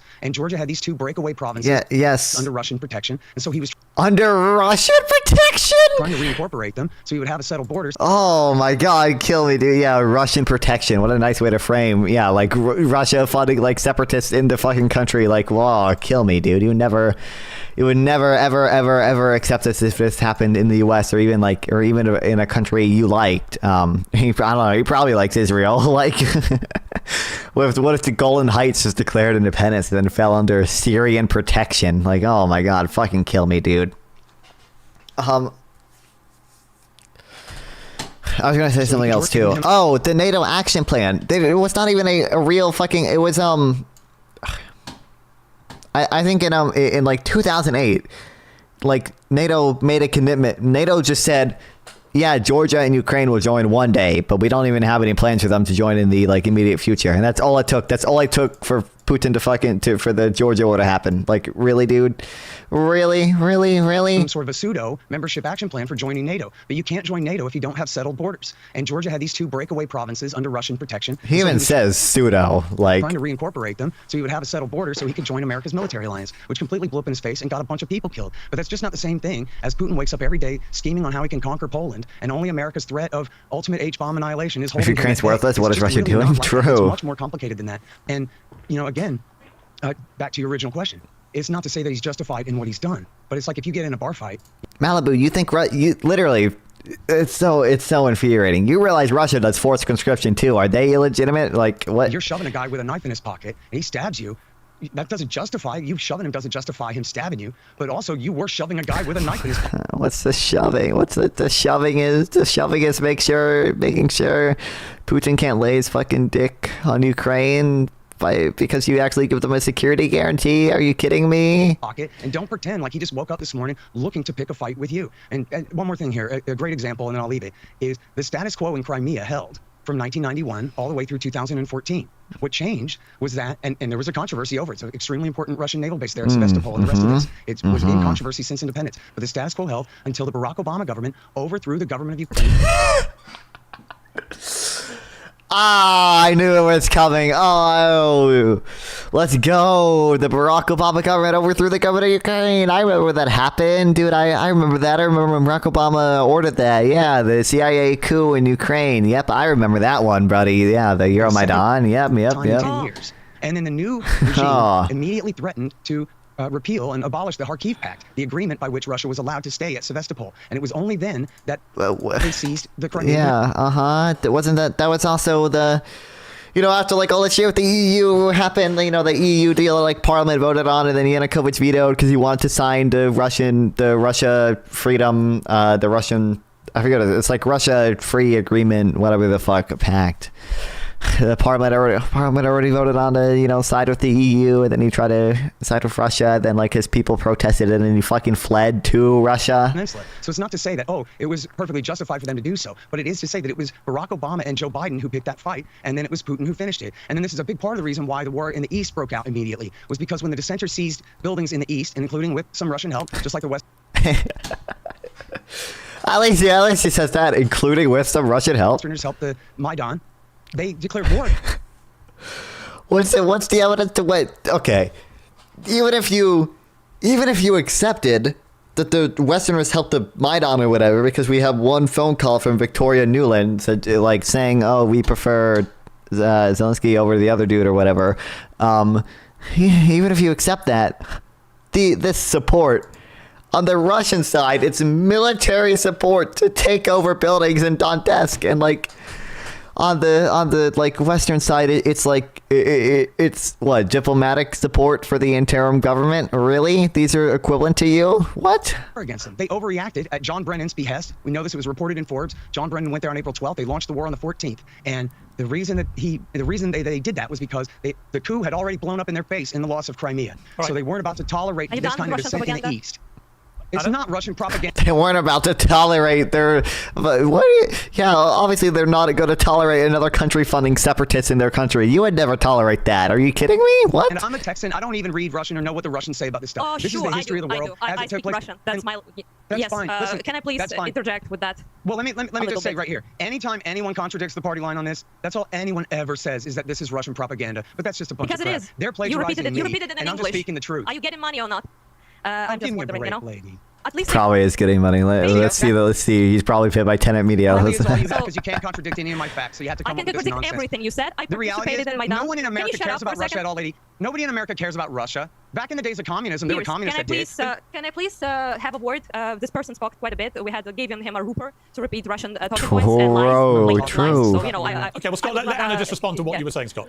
Okay, let's see how long Pierce lets her talk for before he cuts her off and goes to like Cenk or somebody else who also supports the dumb narrative. It's kind of difficult to counter everything. Basically, it was not a coup. It was a revolution that millions of people participated in. The reason we participated, me included, I was 19 back in the day, it was because we had severe problems with corruption and a tyrannical puppet of Russia, Yanukovych, who refused to make a treaty with the European Union, which is what most of the people in Ukraine wanted, 60-something%, Parliament voted especially it. younger people, yes. wanted to move away from Russian control, from Russians owning every single business industry in my country, and to have some sort of like laws and order, and also have some sort of democracy and liberty. That is something people have in the West, and that's something that we did not have. So that was about, a revolution was about that, about students going and protesting and getting beaten up, and Yanukovych then going to Russia to essentially ask Putin his buddy. God, why is he so fucking smugly smiling, dude? Fuck this bitch. He then made dictator laws that prohibited people to effectively protest at all in this country. So we didn't appreciate that, and we went, literally millions of people participated in Maidan. That is not a coup. That is not something you buy for Obama or Nuland cookies. I'm sorry to say, never received a single cookie yet. Don't you know, actually, See, Obama, you know, the NED, the National Endowment for Democracy, you know, that paid all the millions of student protesters to go protest and overthrow their government. Don't you haven't heard that one before? You didn't get your NED check, Anna? When what? going to Georgia is a whole other thing, but that's just what Russia does. It creates unrest.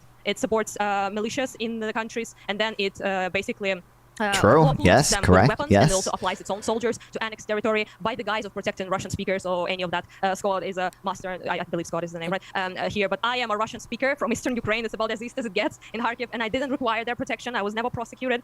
What they did is that they attacked us under the guise of protecting Russian speakers that was never prosecuted in this country because half of us literally are Russian speakers who have been Russified back in the day by Russian Empire. So yeah, this war is not about you. I'm sad to say some things are not about America. This war is about our very long time, centuries-long oppressor trying to thrust us back under their control. God, why is this guy smugly trying to kill me, dude? That, you can see it currently by the revolution and the protests going on in the country. Exactly for the same reason, because their corrupt Russian puppet government refused the people's will to be... Bro, I can barely read what he says. She does not tell you that, I'm assuming, Yanukovych, oligarch backer, Rena, I don't know who that guy is, kept all his businesses and... access to government after Yanukovych was supposed. That doesn't. Okay, what does that change? So it was never about NATO because we never discussed joining NATO until Russian invasion. It was never even a conversation in Ukraine about joining NATO. So thanks for the lies, obviously. Also, yeah, they do have borders with NATO right now, and they had them before. Now it's even bigger. It doubled because Finland, in fear of Russia, joined NATO. That's why people join NATO, because they want protection from Russian aggression. Okay, thank you, Anna. Rob, you've been waiting patiently. It's interesting. I mean, I find with these debates, I learn a lot, but I'm not entirely sure where the truth lies, having just heard two very different versions of the history here. What would you like to say? Well, I mean, what I like to say is I'm obviously Anna has more experience than me. She lives there. She's lost family members. And having seen war firsthand, I know that most people don't want to be at war. Most people are trying to get on with their lives. And unfortunately, there are bad people that force this stuff. And my heart goes out to them, too. And I'm definitely going to buy Scott's book after this. I'm actually sitting here on this panel learning a lot. And I'm open-minded about stuff because I used to be, America, apple pie, we're the greatest in the world. But oh, my God, kill me, man. In the United States, having worked in D.C. and living in New York, I just don't like my taxpayer dollars going over to a place where people are funneling it into their own pockets and threatening a nuclear war because it doesn't matter who does it. Oh my God, kill me. If it's India to Pakistan or... Bro, we spent like $2 trillion on your fucking war and you won't give $100 billion to Ukraine. Are you kidding me? And like the money doesn't even get the money. 85% of the money just goes to the same people for the Afghanistan war. It goes to U.S. military contractors in the U.S. that provide U.S. jobs, bitch. Like... oh my God. Israel somewhere else, or the United States decides, the only country, by the way, to ever drop a nuclear weapon on another country. If that happens again, we're going to go into a thing called nuclear winter, and you're going to want to die in the blast. You're not going to want to die doing that. My interest is in getting corrupt politics out. Well, first here, hopefully it starts in January, and then maybe it can spread somewhere else. You're never going to get rid of corrupt politicians because narcissists are they just go there. Washington's full of them. I've been there. I've seen them. Obviously, Vladimir Putin's a horrible person. I don't like Volodymyr Zelensky either. I'm tired of seeing innocent people get killed for other people getting rich because that's what happens. I'm tired of seeing soldiers who don't want to be there, both Ukraine and Russia, fighting in trenches like they did in World War I and getting hit with suicide drones, which is the wave of the future, almost to the point where we're going to stop having manned jets because it's a waste of time and legions of drones will be fighting. I hate to see this escalation of force. I hate to see people getting rich everywhere, from the industrial complex of the military, of big pharma, of all that stuff. It's just sad as someone who went somewhere, risked my own life to kill the #1 terrorist in the world, and now wonder if some of the places we went were even worth it, or we're just making people like Dick Cheney rich. So that's why I'm here, and I'm just open-minded. I want to hear what Cenk has to say. Buying the book, love to hear Scott's book, love to hear what Anna's saying, and I'm honest to God just learning stuff here today. So do you know what? That's such a great, honest answer, Rob. That's why I love having you on Uncensored, because you're an honest guy, and I really appreciate that. I feel the same way. I don't profess to be a great expert here. Cenk, I'm going to come to you in a second. I'm just going to have a quick break to speak to the former NATO Supreme Allied Commander, General Wesley Clark. General, thank you very much. Oh, let's go. NATO guy based. NATO. Cenk has such a beatable face. Look, there's a lot. He kind of does, especially when he rambles on for way too long. Although he's only gotten to speak once so far. Okay, so we're doing good. I was in Ukraine on the 31st of March. I went through Maidan. I talked to the people. I looked at the lamppost where Putin's henchmen had killed a bunch of Ukrainians, or a bunch of bullets still embedded in the lamppost. I followed it very, very closely. I don't know exactly what you want to talk about. If I'd been on your panel, I would probably disagree with most of them. The people in Ukraine are fighting for democracy. NATO didn't push itself to the borders. It was drawn to the borders by people in Eastern Europe who wanted freedom. They wanted freedom from Russian oppression. That's why NATO expanded in response to them, not because NATO wanted to expand. It's not even like it's so easy with like this dumbass, like the fucking bullshit, like realist talking points. Like it's so easy to literally just like flip the narrative. Like at what point is Ukraine just considered like in the Western sphere of influence? Like they did Putin not cross a red line by making Yanukovych reject the EU deal? Did Putin not cross a red line by doing shit to by like breaking the Budapest Memorandum with the like sanctions in 2013 and Putin not crossed, like are the weaker countries not banding together to like protect themselves against like a stronger country? Like that's part of realism too, if you're a defensive realist. Like, oh my god, dude. It's because in order to stabilize, you had to be able to provide investment, and to get investment, people needed security, and they were living in fear of Russia coming back. Now, when did Putin decide to come back? The guy in the Ukraine girl saying the same thing. That would make sense. In Yeah. 1999, at the speech he made in the inauguration of President Kuchma in Ukraine, Putin said, "Ukraine and Russia, we're more than brothers. We're in each other's souls." Poland sent its national security advisor to see me after that. Said, "He's trying to restore the Soviet Union. He's coming after us." So this is a long-held ambition by Mr. Putin, and he's seen weakness in the West repeatedly, and that weakness has encouraged him to move, and it's going to continue until the West shows strength. And that strength means providing much more to Ukraine, bringing Ukraine into NATO, and saying to Mr. Putin very directly, look, stop. We're not interested in strategic arms discussions. We're not interested in investing in your economy. We're not interested in having nice conversations in Switzerland. Budapest agreement and trilateral deal, yeah. You pull back. Return Also, there was a I haven't done a ton of reading on this, but you know what? There like in 2003, before there were, to my knowledge, any talks at all of Ukraine having any agreement with NATO whatsoever, 2003 Ukraine, this conflict, Russia literally just started building a fucking. This is a Ukrainian island. That Ukraine owns on Crimea. They just started fucking building a like bridge to it. And like Ukraine literally had to station fucking troops on this island until they eventually like signed a deal to get Russia to back down. Like September 9, 2003, Russia began construction of a causeway from the Taman Peninsula in I don't know how to pronounce that, towards Tuzla Island, or Tuzla Island, I'm assuming that's how you pronounce it. The work began rapidly without notice, with up to 180 dump trucks of loads of earth being dumped an hour into the sea. Like, Jesus fucking Christ. Literally, Ukraine had to station a bunch of fucking troops on the island to make sure Russia didn't just fucking invade their territory in 2003. 2003. I think the first talks of Ukraine being in NATO is after 2004, and they were not like. It was just like the bullshit like NATO cooperation plan bullshit you'll maybe join one day. We'll just like keep putting it off forever and not actually let you join until Russia invades your like territory. But like, oh my god, the Russian tugboat across the border to photograph and film border posts and defenses on the island was detained by the border service of Ukraine. The Ukrainians released a tugboat after armed Russian Coastal Guard boats arrived. Like, Jesus Christ. Yeah.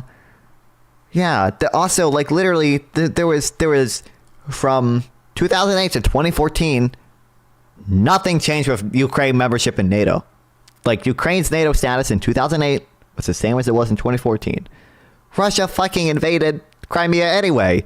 Because, I mean, he'll say, oh, CIA coup, but it was just fucking because they signed it. They were going to sign a deal with the EU. Like that, like the EU is a threat to fucking Russia, really? Account for they can't have the EU on their border. Bring to trial the war criminals that have been indicted in Ukrainian courts, and you owe us close to $1 trillion in destruction of our company. So these are very clear lines. This is 1937, 1938. And you would have heard the same kind of apologists for Hitler. You would have heard them saying that the peace in Versailles was unfair, and the French, and there's corruption and so forth. There's corruption in every government. It's there in your government. It's there in the United States. It's there in Ukraine, but it's... Also, by the way, these people constantly fucking go on about the corruption of Ukraine. And then, like...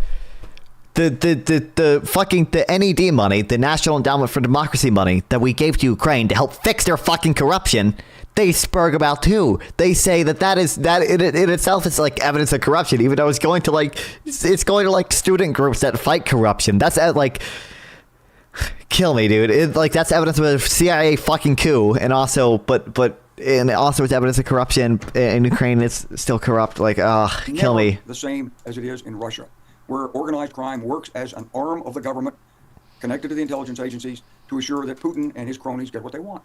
So I think it's a very difficult time. I don't know how the negotiations are going to turn out, but I would tell you this, that that Mr. Trump's in a tough position because if he gives Putin what he wants, he looks weak to the rest of the world. Yeah. And if he looks to the rest of the world, China's going to move. We've got in the United States a window now to do something in the Middle East, and I think Netanyahu probably will ask Mr. Trump to do it and pose a choice for the Iranian regime, either knock off the hegemonial aspirations and shut down this arc of resistance, including the weapons to the Houthis, or face the consequences. With Iran, you have to go to the source. With Russia, you have to stand firm. We've had deterrence in place for 70 years. We have nuclear weapons. Putin doesn't want to use a nuclear weapon. He's afraid of nuclear weapons, but he's using them to threaten. So people like your bearded guy whose name I didn't get, these are people who are repeating Russian talking points. It's exactly what the woman from Ukraine said. Now, I will tell you that people in Ukraine are suffering. And they would love an end to this conflict. They didn't choose it. It was forced on them. But the only way it's going to be successfully resolved is by strong U.S. leadership. And Mr. Trump is in a position where no matter what he said about ending the war in 24 hours, he's in a position where he simply cannot and will not concede everything that Putin wants. He won't do it. If he does, you won't make America great again. You'll invite war elsewhere in the world. So I see you brought in the rest of the panel here. Yeah. I'll stop. Well, no, you know what, General? I've interviewed you many times. I've seen you interview many times. I've never seen you quite this angry. It feels to me like you're angry about where things have got to. Well, it appears I'm angry about hearing misinformation from some members of you. Okay? Now, I was... Base. Before you talk, please, sir. I was at the beginning of NATO enlargement. I was there at the beginning. I talked to foreign leaders. I set up the program as a staff officer in the Pentagon. I was the NATO commander who went to Bulgaria and Romania and Estonia and Latvia. And they told me, we've got to be in NATO. They didn't say, I don't know, Chris. Hey, if you want us, okay, I bet you, blah, blah, blah, blah. We said, we don't want you. It's too much of a problem. They said, please help us. And so that's exactly what happened. Poland fucking blackmailed their way into NATO, man. All like Eastern Europe has been fighting to be in NATO for so fucking long. We weren't gonna have Poland in NATO. We're gonna have Poland in their bullshit like NATO actions, cooperation treaty bullshit. And Poland was like, oh, fuck that. We're gonna fucking they said the first thing they tried to do was to use nuclear weapons. They said, if you don't let us in NATO, we're gonna fucking build our own nukes. You don't want us to have nukes. That didn't work. So the next thing they did is, I think they it was Clinton who was president at the time. I forget who was running against him. And they started trying to talk to the Clinton's opposition instead, so to try to force Clinton's hand into letting them join NATO, and it fucking worked. Like, these countries have been begging to be in NATO. Oh my God. Wait. I'm sorry. These countries' corrupt, Western-backed, evil governments have been given National Endowment for Democracy money to coerce someone to join NATO. There we go. Okay, you're welcome. We got there. In 2014, when Putin went into Crimea... You are lost? What did I say that was untrue, Malibu? Just then. But they asked the United States... Wait, well, not just then when I was making fun of you, but... What should we do in the United States... Before I started doing that. Give up Crimea. Why? Because we wanted Putin's cooperation in the Middle East and with Iran to stop Iran's nuclear program. When Putin went further in Donbass, we provided information, but we provided no lethal assistance to Ukraine. For all these years, the United States administration was timid in dealing with Putin. It's like one member of the administration said recently, of the Biden administration said, we never expected to have nuclear weapons. I mean, Nuclear weapons have been the foundation for Western security since the end of the Second World War. We've had near confrontations with the Soviets. And because American presidents didn't back down, we didn't have war. Now, Mr. Trump has put himself in an extremely difficult position. But all of our talk about Ukraine and telling Ukraine in advance, you're going to have to give up your territory. And by the way, you're not going to be a member. I just told you, what? Yeah, a million people got out in the street. There was a mass shooting that was done by, it was probably done by Yanukovych police officers. That's just not true, but many died. Well, I don't even know. I don't even, even if it was the right-wing protesters or whatever, I fail to see what that changes. I don't, what. Member of NATO. When you said you were lost, I thought you were referring to the thing I said about Poland being in NATO, but I guess not. I guess you right now. Let's put the didn't care about that one. Let's get the forces in Ukraine the weapons and support they need so that the people who have already been mobilized can have these weapons and provide the reserves that are necessary in Ukraine. Let's leave an open-ended commitment for Mr. Trump. Let's tell the Ukrainians, strike to your heart's content in Russia. You get no sanctuary. Mr. Putin. You started this, you pay the price. And then let's go into the talk with understanding what we want. We want all of Ukraine's land back. We want reparations. We want the children returned. We want the missing people accounted for. And we want the war criminals put on trial. And then we can talk about sanctions relief. No sanctions relief until the conditions are satisfied. And, it's very hard for democracies to be able to stand up to a man like Putin. He doesn't have to worry about real. This guy's ex on But shale we need a gas leadership in lobbyist. the West. Even I've more seen it in base. some Fuck countries. yeah. Macron sometimes comes off very strong. Britain has come off very strong in this. And right now, the Biden administration is trying to surge support into Ukraine. And I think President Trump, when he comes in, is going to realize that whatever his relationship is with Mr. Putin and however many times he's called him, he's not going to easily give in and sacrifice Ukraine. He can't afford You know to. we have bases in Poland now, right? Yeah, we haven't we had bases in Poland? Yeah, I mean, yeah, I'm aware. They're in NATO, obviously. He's Yeah. already told him that he's worried about his safety. That's like Tony Soprano was saying to you, I'm really worried about the way you're walking across the street. So I'm not angry, Piers, except that there's a lot of misinformation out there. Can I get in here and respond now, please? Thank you. Yeah, okay, General, thank you. If you don't mind, I'll bring the others in. I've got to say, you have articulated exactly what I've been feeling this entire time. And I've started to think I was going completely mad. But to have somebody with your experience, particularly about from the very start of NATO, outlining what I believe has been the way this has all played out, is actually quite reassuring to me that I've not gone nuts. Let me bring in Cenk, because you've not had a chance to respond for a while.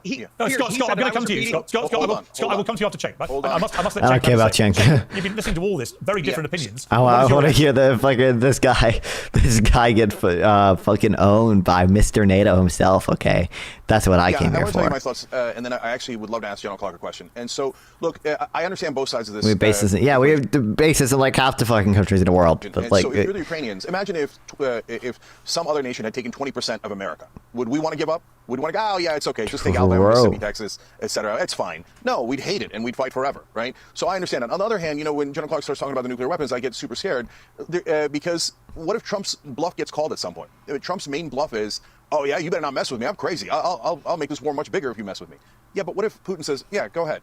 Well, then we're in a lot of trouble, right? Because I don't want to get involved in a war like this. I don't want to get involved with nuclear weapons, etc. On the other hand, your point about Russian aggression is definitely true. I can't stand these people starting wars, taking territory, and it breaks my heart to see it. They kidnap children, etc. So, but General Clark, the question I wanted to ask you, and you know how much I respect you, and we have a relationship. Oh, the NATO expansion, come on. Called out the neocons for trying to invade 7 countries at once, including the Iraq War, and so he's earned a lot of respect by doing that. But General Clark, this is a genuine question, which is, okay, but if we go with what you're saying, how long do we fight? How long does Ukraine fight? Okay. How much money do we spend? How many years of war do we have to endure? And what if Ukraine just doesn't win? So let's say we go another 2 years. Bro, I don't even, bro, we spent 20 years and $2 trillion in Afghanistan with actual boots on the ground there and still didn't win. Motherfucker, I don't care. Like I think in total we've given like not quite 200 billion to Ukraine, right? And we have no U.S. boots on the ground. And it's been 2 or 3 years. I just don't care that much. Like that, that's just not that high of a cost. Like really, like this is one of the cheapest wars we've ever fought. Like 20 years. How do we resolve it if Ukraine can't win? Well, I think what you have to do is understand that this war will go on until Putin believes he can't win. So all of this Malibu, it's just all unbelievably retarded. I understand. You think forced conscription makes a country illegitimate, okay? Russia also does forced conscription, so I guess Russia's illegitimate too. Finland does forced conscription. I guess they're illegitimate too. Like literally half the countries in the world, I think it's probably less than half, do forced conscription. It's obviously a fucking absurd position. In the West about how to preemptively surrender territory and all this it all feeds Putin's appetite. He understands from all this discussion that the West is weakening in its will, and therefore if he just keeps shoving soldiers forward, that eventually the West will comply and cut off assistance to Ukraine and tell Ukraine, good luck, hope you enjoy being part of Poland again, because that's his aim. He doesn't really care about Lviv. What he wants is the north coast of the Black Sea and Odessa, and of course Kharkiv and Kyiv and so forth. And what is the 2014 Revolution of Dignity? Europe, do you mean in Ukraine? Eastern Europe that used to be under Soviet dominion. He needs this in order to be able to confront China. And this is the ultimate fear of Russia and its leadership. And they know they can't confront China. You mean the 2014 Obama overthrow of the democratically elected Yanukovych, corrupt CIA, Victoria Nuland coup. Unless they have control over Eastern Europe, including the Baltics and Poland and the rest of the Balkan Peninsula. And so it's a long-term geostrategic game. And Cenk, I just tell you this, there's no American soldiers over there getting killed. And most of the money that's been appropriated by the United States is going to buy new weapons in the United States. True. The old ATACMs. We've just recently even reprioritized our military sales program. We're still selling ATACMs to Morocco. Now, why does Morocco need 68 ATACMs? I don't know. But we're selling stuff off Patriots all over the world. That stuff should go to Ukraine. As long as the United States stands firm, we won't have nuclear weapons and nuclear war. Putin doesn't want it either. But he does believe right now that we will collapse. And he will continue to threaten the nuclear and play the nuclear card because that's the way the Russians play it. And so you just have to stand firm against it. And you need strong leadership, and you need the American people behind you. And what you have to understand is that Putin understands how to manipulate public opinion. In every country in Europe, there are people there saying, just like one of the gentlemen on this panel said, this is crazy, and people are getting killed, and I'm tired of seeing people dying, and we got to have peace. In 1937, 38, in Europe, everybody had fresh memories of the First World War. It was a horrible experience. A whole generation of British young men were wiped out. The French got... Dude, why is he so fucking smugly smiling, man? Group of French divisions, they pulled... Oh, it's so infuriating, too, especially because, like... People is constantly screeching about Russiagate, Russiagate, Russiagate, but like the Trump campaign Russia did have bot farms to try to get Trump elected. Like Russia does sow dissent in the US. Like Russia does these things. But every 10th soldier and shot him for cowardice. Nobody wanted a repeat of the First World War. And so Hitler occupied the Rhineland against instruction. Hitler rearmed. Hitler rebuilt the military. And at every stage, there were people who said, well, this is really dangerous, but please, we can't think about it. It can't be another world war. So we're revisiting this in a slightly different form today. If we believe in democracy, if we believe in what we set up, if we believe in the lessons we learned from the Second World War, then we've got to stand firm against Mr. Putin. President Biden should have said to him, look, bud, you come after Ukraine, I promise you, you're going to lose. You're going to lose. But he didn't say that. And he's never said that. No, he hasn't. That's the policy has to start. Okay, General, thank you very much. Let me bring Scott Horton in to respond to that, because you're being oh boy, to the people let's back in go. Let's the see. Late 30s who just didn't see the danger of Adolf Hitler and the Nazis. Yeah, it's completely preposterous, and it's the refuge of scoundrels who have run out of arguments. I think anyone could see that. It's the same thing as... So true, buddy. Endless claim. I mean, isn't this just a talking point that anyone who disagrees is repeating Russian talking points? I don't sit around watching RT all day, memorizing what the Russian regime says and repeating that. I wrote a book that's 775,000 words. Most of it is American graybeards talking about how they know better than the thing that they're about to do and then doing it anyway. And, one of the things that I talk about in there, although I couldn't find too much about General Clark's role in this, but when there was a debate, and I'd like to pose this in the form of a question to him, when there was a debate in the 1990s in the Bill Clinton administration about whether to do NATO expansion or whether to do the Partnership for Peace, was it not the Secretary of Defense, William Perry, and the Chairman of the Joint Chiefs of Staff, John Shalikashvili, with the help of General Clark? Weren't they the ones who argued the Pentagon for peace? Let's do the Partnership for Peace instead of NATO expansion. And it was Richard Holbrooke and Talbot and Lake who outclassed the Pentagon. And then again, by the way, all the Eastern European countries, or I shouldn't say all, I don't know, maybe there's an exception, they wanted real fucking NATO membership. They wanted real NATO membership and not the Partnership for Peace bullshit. Office politics and forced through NATO expansion instead. And the William Perry, John Shalikashvili, and I believe at the time Wesley Clark argument was, we don't want to redraw the dividing line in Europe. Yes, it's true. A lot of these countries that used to be dominated by Soviet communists in the battle days, of course, want to join NATO. But we got to look at what's good for us. And what's most important for us is that we keep a decent relationship, a stable relationship with Russia. And one great way to do that would be to, as they said they were going to do at the time, Piers,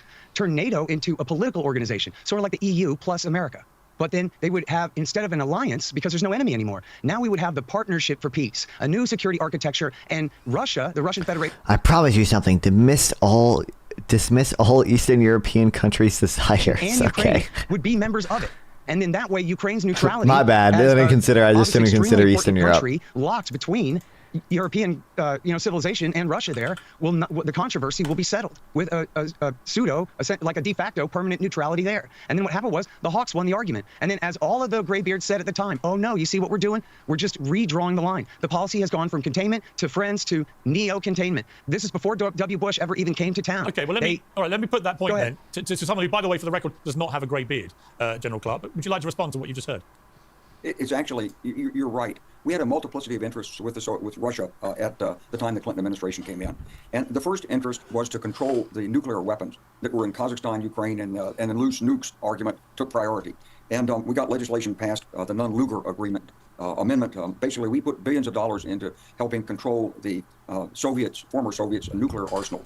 And as part of that, we assured Ukraine that when they gave up their nuclear weapons, and Russia signed on to this, that their boundaries would be respected. You see, in 1991, Ukraine had already voted in favor of independence. The people in Ukraine never wanted to be under Russian control. It's a separate culture. It's a different language. If you look up, and I don't know if you speak Russian, but apparently you don't, but I do. And I thought, well, I'll just go, brush up on my Russian and be able to speak Ukrainian. It's a different language, and it's a different culture. It's a different history. Ukraine's been independent in the past, and it was one of the first subjects of Russia's imperial ambitions going back to Catherine the Great. And the way that it operates is... By the way, all these fucking realist hack fucks, okay, by the way. Literally, they were the ones arguing Ukraine should have kept its nukes. Ukraine should have kept its nukes. They were arguing this like literally in the 1990s before any like Western NATO provocation, because they understood Russia probably wanted to invade Ukraine and challenge Ukraine even without any Western provocation. So did UK and Russia. China and France also had independent versions of the Budapest Memorandum. Didn't they all sign into the same thing? Welcome to the stream, by the way. Wasn't it all? It was signed. Isn't the Budapest Memorandum signed by Russia, the U.S., Ireland, UK, France? Didn't they all like sign on to the same thing? That's my understanding. Colonialism. It's an ugly colonialism in which Russia says, "I'm in charge here. I want to." But also, they are also giving aid. Actually, as a percentage of GDP. Not UK, Russia, US. I'm pretty sure Ireland. Was on there as well. Wasn't it like 6 countries? Why is Reddit the first thing that comes up?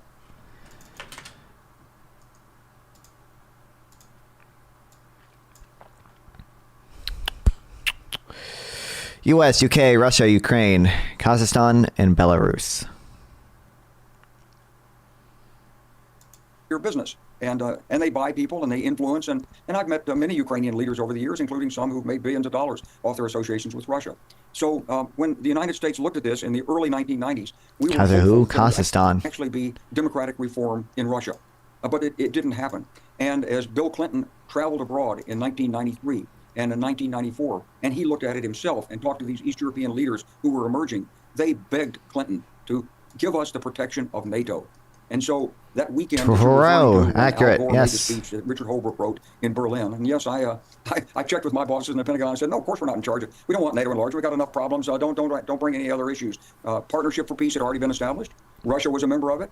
And I said to my boss, I said, they keep putting this thing in here about enlarging NATO. And I keep scratching it out, and it keeps coming back in. And sure enough, Vice President Gore gave that speech, and he gave it at the direction of the President of the United States because President Clinton himself, in going through Eastern Europe, had looked and listened to the leadership there.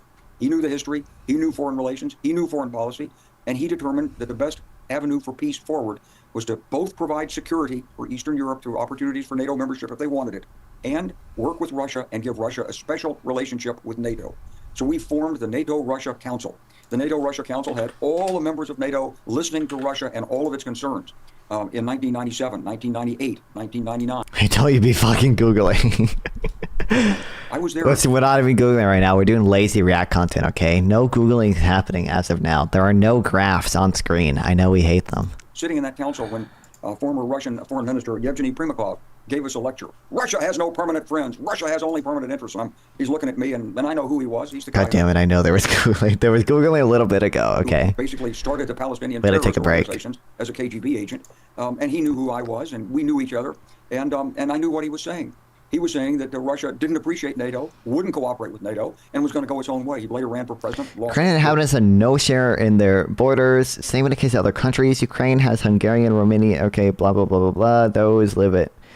In territories that were not Ukraine before World War II, though Ukraine nationalists claim real Ukraine encompasses territories of many. But yeah, these real Ukraine nationalists, which are, by the way, like 0.1% of Ukraine.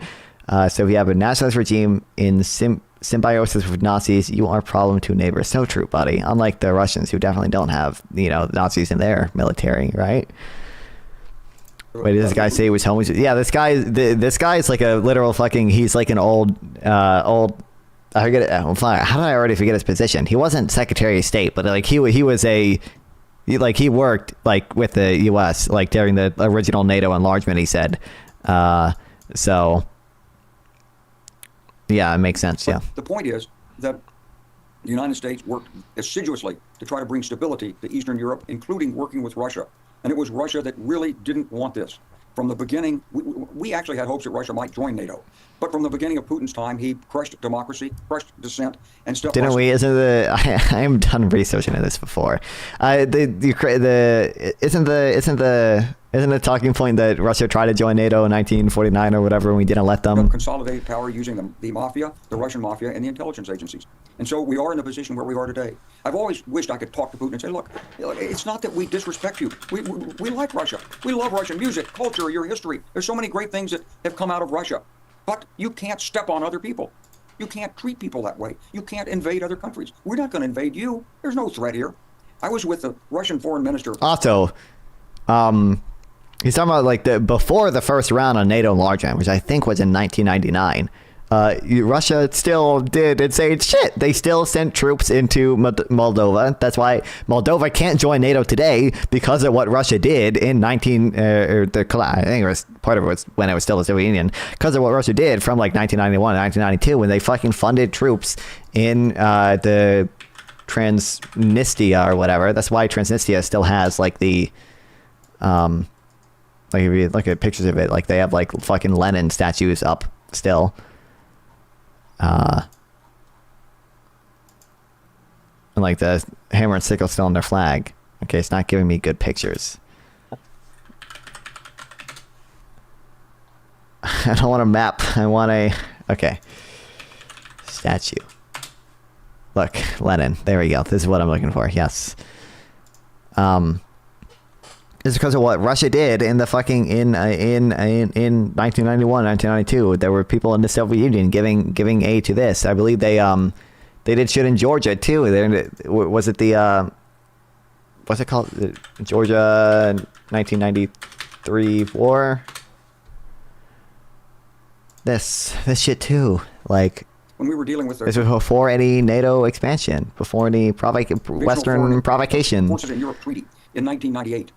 And Minister Ivanov said, well, under this treaty, in a time of tension, NATO could put a division in Slovakia on the borders of Russia or Belarus. And I said, Mr. Minister, one NATO division on the borders of Belarus is a threat to Russia? Come on now.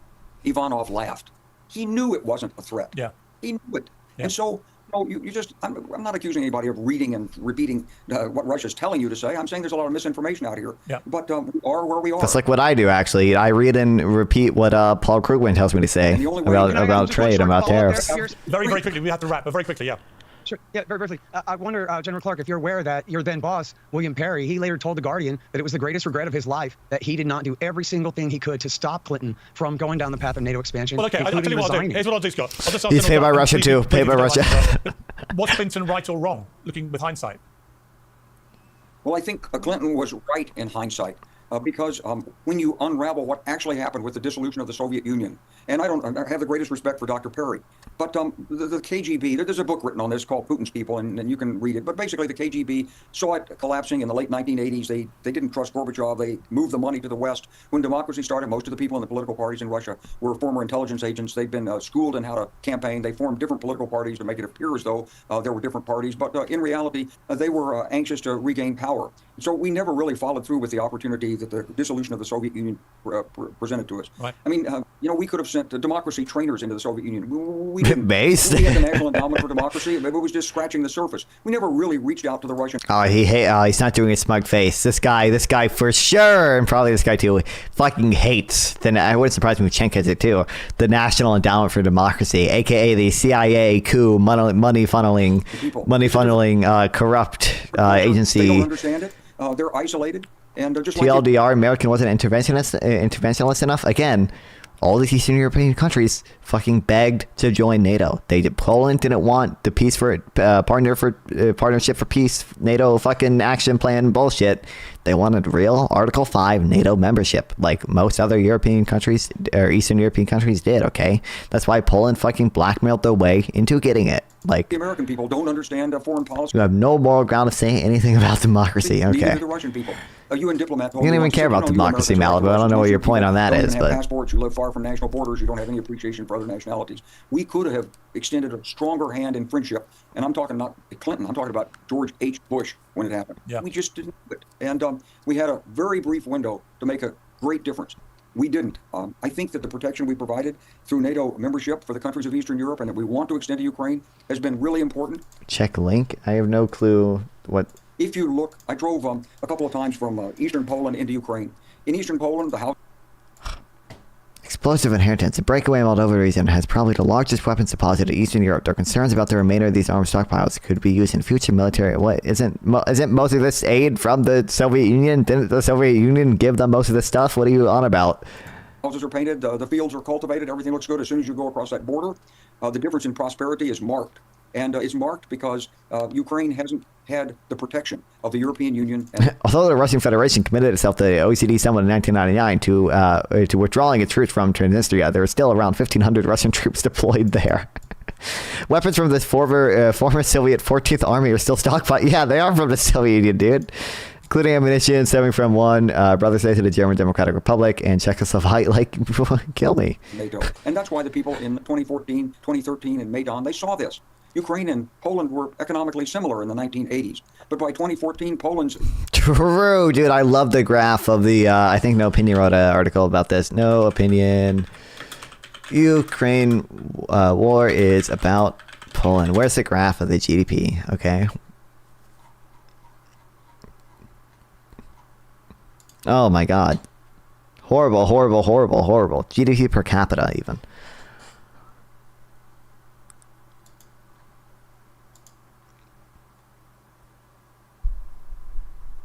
Yeah, these are all the Western integrated countries. Although Bulgaria's, I guess, not ahead of Russia, but...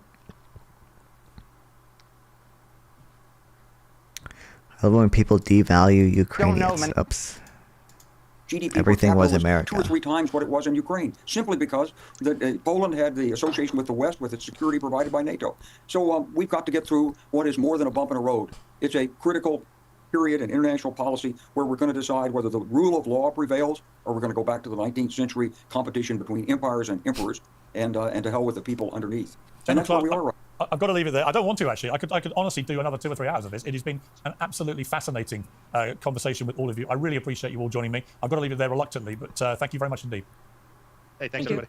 Cheers. Nice to be with you. Thank you. Yeah, it was Hunter Biden. You know, Hunter Biden staged a coup there, okay, because of NATO. What on earth has gone on in South Korea over the past 48 hours is the American political analyst on inter-Korean affairs, Robert Kelly. Robert, Okay, I paid a little bit of attention to Korea stuff, but not much. So we'll listen to this. I'm curious. What the hell is going on in South Korea? Explain to a layman what the reality is about this extraordinary development in the last 24 hours. Yeah, it looks like the president tried to declare martial law over fairly minor stuff, which is to say gridlock in the parliament and the opposition's investigation of his appointees and his wife. He's apparently quite sensitive about the perception that his wife is corrupt. This has been sort of a running issue in South Korea for a while now. And he just... Awesome. Haven't heard that before. There's no sense that this was coming at all. I mean, there's nothing in the Korean media about this a couple days ago. You know, he did it at 10 o'clock at night. Half the country was asleep, woke up the next morning. They're like, what was going on? You know, I mean, it was just a complete shock out of the blue, which you've seen in the media coverage all over the world. Nobody really had any sense that this was coming at all. And you know, because it was so drastic and sharp and extreme, I think it collapsed almost as rapidly because the South Korean parliament was like, just like you, like, what the hell is this, right? And they voted against it. Is it likely that this guy... Didn't I read that like the security forces tried to like prevent the parliament from holding the vote, right? Which is fucking insane. Like inevitably be removed from office sooner rather than later? Yes, I would imagine. South Korea went through an entire impeachment cycle with a president just 7 years ago, so there's a practiced template, if you will, for removing a president. They've done it, and his offenses are far greater than what she did 7 years ago. Her name was 5%. Far beyond that, right? I mean, this is widely considered to be an enormous overreaction, and I would be amazed if he doesn't resign in the next 10 days. If he chooses to stay and fight it out, I imagine the impeachment will be much faster than last time. I bet he'll be gone by the end of January. There are 3 different countries who'll be looking at this with great particular personal interest. The United States, who have 25,000 troops there on that border. Right. North Korea, obviously, who might be sensing an opportunity of a very weak and vulnerable South Korea, and China, presumably looking at all this as well. Is there likely to be also, I didn't even consider that. Yeah, there's like U.S. military, there's full-on U.S. military bases in South Korea, right? Why, you're trying to fucking do a coup in a country with U.S. military bases, brother? What do you think is gonna happen? What do you think is gonna happen to you? Even if you succeed, like, you have U.S. troops literally in your fucking country? Like, and you just did a coup. Like, unless you... Yeah, at that point you better have done the coup to, like, give the U.S. something. Like, otherwise, you're not, you're not gonna do well. Larger repercussion from this involving any of those three countries? Because it collapsed so fast, I'm not really sure. Whenever the South Koreans have sort of trouble, there's concern the North Koreans might do something. The North Koreans are a bit stretched right now because they're getting pulled into this Ukraine mess, right? I would be surprised if the North Koreans take advantage of this. There hasn't been anything in the last 24 hours, but they might. I mean, the North Koreans are great provocateurs. The Americans, I'm a little bit surprised that the Biden administration didn't really say too much initially. I think the Americans were kind of tepid on this. I think the Biden people are going to get some criticism for that. But I think to a certain extent that's kind of understandable because nobody really knew. Did they even know what was happening? The president goes Yeah. under martial law, and everybody's like, "What is this?" Just like you said. And so I think the Biden people will get a little bit of sort of grace on that one. And again, it sort of fell apart so rapidly. So normality has kind of come back. The stock market slipped, the won, the currency slipped, but I don't see any big foreign breach at the moment because it fell apart so rapidly. But if the tanks had stayed on the streets, then yeah, I mean, it would be a huge opportunity for China. Robert Kelly, thank you so much. What a great snapshot assessment of it all. I really appreciate you joining me. Thank you. Yeah, didn't South Korea security accuse a fortunate son? Yeah, I don't know. Security tried to stop parliament vote. I heard the scary thing is South Korea had whatever mechanism the parliament can vote by simple majority to overturn the martial law, and it was 190 to 0, although there's 300 people, so 110 of them didn't show up, but they were still over the 150 simple majority or whatever. But the scary thing is, didn't the security forces try to stop lawmakers from holding the vote? That's a scary thing. That's these people were loyal to the president himself over the parliament or whatever. I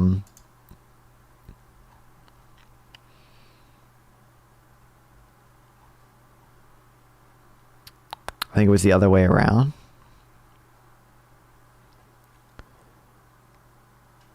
What do you mean? The people try to stop the security forces taking up the position. Okay.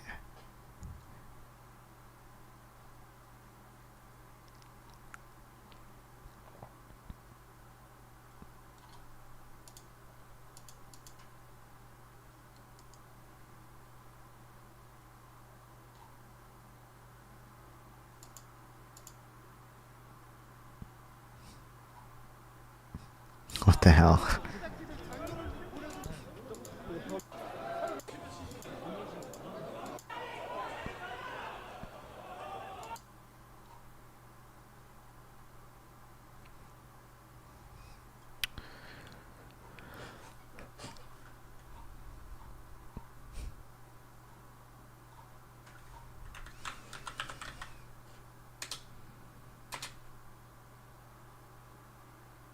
Lawmakers begins streaming to National Assembly as soon as they learn of its move, hoping to get enough inside to establish a quorum and vote.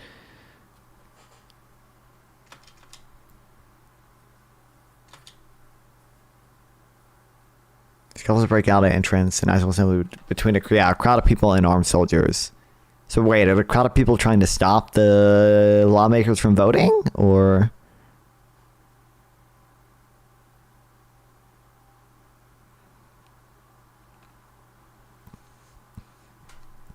Climbing over a fence to get into the assembly building.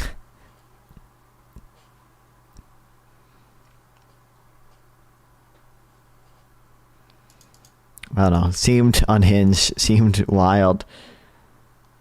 No troops tried. Okay, I don't know. Chat's telling me conflicting things. Okay, now I don't know. Actually, you know what? I don't trust Malibu at all. But troops tried to occupy it. Wait, so the troops did try to stop the vote from happening? Wikipedia will tell me. South Korea martial law Wikipedia. And people try to stop that.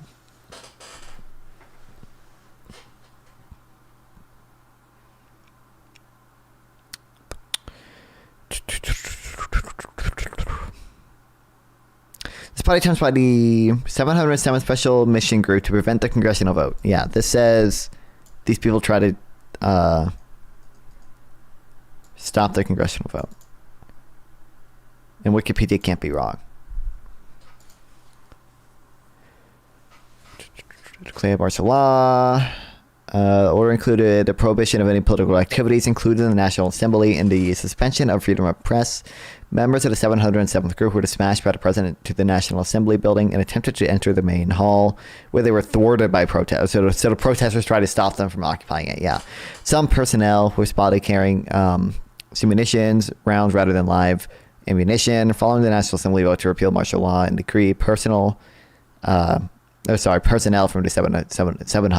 707th had withdrawn. Okay.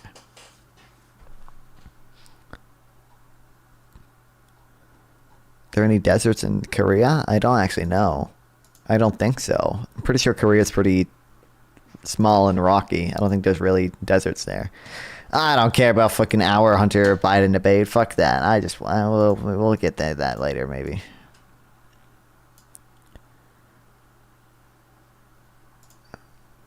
Gotta go back to Googling.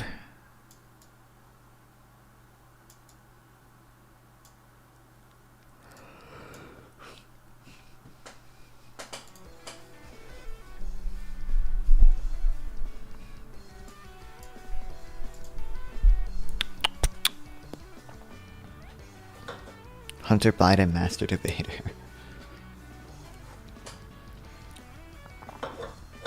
Manufacturing jobs, once the backbone of economically advanced countries, have declined as a share of employment in recent decades, darkening opportunities for middle-class improvement. To reverse this phenomenon, many governments have erected new import barriers and adopted industrial policies that provide public support for domestic industries, especially those considered strategically important. For the most part, these approaches have failed to address the trends. They have failed because the structural forces that led to decline. Thank you for the follow. Oh, Platinum, yeah. Platinum Solid. Nice to have you here. Nice to have you follow. I appreciate it. Structural change forces that led to decline in the share of manufacturing jobs, trade, technological changes, and changes in consumer spending patterns are not likely to be reversed. Government-directed policies will not return manufacturing employment shares to the levels of the past. Manufacturing jobs.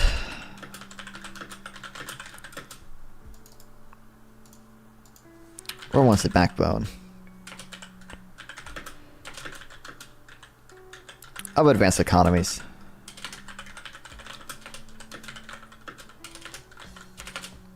However, the employment share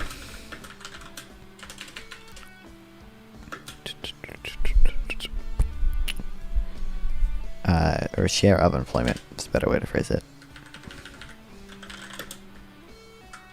Share of employment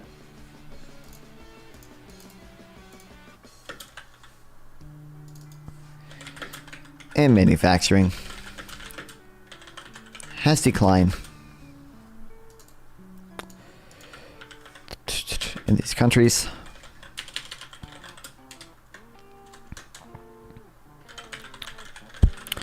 Governments have engaged in various types of industrial policy.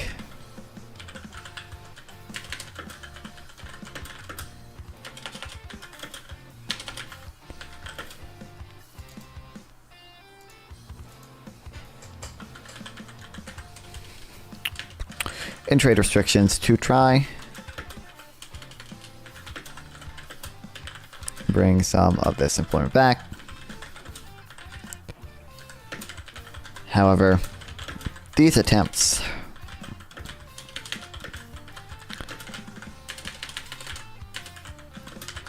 have failed because they cannot address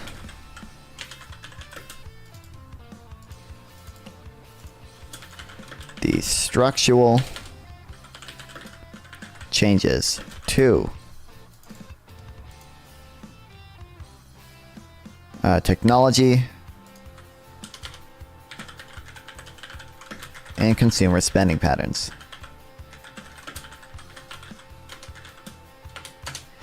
Government-directed policies will not return employment. Manufacturing played a historic role in growth and income distribution in the U.S. I guess I can highlight too.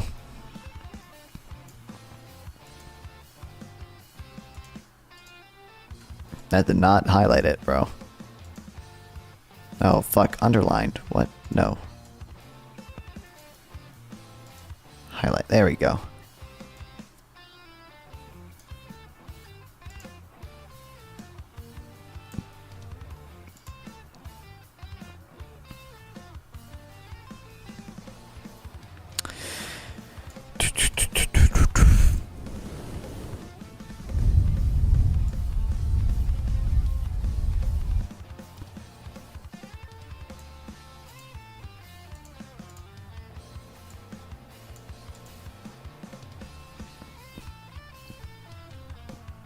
Lane value tax credit. Do you mean lane? Like the opposite of congestion pricing? That's what we need. Congestion tax credit. The more you drive, the more congestion you add. The more the government gives you base.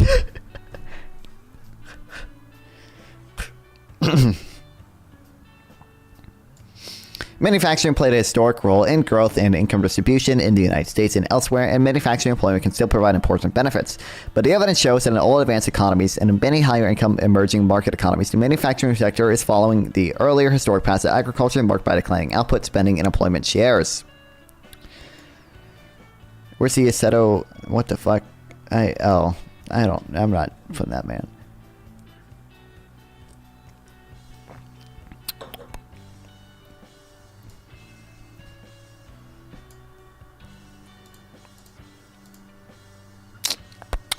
The challenge facing leaders throughout the world is stopping the decline in manufacturing employment has made economic growth less inclusive, dimming the prospects of workers without college education, and increasing the regional polarization of economic growth within countries.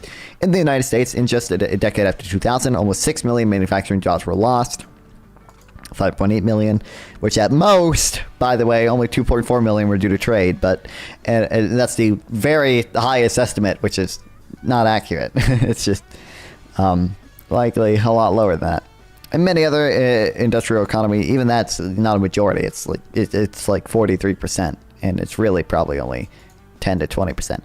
And many other industrial economies, manufacturing employment shares have fallen. In developing economies, manufacturing no longer provides employment opportunities at the rates it once did.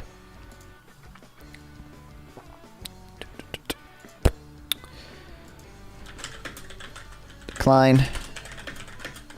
Do you support free access to utilities and no tax on property? Oh, you're talking to a localist.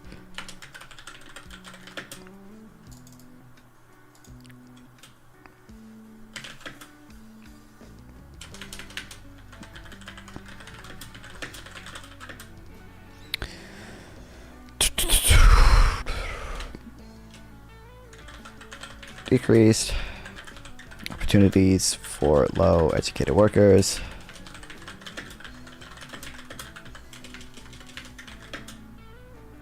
And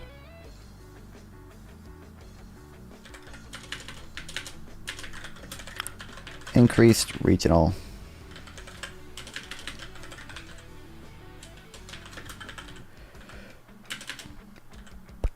How about your position? Do you support that? For the most part, I think I want to say, no tax on property is like, I think land value tax is probably just better, but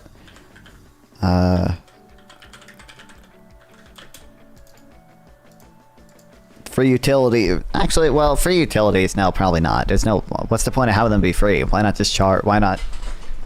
I'm fine with the government owning them and even running them at somewhat of a loss, but like I don't know why would.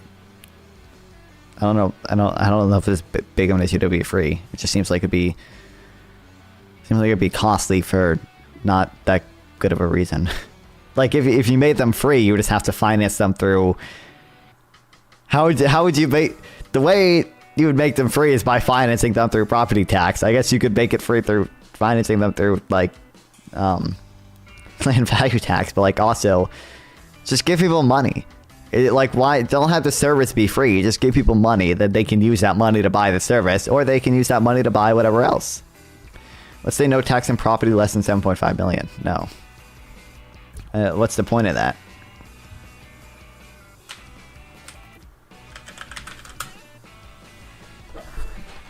How would you fund free utilities for everyone without payroll or without property tax and things less than 7.5 million?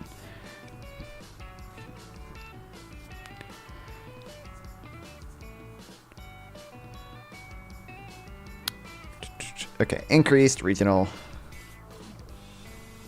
Can I copy from this? Or is it gonna say you can only copy so many words from this?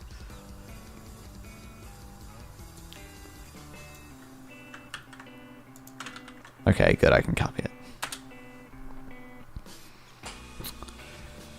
This book examines the causes and consequences of these developments in order to help policymakers develop policies that could ease the pain of these declines and address the real rather than imaginary causes. The focus is on the United States, although relevant developments elsewhere are included to convince policymakers in the United States and elsewhere about their experiences are shared and often not evidence of unique or national policies or whatever. Okay. The research presented provides overwhelming evidence that as countries develop, the share of manufacturing employment tends to move along an inverted U path, rising as economic development takes off, and then falling as growth matures. The hump-shaped path that manufacturing employment share, MES, follows as countries grow is evident in almost every country. The research this book provides.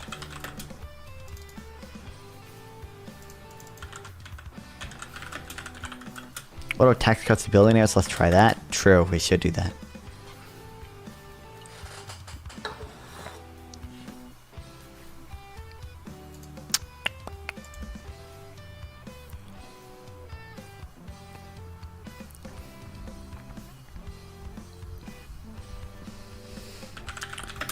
Shows overwhelming evidence that countries develop, the share manufacturing tends to move along an inverted U path, rising as economic development takes off, and then falling as growth matures.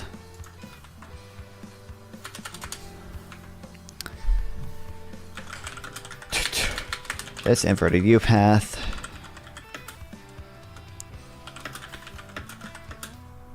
in manufacturing share of employment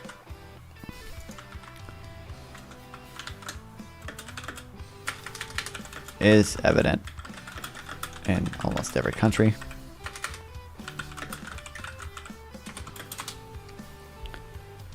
In the United States, the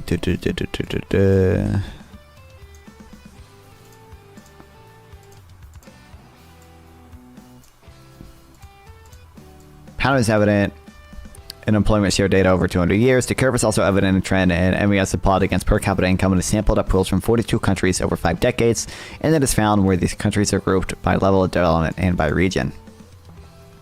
Regression analysis indicates that once unique country characteristics are controlled for, the impact of rising per capita incomes almost always produces a hump-shaped MES curve. And strikingly, the decline is also evident in the very countries associated with manufacturing prowess, such as Japan, South Korea, Singapore, Germany, and China, all of which are now in the downward sloping part of the curve. For most, tax on utilities is regressive tax. Just because it's regressive does not make it automatically bad.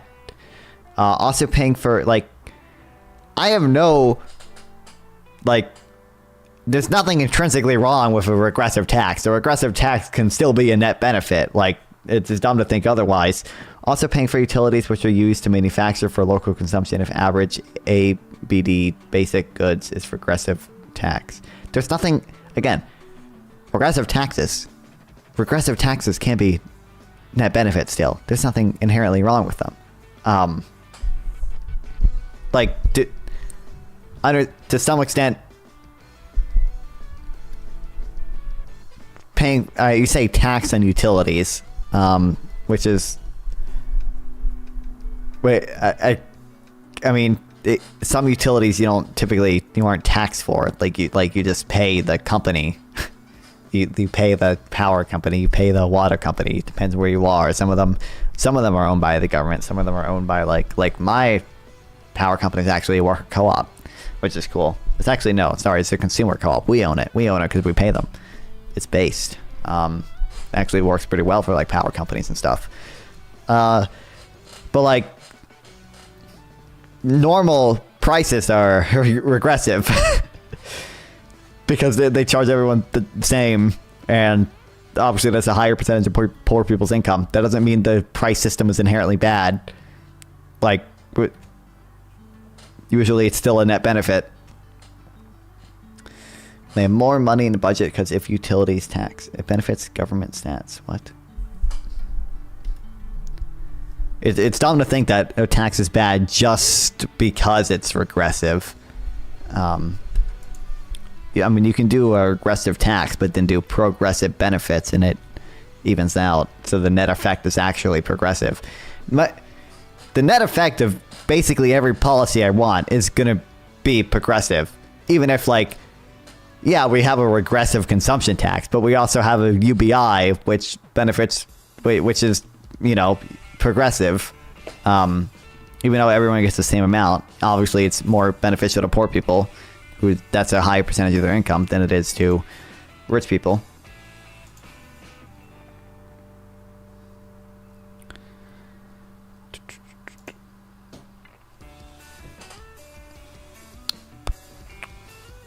Consumer co-op, hyper-efficient, automated, localized indoor food production. True. I don't actually know. There are consumer co-ops for food. There are like local farms owned by people who buy from it. I think a lot of like local farms are worker co-ops. I think as well. Just like regular worker co-ops, where the workers own it rather than the people who go there. People who buy from it. Consumer co-op. But I think worker co-ops actually work really well for some natural monopolies. So it's cool that we have one. Okay.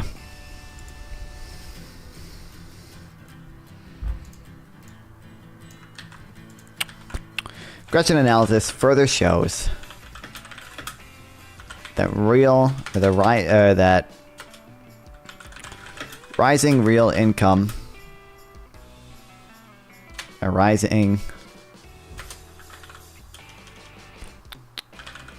per capita income almost always produces a hump-shaped MES curve. I'll just add, this includes countries with trade surpluses,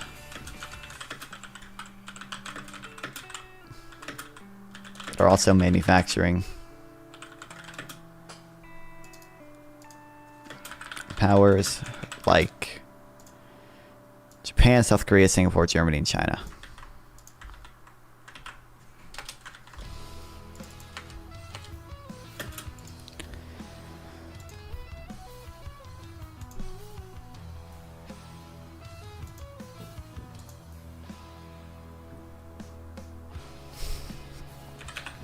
Oh, I'm just curious. Wick's doing a stream. I'm just curious. This to mass duplication stuff I want to see.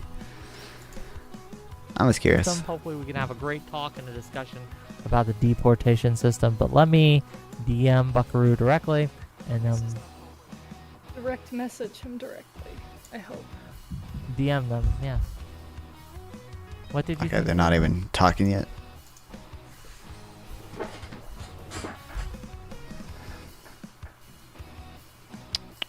You gotta see the vision. Again, to the extent that people demand that, the market will most likely provide, barring like whatever externalities or whatever dumb shit that are exceptions or whatever. But like in general, if people demand something, the market will allocate it.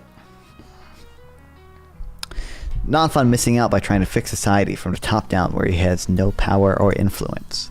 Incorrect. Listen, okay? I told you. We got like I got like 10 days, like 9 days, to get me and a group of some group of people to sign some documents at the North Carolina State Capitol. I support local indoor farm and use of surplus. I mean, I don't I'm gonna say I don't quote unquote support it. I don't even by support. Like I'm fine. I have no issue with it existing, and I think to the extent that it's a good thing, and people are willing to pay for it, the market will provide it. I have no issue with it existing. I have no moral issues with it at all. Like the thing I would be opposed to is like using government force to make it happen, because I just don't think there's a good enough justification for doing that.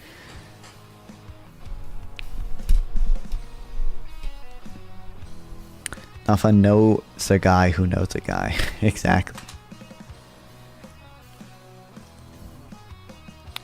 the way you couldn't actually. I read the law in North Carolina. It'd be dubious to do the fake electors plot in North Carolina.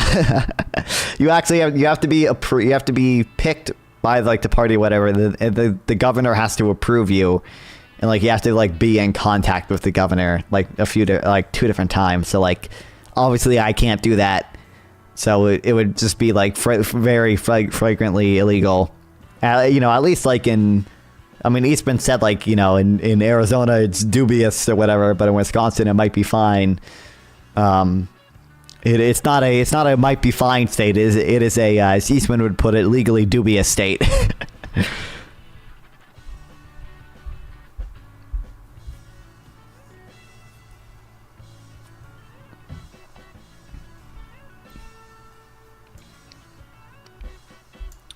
My ideology includes fully subsidizing local population and maximizing and guaranteeing well-being.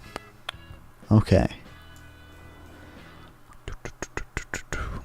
And strikingly, the decline is also evident. Read that. Okay, this book offers a general theory to explain the evidence by accounting for the typical evolution of employment shares in agriculture, manufacturing, and services as economies develop. In the theory, the demand for labor in each sector responds to the three drivers of structural change: sector productivity growth, aggregate income growth, and trade, producing the same hump-shaped path that evolves with economic development.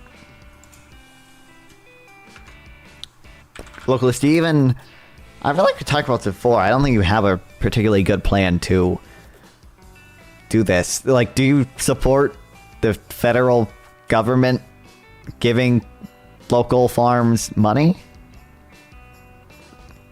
Like, do you support the federal government forcing people to not work at their current jobs and making them work like locally based jobs? Or like, how are we gonna get to this ideal localist society?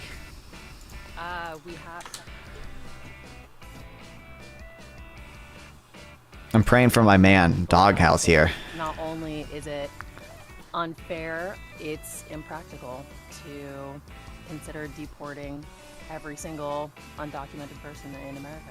Okay. Thank you for being here. We'll get into it as we go. Blackwood. Yeah, so I'm generally opposed to mass deportation, with exception to perhaps a few groups. I think the plurality of the evidence appears to indicate that illegal immigrants tend to have a higher labor force participation rate in their families. They tend to have less crime. I don't think it makes a lot of sense to deport all of them because a lot of them perhaps are going to come again. It seems pretty true. Kind of like Yeah. a waste of money. And immigration also. That's a big thing with the Title 42 shit. I'm not just gonna sit here and steal Wick's content too much. I'm just curious. I'm just curious what you're talking about. A big thing is like the Title 42 shit is that like we did. He's libertarian, so the libertarians are like anti-prohibition. Like prohibition doesn't work; it just moves like demand on the ground. So like this is the libertarian argument against like the asylum ban or whatever. Is that like you just incentivize people to avoid law or border patrol? Like they just become known gotaways, or they just try to cross again. You don't actually decrease illegal immigration that much. You just increase the number of people crossing without getting screened by border patrol. Thanks for being here. We'll get into it as we go. Last, but certainly not. Lola wants to weigh into. Okay. Last but certainly not least, Katusha, go ahead. Yeah, so basically, I mean... I want to see what Doghouse had to say. I was just curious. Well.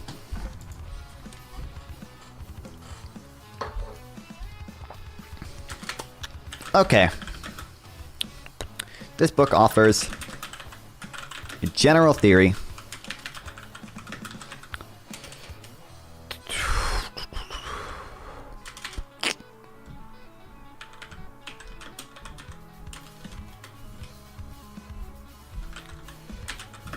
that explains this pattern caused by the demand for labor in each sector,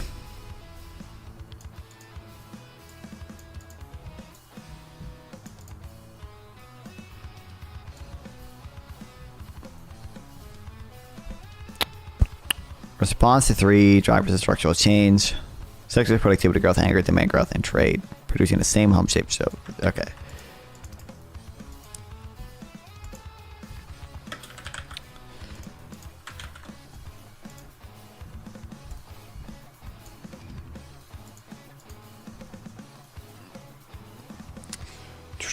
Local self-sufficiency and local control of government isn't super difficult. We've had it before.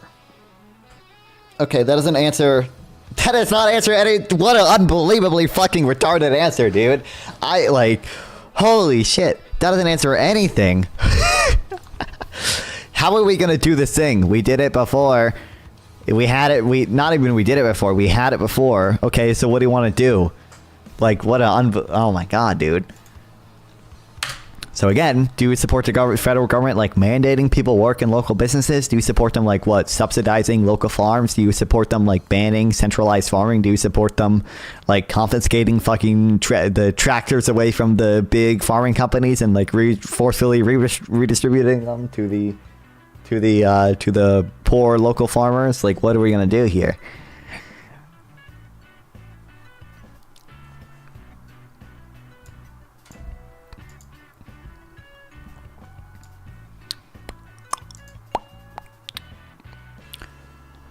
Okay, despite the power to theory and the overwhelming evidence of this phenomenon, the public remains unconvinced. Just as the declining role of agriculture resisted more than 2 centuries by many who believed the land alone could provide real wealth, just like you. A widespread view persists that policies aimed at revitalizing domestic manufacturing can reverse the declining MES trend, spur growth, and enhance economic opportunities for a large number of less educated workers. Part of the reason for this public doubt is the attraction of nostalgia and a failure to appreciate the fundamental forces driving change. It's also easier to blame the erosion of MES on flawed policies at home or unfair policies abroad than to accept the role of powerful universal forces that are unlikely to be reversed. Despite the power of this theory,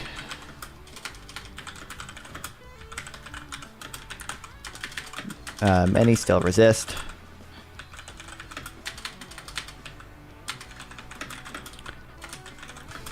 And claim that we can reverse this trend.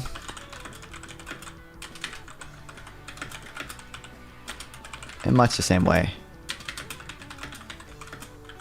people argued 200 years ago.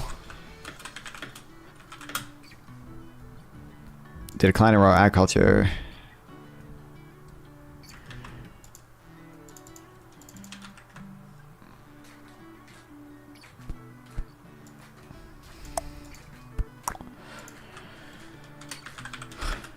could be stopped.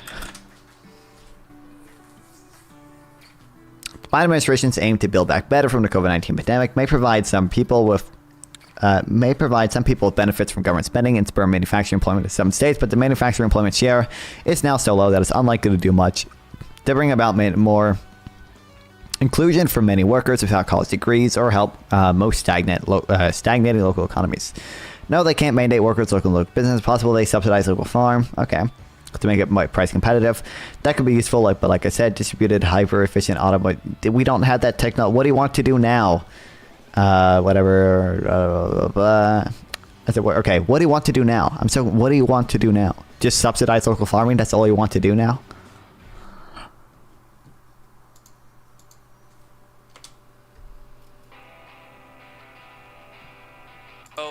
DACA, I would actually be down with bringing the DREAM Act back for a path to citizenship personally, but I want to make sure, so are we all on the same page about the 750,000 legal immigrants that have done crimes, and that's a low estimate because a lot of states will track that stuff. And out of those, 200,000 are serious crimes, like assault and sexual assault. There's a lot of issues with that data, by the way. The data that generally speaking, I would. Hold on, one at a time. Well, Doghouse, you can finish. I want to hear from Katya. Then I want to hear from Buckaroo. Do I call you Big Papa or Buckaroo? Which one do you want? You call me whatever you want. Buckaroo it is. Okay. Anything. I just wanted to put an asterisk there that there is a lot of issues with that data. From if this is the same data that I believe you're referring to, where the immigration or whatever it was, Homeland Security, whoever it was, sent it to that congressional person. There is some issues with that data to begin with, but I just wanted to add that asterisk. If you disagree, we can totally talk about that, but I would generally agree with your general sentiment. Oh, he doesn't have the epic debunk on hand. Always have the epic Twitter debunk on hand, okay? Someone says, Navan, 7 million prime age men out of the workforce because Shady Brand says so. I said, motherfucker, I know exactly what you're talking about, and my brain has everything in it, plus extra, or everything that, my brain has everything your brain has in it, plus the debunk, okay? It's not true. There are fucking, that same survey, the current population survey that I asked at, ask them why they are out of the workforce. The majority of those people are sick or disabled. Other people are still going to school, even though it's primate, so are some people still in school. Other people have retired early. Only 680,000 of those men aren't working because they can't find a job. Anyway, you'll always have the epic debunk on hand. Oops.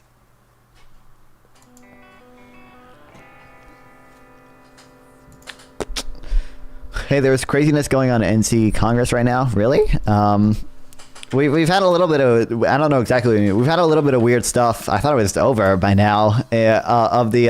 Basically, like, we had where the Republicans for the first fucking time, like, lost a super majority. So, like, we were going to be able to, like, redraw the districts with, like, have some influence to make it not super gerrymander is my understanding. But then, you know, Republicans wrote a bill to change that so they would still be able to gerrymander the fuck out of us or whatever. And our governor vetoed it, but then our supermajority Republican legislator overturned the veto. Is that what you're talking about? The congressional term limits?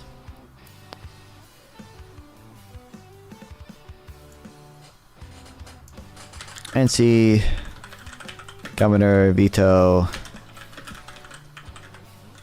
overturned. Wasn't it over that shit?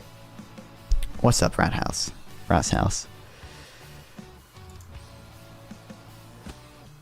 Republicans are confident that they have the votes to pass into law right-wing legislation that would take power away from Democrats being sworn into top statewide offices next month, even as a handful of GP lawmakers voted against the bill last month. 3 Republican votes against the sweeping and controversial power shift bill.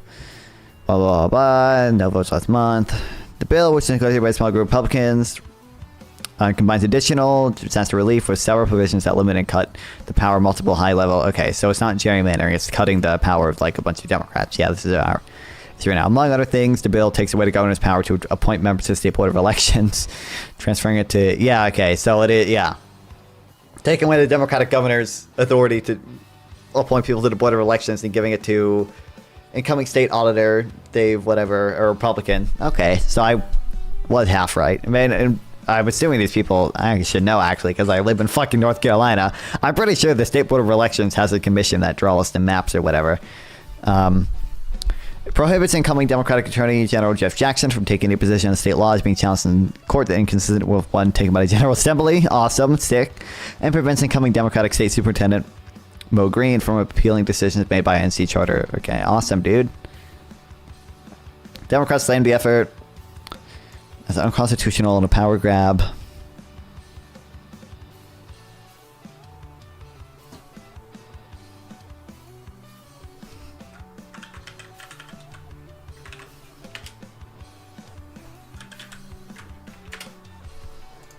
Okay, never mind. It's not about gerrymandering, but it's about stripping power from the Democrats who just won office. I love NC Republicans. Let's go. Fire. I love our supermajority. I love supermajorities. Woo! I'm so glad that it doesn't that we can just be gerrymandered into being a supermajority Republican. Even though we have enough Democrats, where the Democrat wins the governor election. We've had a Democratic governor for 8 years, and we're about to have another Democratic governor for at least 4 years, probably 8 years. I would imagine he's going to run again and win again. But you know, we're still somehow a super majority Republican legislator, not just a majority, a super majority, 2/3 majority Republican legislator. Okay, it doesn't make sense. Doesn't make sense. The Democratic governor gets over 50% of the vote, yet somehow Republican lawmakers have 60 or 66% of the House. Yeah, we're gerrymandered real fucking bad. We're not, you know what's funny? We're not even as gerrymandered as we could be, okay? We've been gerrymandered worse before. I think obviously there's some massive issue within the system if that's the way that they're getting people deported. Gibbs, do you agree that there should be military walking through our streets, knocking down doors, trying to take out undocumented immigrants, and arresting those people that are inside of that house that are Military? American citizens? I Yeah. feel like we should have Yep. law enforcement. Law enforcement. So what about National Guard? What about the National Guard? Well, I mean, that's a kind of a blurry line, but if they're empowered by the Okay. states, by the law enforcement, is the law enforcement role, sure. I'm So okay with you would or would not? I'm looking to throw out 60,000 votes. Oh, the Alicia Ray. Oh, possibly, that I feel thing. like Yeah, there's a yeah, better yeah, way than yeah, maybe yeah. of not Yeah, we're insane. Yep. whatever. Well, but it let's needs to look be at this done. situation, and it's a realistic situation. You have sanctuary cities. Sanctuary cities where the local enforcement, Overall, Democrats gerrymandered more effectively, according to Vox. We might have gerrymandered more effectively, but not in North Carolina. Or we might have done it more effectively overall, but not in North Carolina, man. Where North Carolina is real fucking Republican gerrymandered, and we've been that way for a while. Okay, there's a Vox video on it. Fox made a video on it as well. Oh my God, North Carolina is fucked. I don't even think, if I remember correctly, I don't even think we, in our district, like our state assembly district, you know, because you elect people to like the federal government for your district and also the state government for your district to be in the state, to be a state senator and to be a state representative. I'm pretty sure he ran unopposed. It might have been a different office. I honestly forget. I'm pretty sure he fucking ran unopposed. It was a Republican and nobody else. So it's like either vote for the Republican or just don't vote.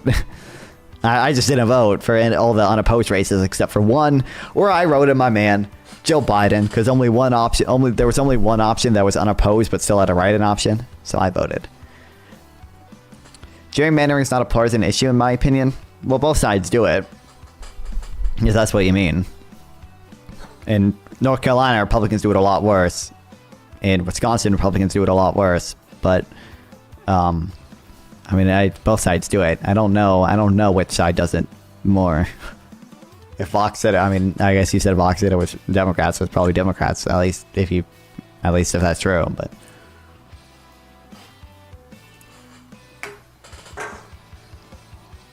yeah, every few years the line gets redrawn. In North Carolina, it's like every fucking year because the Supreme Court rules that our laws or our map is unconstitutional. Okay.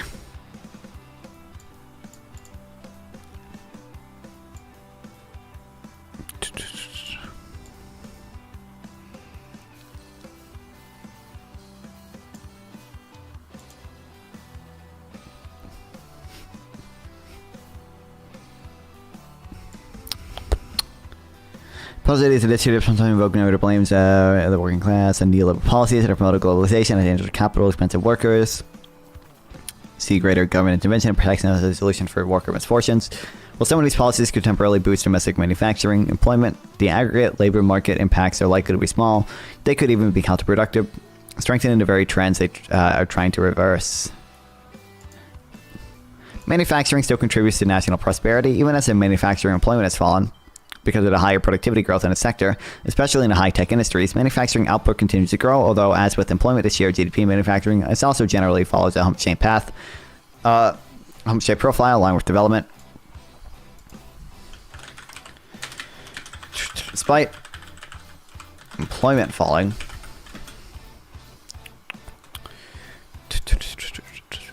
manufacturing output continues to grow.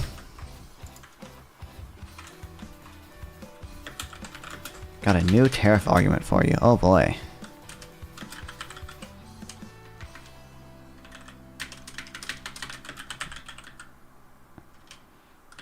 Productivity increases.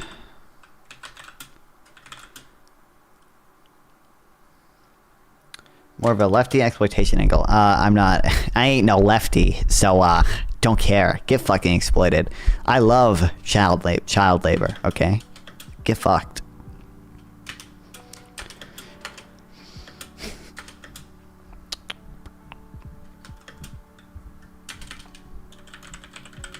Although the manufacturing share of GDP also tends to follow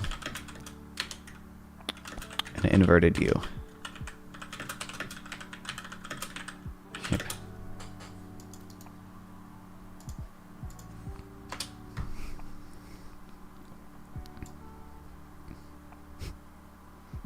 Well. Manufacturing counts for most spending in research and development, paving the way for innovation, improving living standards. Semiconductors play a key role in national security, artificial intelligence, and the Internet of Things. Oh, a bot. Let's go. You sound like a blue sky loser user. There goes the child labor argument, lol. I mean, the reality is, like, one, trade is mutually beneficial. It also benefits the trade, the country we're trading with. Like, the U.S. used to have sweatshops, but because we grew economically, we were able to move away from sweatshops. So, like, I'm in favor of allowing other countries to grow economically so they can move away from sweatshops too. And guess what? I think a good way to help them grow is by engaging with trade with them, because it benefits us, but it also benefits them. Like, you know, the only thing worse than being exploited by capitalism is not being exploited by capitalism. The reason people work in sweatshops is because, you know, is because it provides a better standard of living than the areas surrounding them. Like at the end of the day, like, it's better for them. That's why they choose to work there. There's not very good evidence that banning child labor even, like, helps. Like, if they, like, you can point to an issue, and we could agree it's an issue. The burden's still on you to prove that government intervention is the right solution to that issue. That is not always the case. A lot of times government intervention just does not fix the issue. And in this case, there seems to be evidence that, like, there was a child labor ban in India, and it didn't actually reduce child labor. It actually increased it slightly. So, like, you know.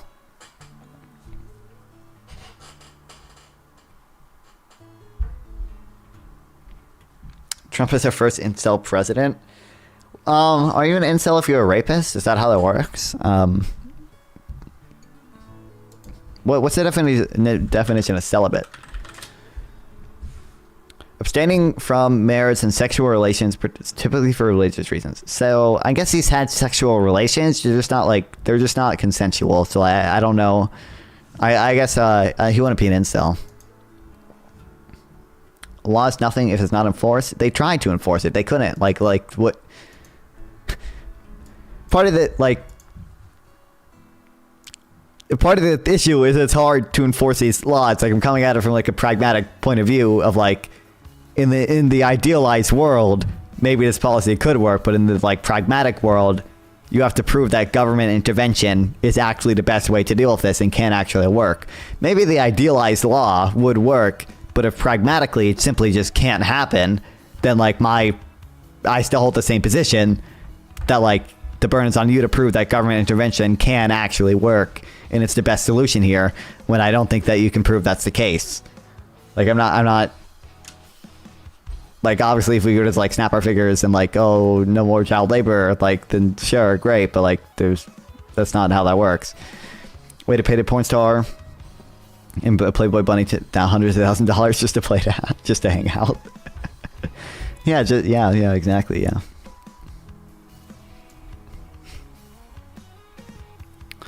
Manufacturing accounts for most spending in research and development, national security. Computers, cell phones, and satellites provide the hardware that drive digital economy. Solar panels, wind turbines, electric vehicles, power grids, heat pumps are needed to address climate change. Medical equipment such as centrifuges and sequencer. Oh, thank you. Oh, thanks, Typo Turtle, for the follow. I appreciate it. Wow. Play key role in cell and gene and therapy. Thank you for the sub. I appreciate it. Hell yeah, you 8 months. My favorite streamer. Thank you, Carter. I appreciate it very much. Hell yeah, 8 months. The American public yearns for localism. Most of them don't, and I think even localists. Actually, no, localists would probably think most of them do, but, like, they're legally, right? It's just you're really. Gibbs. Oh, he's frozen. Oh, is it me or him? Who has grown past sweatshops? Phase and why? I think you don't have any real sources. You're just guessing. The U.S. has. Europe has. Probably. Well, I don't want to say all of Europe because there might be, like, sweatshops in Bosnia. For the most part, all the EU countries have. To a lesser extent, even China has. Like, the working conditions in China are by no means good, but they have gotten better. Like, there used to be longer working hours and harsher conditions, and there used to be more young people working. My understanding is that now China actually does have a fair amount of young people that don't work as much and go to college instead, because China subsidizes going to college significantly. which there are benefits to and negatives to as well. But yeah.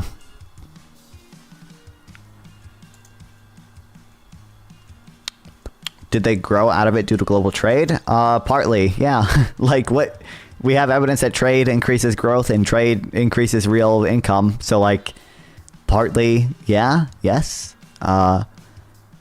Trade mechanistically increases real income. With higher real incomes, you can probably afford to send your child to college rather than having to have your child work to pay your bills. Like obviously that's an extreme dichotomy. Like you could understand why generally higher real incomes would translate to less child labor. And productivity. Higher productivity means you don't need children working to get the same output. Like if you're, higher productivity leads to increased wages too. It means that with a smaller working population, you can support less non-working people. Yeah.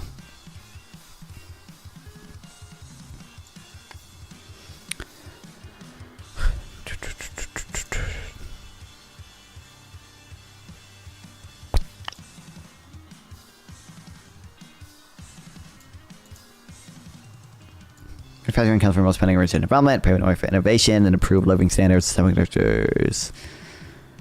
Okay, read that. And electron microscopes for nanotechnology. Manufacturing also still provides relatively high-paying jobs for workers, predominantly men, who are lucky enough to obtain them. But manufacturing's role in generating inclusive growth has declined. The manufacturing jobs of the future will require more training and education, leaving certain workers and places behind, and government support of the sector that encourages it to be more technologically advanced may actually hasten the problem of lost jobs for workers with low levels of education. Oman, Dubai, Singapore, Korea are countries that have drastically increased their wages to pass the sweatshop phase, and they didn't do it like you said. I don't know if South Korea still has full-on sweatshops. The oil states are weird because my understanding is that the citizens of Dubai aren't working in sweatshops. What happens in Dubai is that non-citizens move to Dubai, and the government pays them low wages and like makes them work in sweatshops. That's my understanding of what happens in a lot of the oil emirate states. Like that's why when the World Cup was hosted in Qatar, people were really upset because they were saying like it was the modern slavery stuff. That's my understanding of what happens in the oil emirate state. But like, do you deny that this happened in the U.S. like, and in most of Europe as well? And probably in Japan too, although Japan still has relatively long working hours from what I heard. Their protectionist policies in the case of Korea. So what Korea did is it did have protectionist policies in protecting some of its imports, but it also heavily subsidizes exports. Basically, they were relatively close to a free trade regime because tariffs hurt imports and exports. So if you hurt imports but also subsidize exports, you're closer to free trade than just doing tariffs. They generally increase worker protections and blossom beautifully. But I wouldn't even I think a large part of why Korea has developed is because they also have relatively free trade now, and they're able to export a lot of shit now. Yeah, there's a case to be made that tariffs were used to protect infant industries in Korea, but that argument does not apply to America today. You at least recognize that, right? Like, let's say I fully accept that tariffs were used in Korea to protect their infant industries and build up their industrial base and export shit. How does that apply to America today? Every country we have seen expand to pass child labor and sweatshops didn't do it like you said, though. I don't know what you mean. You're making the infant industries argument. You're going to say that no one got rich by being exploited? I don't know what you mean by being exploited. Were their children not being exploited? I would argue that a lot of the children in child labor were being exploited, and America got rich. I don't know what you mean by like I said. I think the free trade increases growth generally, and there's empirical evidence to back this up. Do you deny that empirical evidence exists? Oh, wait, I'm sorry. Wait, sorry. I forgot who was talking. You don't give a fuck about empirical evidence. You don't think it's real. Never mind. Sorry.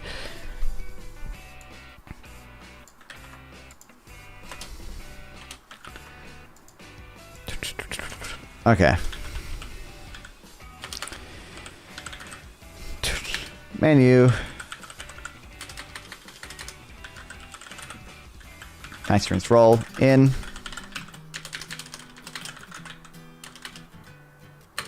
Generating inclusive growth. Has also declined. Yes, I deny evidence. I mean, I can pull up the evidence. You're just gonna fucking deny the study, but like I can pull up the study if you want. This evidence does exist. There's more than one study on it. I think I only have one written down, but I mean, I'll pull it up. You're just gonna deny the results of it because you don't actually give a fuck if it exists or not because you don't think any of it's real at all. If it would load.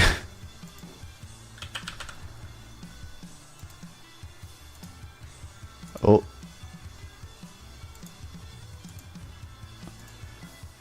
Come on, Notion. I believe in you. Okay, we're gonna have to wait for it to load. But it does exist. I will pull it up, but then you will just deny the results.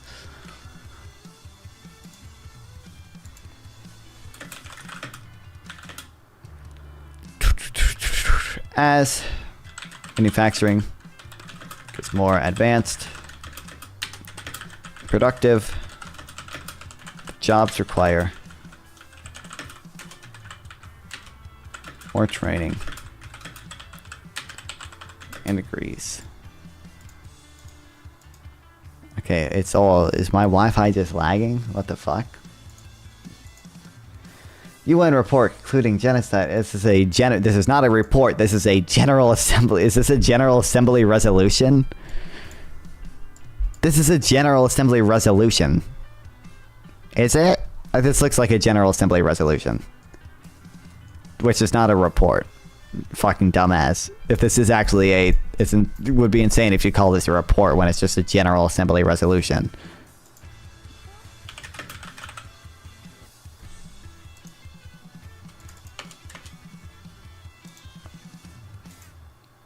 UN General Assembly resolution calls you, yeah, fucking dumbass. It's not an actual, it's not a report. It's not a Malibu, you're fucking retarded. This is not a report. This is not a fact-finding thing. This is a General Assembly resolution. This is something that they wrote up and all voted on. Reported a special committee to investigate. For the love of God. Secretary General, honor transmit the members of the General Report of the 56th Commission. Wait, is it a report? General Assembly, did they just also pass the fucking thing on the same day? This does say, report a special committee to investigate Israeli practices affecting the human rights. General Assembly to investigate Israeli practices affecting, pursuant to General Assembly. So a General Assembly resolution was voted on to make this report. Is that what it is? I give you a hard time, but you're okay for it. I appreciate it, Brasshell. Thank you very much. Thank you for the $20. I greatly appreciate it. Thank you, thank you, thank you. I give you a hard time, but you're okay for a nerd. I appreciate it, Brasshell. Thank you. I give you a hard time, but you're okay for a nerd. Why the fuck did I read it twice? Get dinner on me, nerd. I appreciate it. I appreciate it. Hell yeah, brother.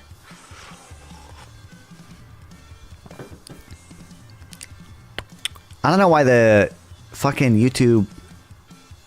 I don't know how to set up. I need like a. I need like it to. He deserves to get robbed of $200. I need something that combines the Streamlabs donations and because you can donate either through YouTube Super Chat or through Streamlabs, and right now I have the donation goal for Streamlabs, although apparently people really just want to do it through YouTube Super Chat, which is fine, but I gotta figure out a way to make it I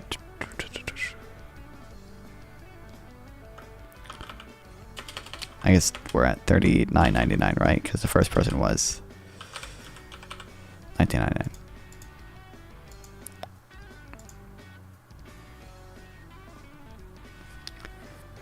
You can still call me dumbass. I'm here for the shit talking based. I appreciate it.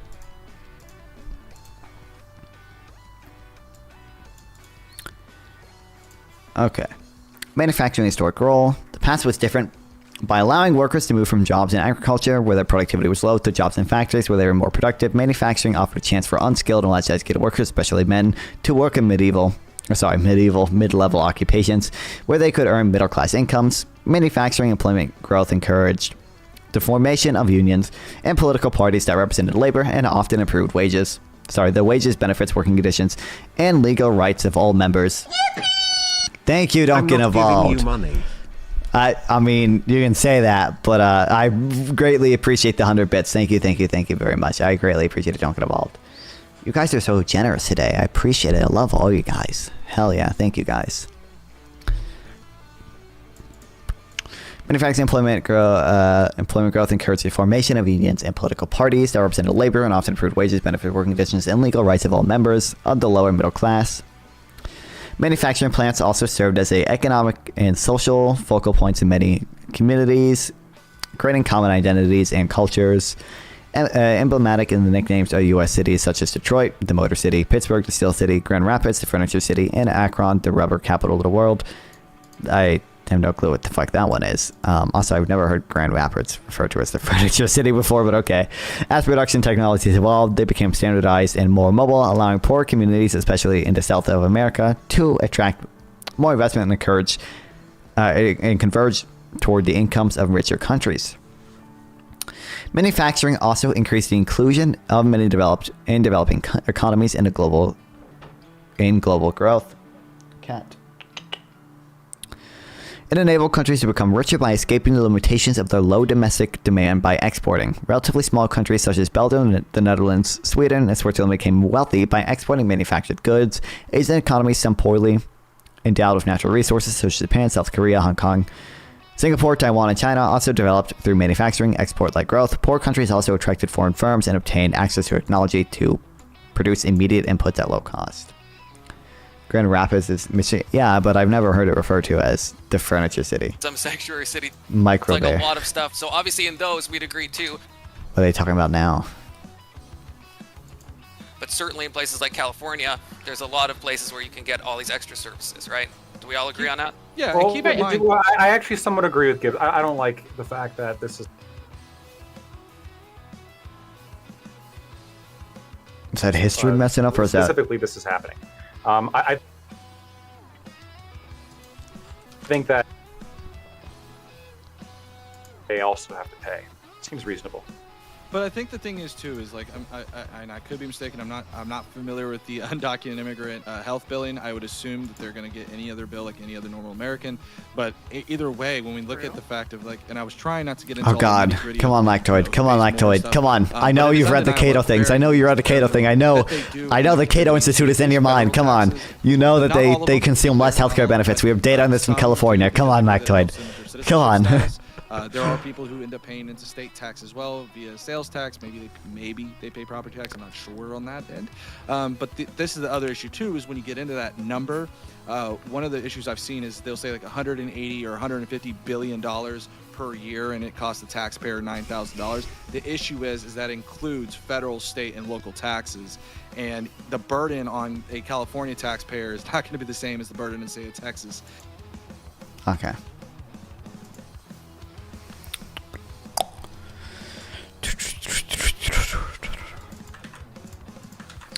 Manufacturing allowed workers to move from jobs in agriculture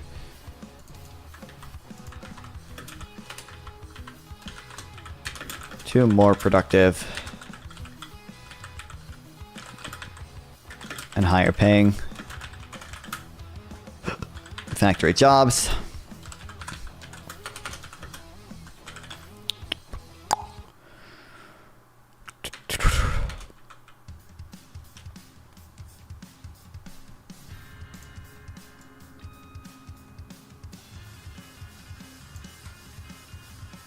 Union parties, investment. Where's the investment thing?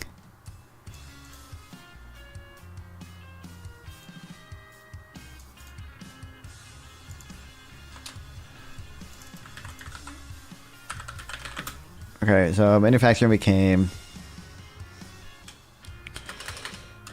Also led the creation of unions. Do summer internship program as a GS employee, so you can get some experience in your resume. Bro, I don't know what you mean. You donated 100 bits to me. That's all I need. Okay, all I need is a few more super chats, a few more super chats, and a few more super chats, a few more bits, few more, you know, Streamlabs, you know, exclamation point TTS in the chat. That's all I need. I don't actually need. You know, I don't need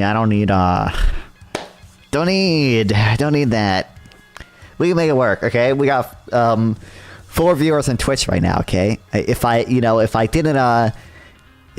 didn't get rid of all the ads on Twitch, okay, I'd be making like 10 cents on this stream, okay? I can find somewhere to live for 10 cents a day, all right? I'll move to fucking the Bahamas or like wherever shit is the cheapest, okay? What country is I'll move to fucking Afghanistan if I have to. I will stream from the Taliban headquarters, okay? As long as I am far left enough, Twitch won't ban me for doing that, right? So I will stream from the Taliban headquarters this epic content for you guys. Don't worry. Okay, I first entered Twitch in 2013. After 5 years, the people I used to watch moved on to something else and just recently signed up for the back to a platform after like 5 years. You don't get involved. I saw you in fucking. I clicked on Bentupple's stream the other day, and I saw you there too. I can't believe you watched that guy who was scared of me. He is scared of me, and he deserves to be called out because his level of conviction is way too high for someone with such a low amount of knowledge. That is why he's scared of a 19-year-old loser fucking never worked a job day in his life kid. Okay.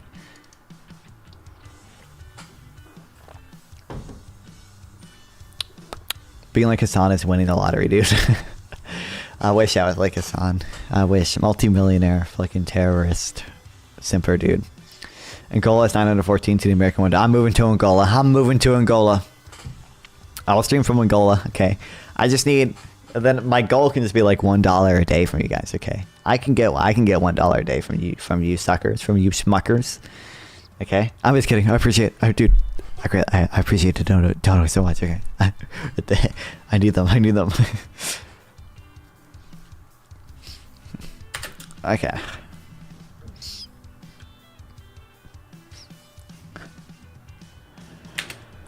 Okay. On to the creation of unions and political parties. Time protected workers. Their incomes. Investment also flew.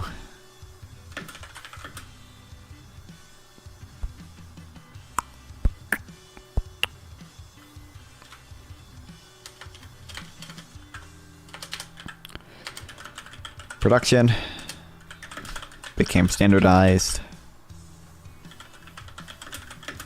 Mobile, meaning investment. UA Bidenomics profiteer. Everything except the industrial policy he did, because I am dogmatically pro free trade now. For the most part, I think Biden did a good job on economic stuff. Yeah, I mean, like I don't think the president has that much control over the economy, but like I think what he did do, passing the American Rescue Plan, I think that was good. The Inflation Reduction Act, I think that was good, although that was, I mean, that did obviously have effects on the economy, but like that's primarily a climate bill. I think the Chips and Science Act was good for the most part. I think the what's the other one? Let It All Burn. Welcome to the stream, hateful sadist. Nice to have you. Very fitting first chat for someone of your name. What's the Chips and Science Act, the Inflation Reduction Act, the American Rescue Plan? Oh, that's it. No, yeah. I think those were all good for the most part. Yeah.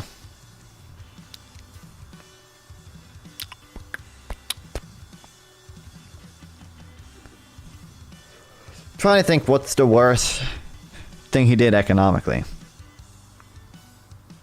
I like the easiest thing is some of the tariffs, but like I think I'm relatively fine with tariffs on China, which most of the tariffs he kept from Trump were those. He repealed a lot of them as well. He repealed like the washing machine ones. He repealed the steel tariffs on our allies, which I think was good.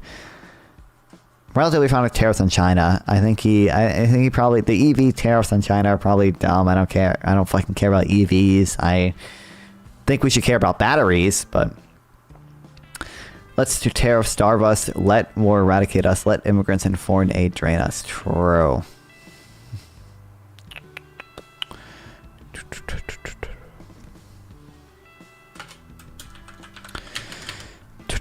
Good.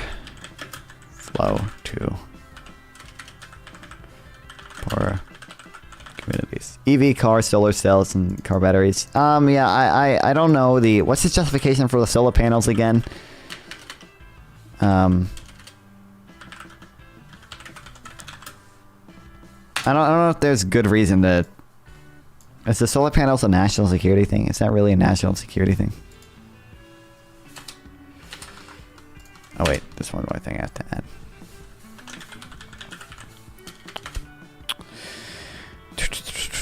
Manufacturing.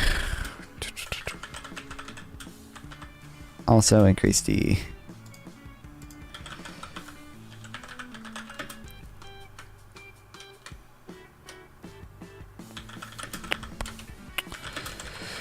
inclusion of developing nations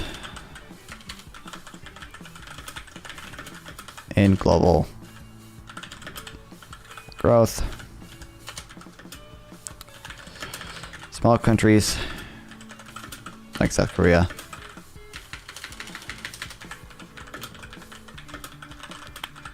were able to develop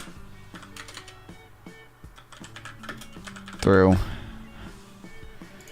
manufacturing, export-like growth.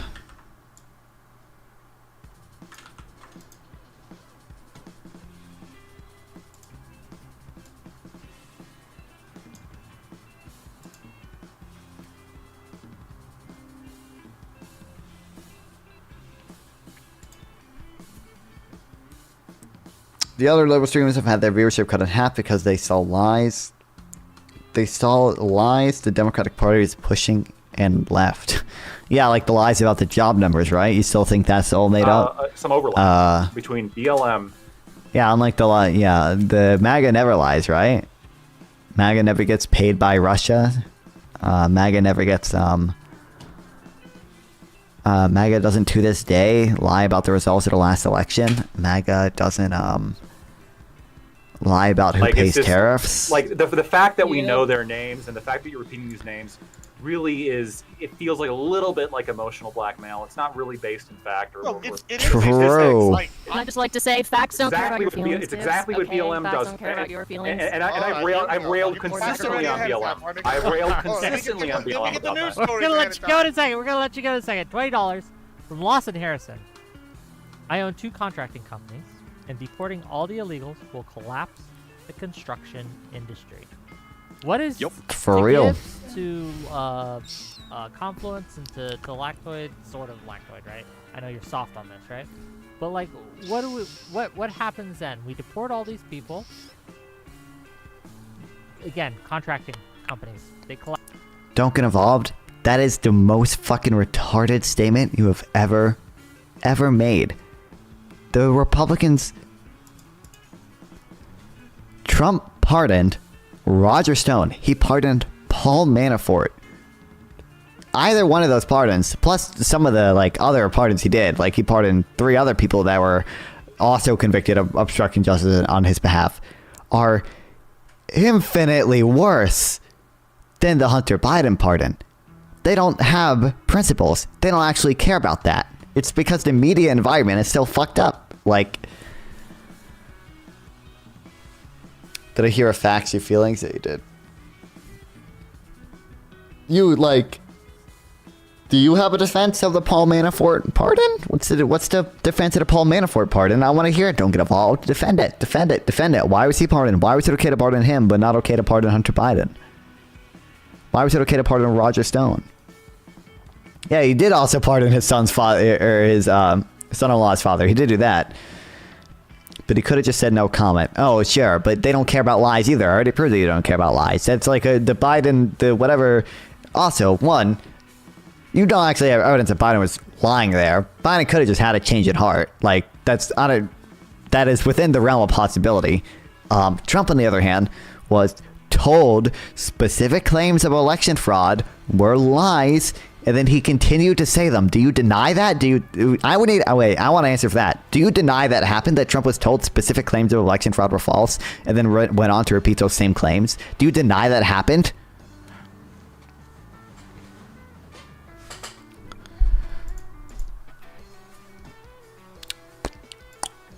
Digital revolution fundamentally changed manufacturing technologies, reducing the relative demand for workers without college degrees, a development known as skill-biased technological change.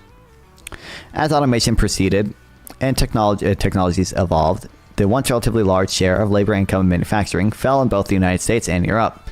Today, the automobiles are effectively computers with wheels. Manufacturers fix capital. What's up? Hello? What's up? Not much. Okay. Okay. Okay. Fire, let's go. Fixed capital increasingly consists of intangible intellectual property assets, such as software, database, patents, organizational capital, and branding, in which workers with college degrees play more important roles than workers with less education. The digital revolution forever changed manufacturing.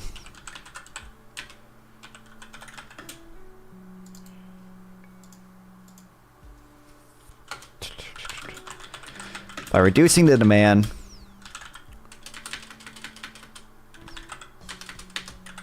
for workers with no college degree,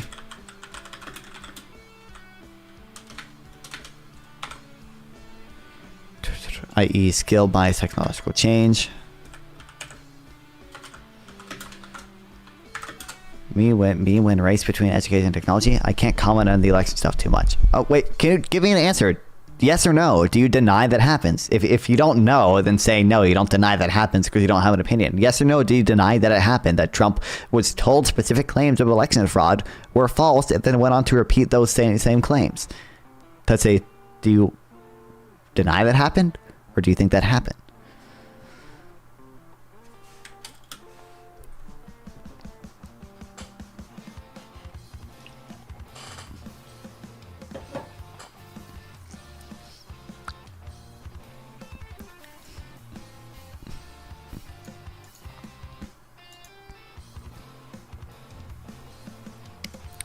Automation proceeded, technology evolved, the once relatively large share of labor income in manufacturing fell in both the United States and Europe.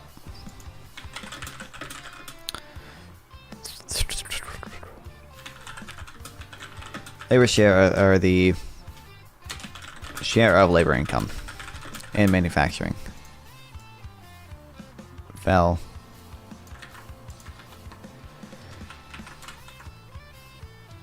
in both the US and UK. And Europe.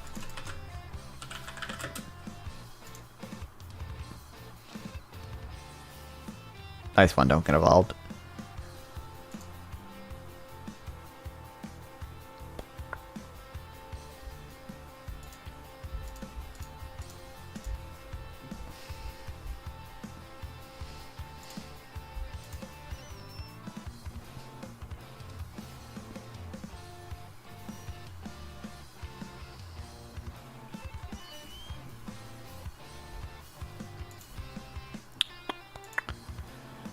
Give me a second.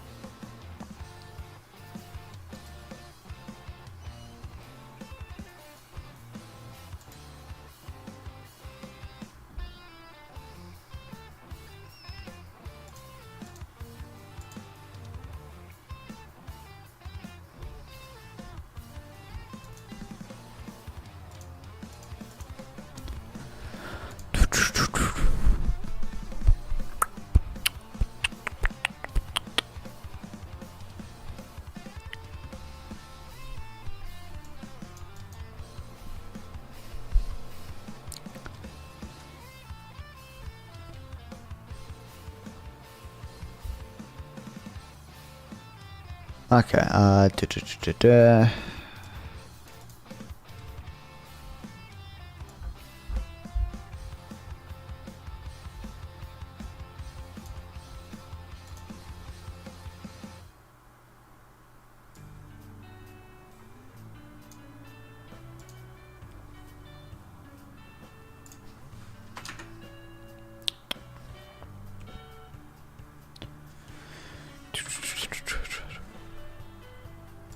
Manufacturing's fixed capital increasing because the intangible intellectual property assets of software.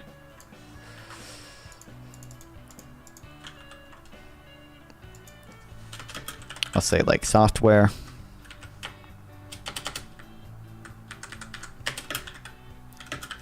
Patents.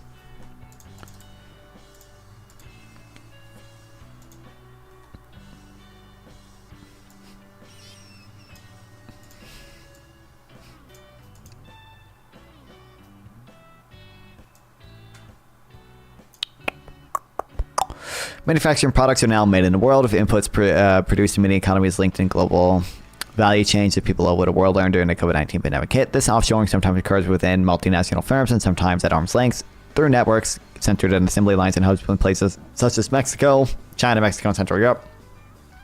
Generally, labor-intensive tasks such as assembly are performed where labor is cheap, and tasks involving innovation, design, and marketing are performed where labor is abundant. Although less significant than commonly believed, offshoring has hurt some less educated mid-level workers in advanced economies whose jobs can be routinized. Routinized? Is that how you pronounce that? How do you move up in the value chain? I don't know. Formed abroad. You gotta what's like the red pill? How do you become a desirable man according to the red pill shit? You gotta, in order to, you gotta fuck bitches, you gotta get paid, get laid, gotta buy a Lamborghini, gotta only use your girlfriend as a consistent source of pussy, hump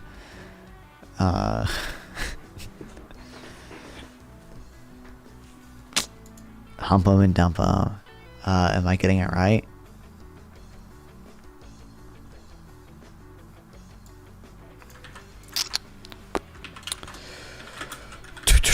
Increasingly made with inputs produced all over the world and interlinked supply chains. Hold on, I'll watch it in a second.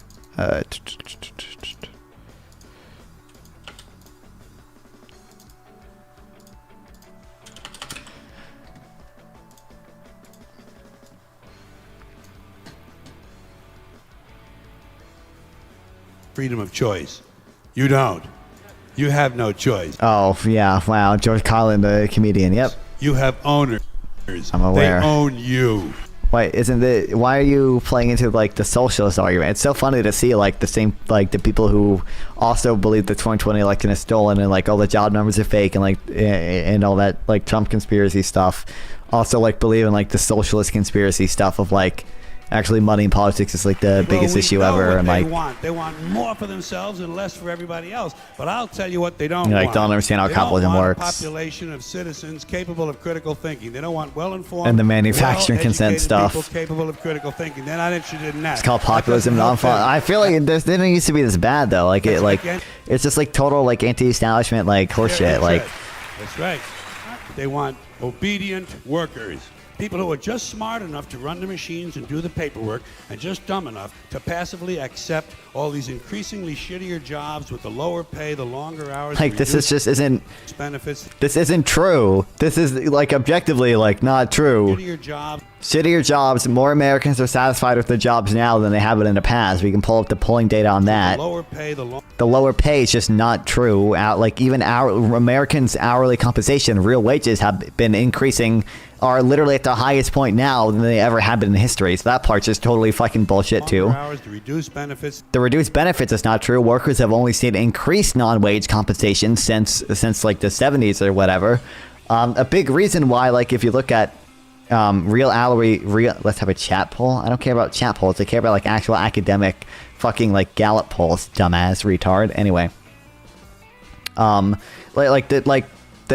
reason why, if you look at like if you just adjust hourly compensation to CPI, okay, just do that. It does look flat. Now, a big part of that is because CPI overestimates inflation. Another part of that is because workers have seen a lot of increased non-wage benefits. They've seen more 401ks. They've seen more health insurance benefits. Health insurance did not used to be nearly as commonly provided by employers as it is today. So that part is just made up. And the end of overtime. I don't know actually if overtime I know hours have reduced on average, although I think probably less in the U.S. and other countries. But if it's the end of overtime, I have no clue if the end of overtime. LOL, you've never. What an unbelievably fucking retarded statement. That is unbelievably dumb to say. Like, I appeal to statistics, okay? The statistics I'm saying are right. I don't know why the fuck you think an anecdotal experience would override that. What an unbelievably dumb statement. and the vanishing pension that disappears the minute you go to collect it. And they wanted The vanishing. I don't know the statistics about pensions, but I don't. I think pensions have probably decreased, but 401k like match compensation has probably increased. back so they can give it to their criminal friends on Wall Street. They'll get it all from Criminal friends, I know. because they own this fucking place. It's a big club, and you ain't in it. Forget the politician. Gallup poll Americans like their jobs or percent of Americans who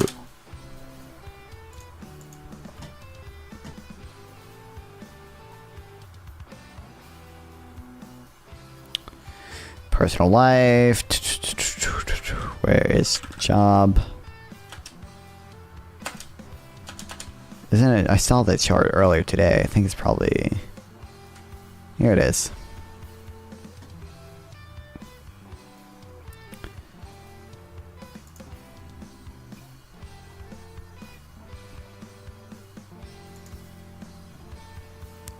Do you feel satisfied with your job? Very satisfied, 26%. Somewhat satisfied, 39%.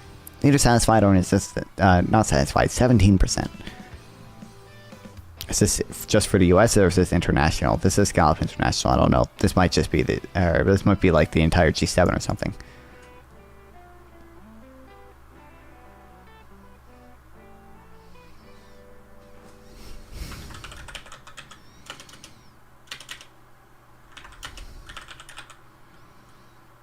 Some is African countries. One of my wealthier society. Okay, so that was. I'm assuming that's the whole thing. U.S. and Canada.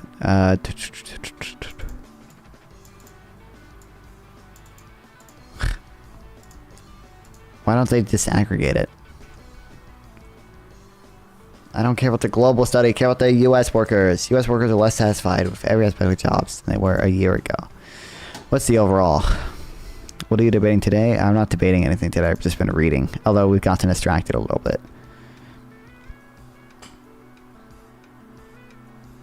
Commute to work. Flexible time. Okay, this is not what I want.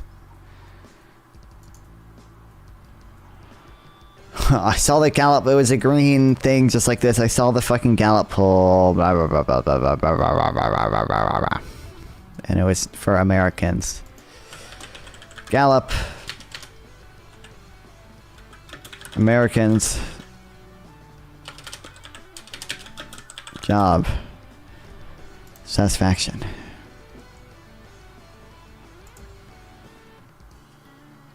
Not that this is what I saw.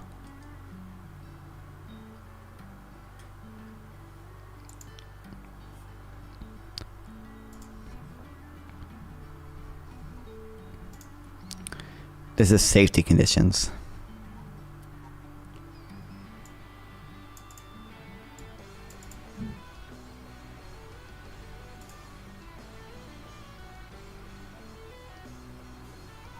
Why, that's a global poll again. I don't care about the global poll right now. This is only safety shit. God damn that shit. This is I saw a chart that looked like this, but I don't think it was this because it was the new 2024 one. But it's dissatisfaction with the labor market, I guess.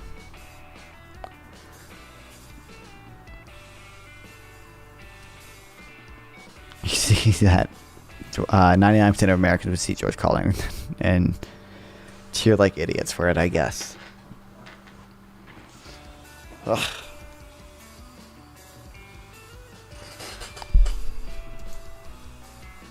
Answer a question, and he asked you a yes or no. Oops. Would be arrestable. I agree. We're just like not going to direct all resources that we have discretion over to aid any kind of deportation effort. And if that's like, my understanding is that's like sanctuary cities. If that's the case, no, don't arrest any of them because mayors have discretion over those funds. You're literally don't care. Okay.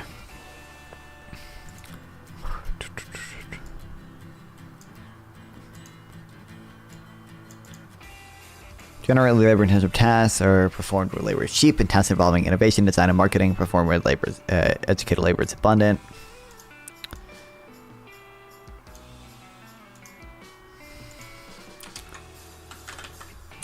Generally,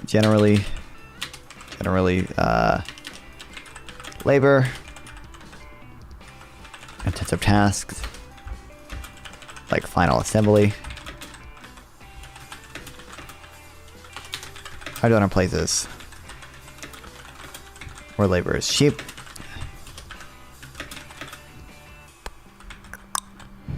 And capital intensive tasks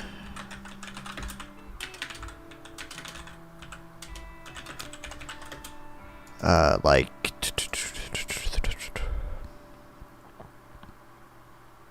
innovation, design, and marketing perform where labor, educated labor is abundant.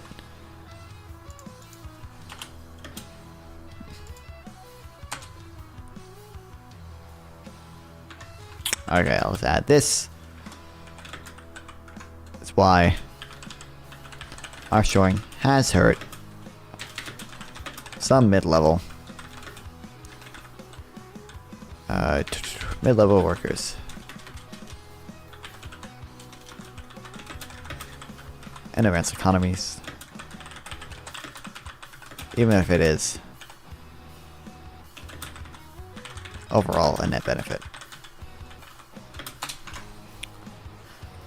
Another major factor in decline in manufacturing employment is often overlooked. As incomes have risen, the share of spending in manufactured goods in all advanced countries has steadily declined, while share of spending on services has increased.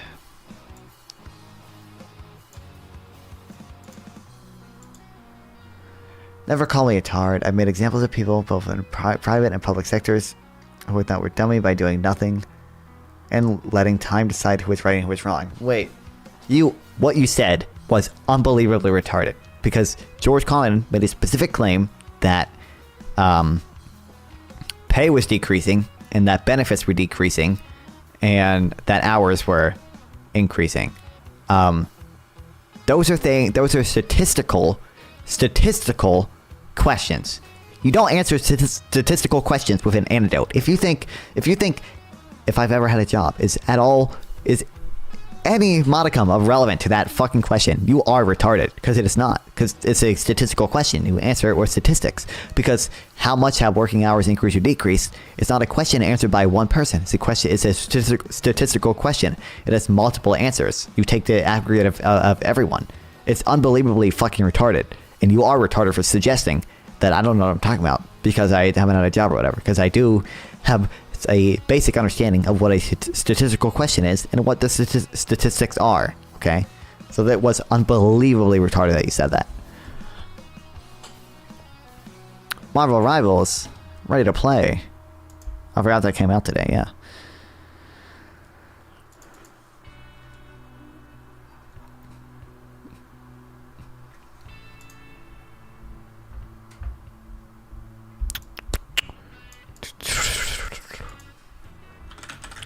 Rising incomes also contributes to a decline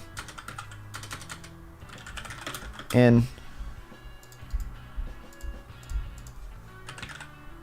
manufacturing. When it was 1,000 a decade in my hometown, it's now 3,200. What a great anecdote, dude. Dude, I don't give a fuck. How is this relevant to anything? What an unbelievably fucking retarded statement. You are retarded. For the same space, yet people are not getting paid as much as to keep it. You are retarded. You cannot just cite a random anecdote and make an overwhelming statistical claim. No, you look at statistics, okay? People not getting paid as much to keep up with the increasing rent and other necessities. That's a statistical question. You don't answer that with a fucking anecdote, you unbelievably retarded bitch. Okay, anyway. Alana, how do you think millions of undocumented illegal migrant jobs lack benefits about the impact of statistics you talk about? They aren't included in these statistics usually. Usually we only look at U.S. citizens for these. You don't pay rent, dude. You can't argue with me. If you think that is true, then you are retarded. Then you are retarded. And I will call you retarded for saying so, because you're making a statistical claim based on the anecdote, and that's an unbelievably fucking retarded thing to do, because you are retarded, and you don't understand how anything works.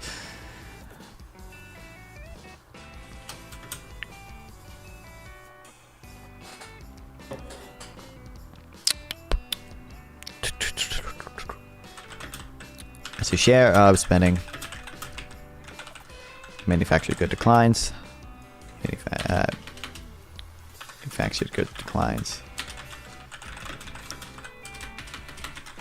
And shifts towards services.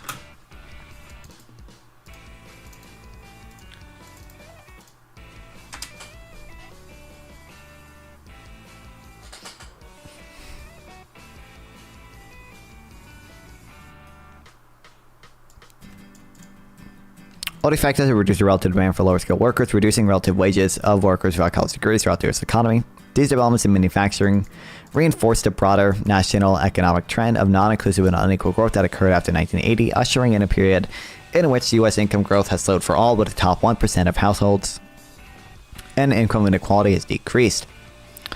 Regional effects have had a major impact on how Americans perceive these trends. Since the 1980s, manufacturing plants in many towns and cities in the U.S. Rust Belt have closed because of technological changes. At the time, superstar cities such as New York, Boston, Washington, San Francisco, and Seattle thrived. Some people they got data from millions of jobs made of no official contracting legalities in place. That's why they usually aren't included in the statistics. It's hard to measure that. The only way you get that usually is like with survey data. I think the current population survey only keep track of U.S. citizens. I don't think it, or maybe not U.S. citizens, but U.S. Like legal residents. I don't think it includes undocumented immigrants. Statistics are a hypothetical hypothesis, not reality. They can point to the truth. Your teachers have failed you. Do you think don't get involved. This is an unbelievably easy question. If you get it wrong, I will ban you. I'm gonna ban you. If we're trying to figure out whether or not, so aren't these statistics flawed? Not if you're trying to keep track of welfare of U.S. citizens. If you're trying to track the welfare of undocumented immigrants, and obviously they don't account for that, but usually we're trying to track U.S. citizens. Do you think that if we're trying to figure out whether incomes have kept up with the cost of living, that we should use your anecdote? Or do you think that we should use like a survey or like employment data and multivariable regression? Like which one of those two things do you think we should use?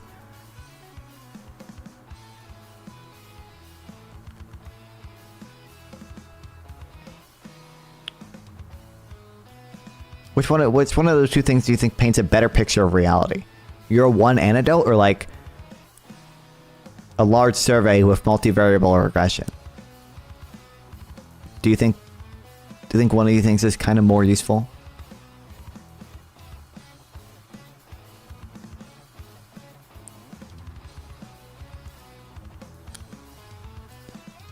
Political impact of development for people in places have been seismic, slowing economic growth in parts of the world. Cutbacks in social welfare spending have widened political polarization. This led to a rise of the outsiders like former President Donald Trump in the United States and right-wing parties in Europe, as populist nationalist movements have become much stronger.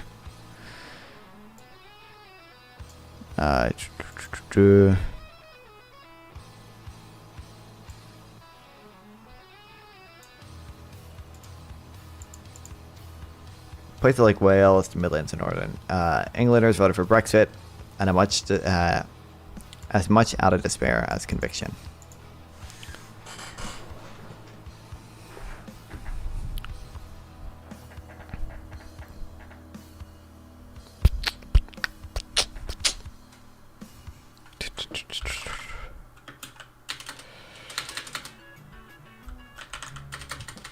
Okay, this has had effects on income inequality.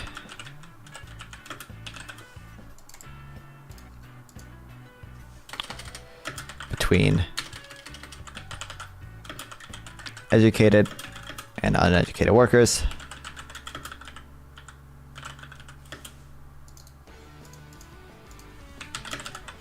And between superstar cities and many Rust Belt. Why do the unemployment figures always change? Yeah, you're fucking retarded. You want to answer the question because you realize it's dumb and you're resorting to a conspiracy. Can you answer the question? Do you think it's more useful to use like a survey and multivariate regression? Or do you think it's more useful to use your one antidote? Answer that. Answer that. Answer that.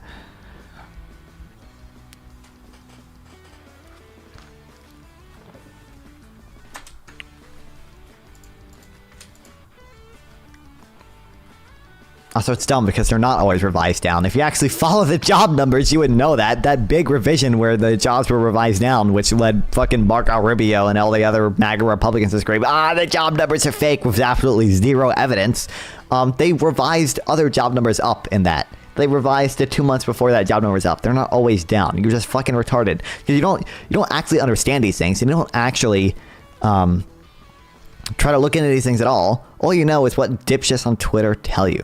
That's all you know. That's all you know. You don't understand anything about it. People just tell you that the BLS is lying, and you take that at face value, even though they're the ones actually lying. You don't understand how it works. You don't understand anything.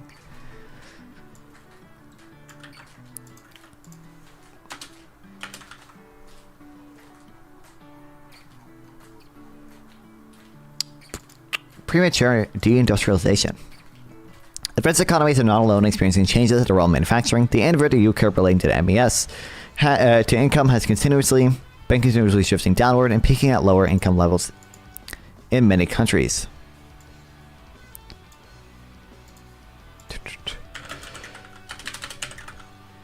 The inverted U curve relating to MES has been shifting downward. Manufacturing, I'll just say MES peaks at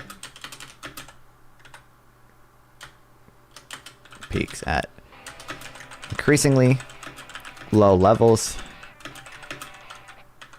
in developing nations. This problem is especially pressing in Central America, Sub-Saharan Africa, South Asia, and the Middle East, where the share of population under 30 seeking work has experienced explosive growth and youth unemployment remains high. It's not surprising that the borders and shores of rich countries are increasingly filled with desperate immigrants seeking better opportunities, another trend igniting populist and political responses.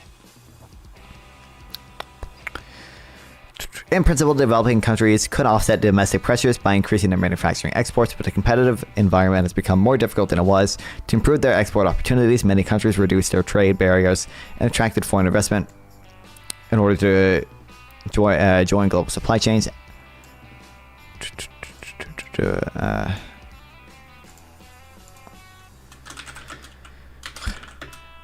Many try to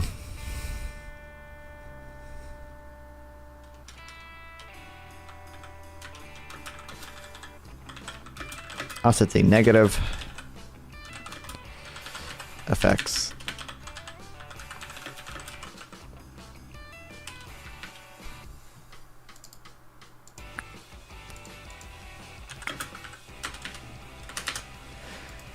of this, such as youth unemployment,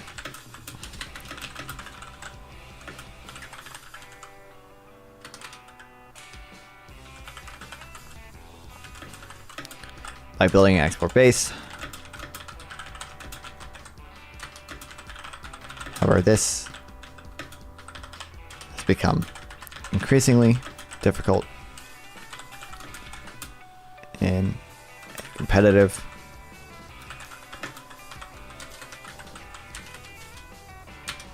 environment.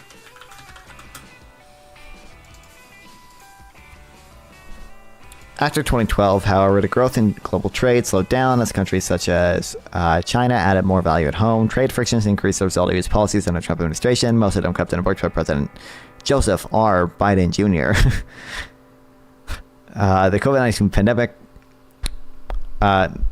led many countries to question their reliance on international markets of global supply chains such as medicines, minerals, and semiconductors. In 2022, the war in Ukraine raised additional disruptions to global commodity markets, raising more questions about foreign independence.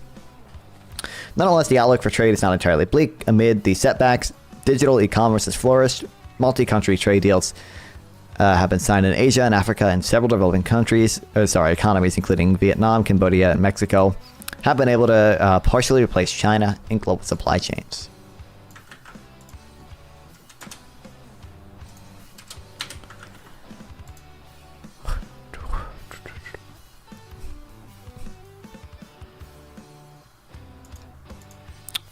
Dim outlook for less educated workers. The shift toward increased demand for skills in manufacturing seems to continue. Promoting advanced manufacturing technology is now a central objective of industrial policies in both advanced and developing countries. Increasingly, countries seek mastery to labor-saving technologies such as robots and 3D printing, and skill-intensive technologies such as nanotechnology and advanced materials.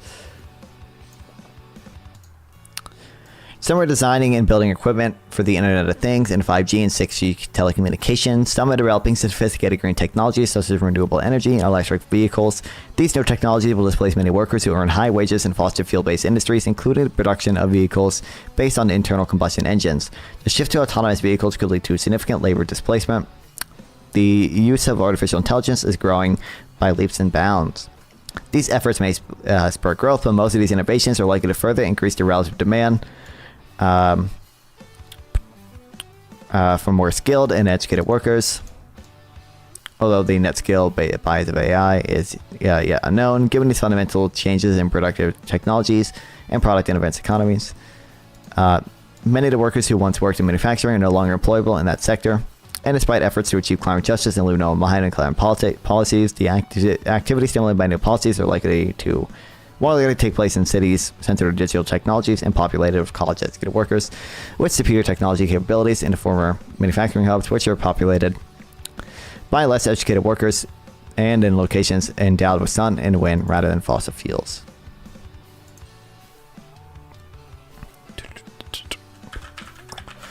Okay, promoting advanced manufacturing is now a central objective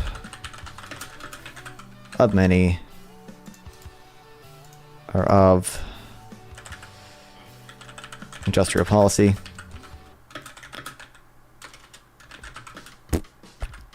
In many countries, both advanced and developing.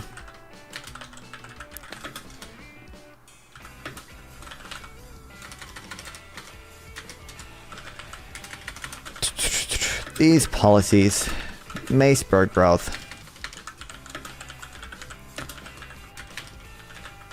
However, they are likely to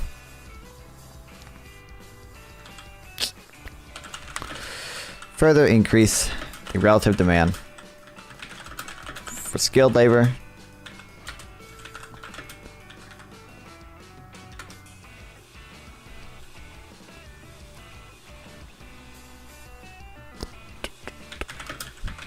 and leave displaced workers unemployable.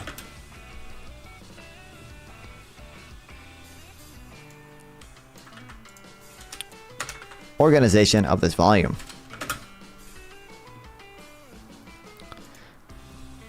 Part 1. This book analyzes the cause of the change role of manufacturing, providing employment opportunities. Part 1 uses theory and international data to explore the evolution of manufacturing employment as countries develop. It presents a simplified general theory of structural change in the economy within 3 sectors: agriculture, manufacturing, services, to show how the interaction of technological change, income growth, and trade develops the hump-shaped MES curves that countries follow as they develop.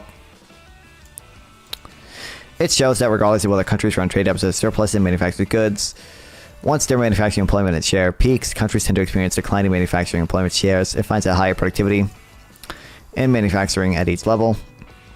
Other development and declining shares of investment are the causes of most closely associated with lower manufacturing employments reached by countries that develop later.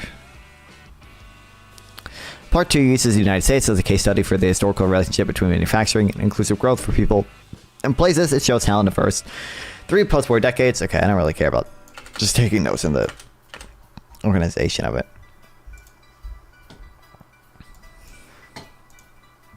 Are they still going at it? Bad short term. Y'all are so focused on like the gratification now that y'all can't ever see a big picture long term. True.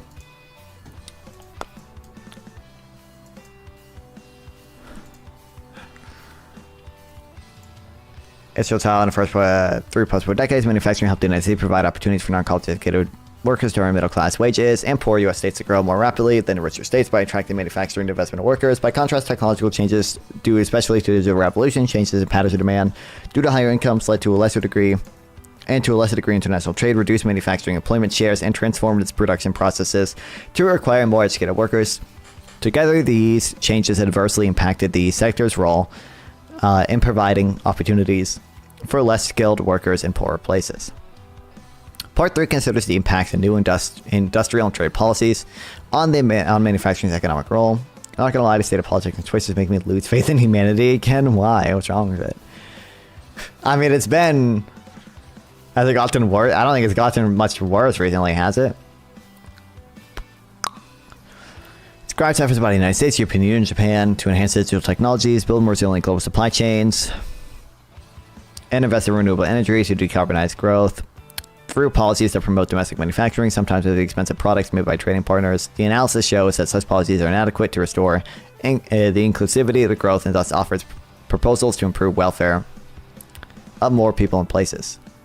3 parts of the study reinforce one another and challenge widely held views about the reasons MES's decline and the potential for reversing it. The theory and evidence of MES curve exposes widely held misconceptions about the causes of declines in MES in many countries and the inadequacies of the emphasis placed on manufacturing. In recent industrial policy initiatives for generating truly inclusive growth, the decline in MES are not basically the result of recent trade agreements, and although in some countries trade has played a role, in general trade accounts for a relatively small share of deindustrialization. In particular, diminishing importance of manufacturing employment has been a feature of structural change in the United States since the 1950s. Long before trade became a significant part of the post-war economy, the MES has declined in both economies adopting relatively free market policies and economies with highly interventionist industrial policies. Calling into question claims about neoliberal policies being the major drive of declines in some countries. Given the diminished role of manufacturing in generating employment and growth, the Biden administration's industrial policy may be effective in strengthening supply chains, enhancing U.S. technological capabilities, and advancing the green transition, but may also boost domestic manufacturing employment in some states. But claims that broadly based industrial renaissance in the United States are oversold. The impact of the policies on the overall U.S. labor force will be very small. To make U.S. growth more inclusive, I feel like it's gotten worse, not by much, but it has. Damn. Policies that promote growth and inclusion beyond manufacturing are needed. First and foremost, they need to maintain high levels of employment without inflation, because a high-pressure economy is especially a powerful driver of opportunities for low-wage workers. In addition, specific measures should include spending on labor-intensive infrastructure, more progressive taxes and transfers, child allowances-based adjustment, and job placement assistance, wage loss insurance for workers who are dislocated, regardless of whether their job loss is caused by trade or reasons beyond their control, and grants for skills training and apprenticeship programs for workers without college degrees to equip them and help them find jobs to give them access to career ladders and middle-class incomes.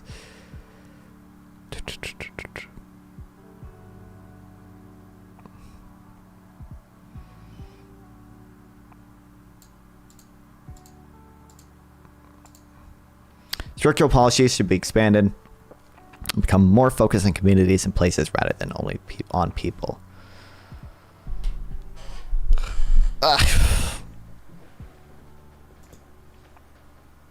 Alright, I didn't even stream for, 6 hours, I guess. Never mind. Sorry I didn't stream the last 2 days or whatever. I will stream again tomorrow for real this time, guys. Probably won't stream on the 7th and 8th because I have college work. But I love streaming. Love that you guys watch me stream. I will stream again tomorrow. So make sure to like and sub for that one, chat. Make sure to hit exclamation point TTS in the chat. Hit that dono button. Spend all your bits on me. What else? Yeah, follow. Stream again tomorrow. Love streaming. Love to guys watch me stream. I will see you all again tomorrow. I guess I'll see you streaming on Twitch that I can raid. I guess go over to work anyway. Okay, appreciate all you guys. Love streaming. Love to guys watch me stream. I'll stream again tomorrow. Bro, you're really gonna make me raid with 2 viewers, guys? You're really gonna make me raid with 2 viewers? Bro, 2 viewers, man? Bro, the 2 viewer raid. 2 viewer raid. Come on, man. Come on, man. You're making me raid with 2 viewers. I'm stalling and hoping someone else joins stream and clicks the raid button. Everyone on can everyone on YouTube chat go over to Twitch real quick?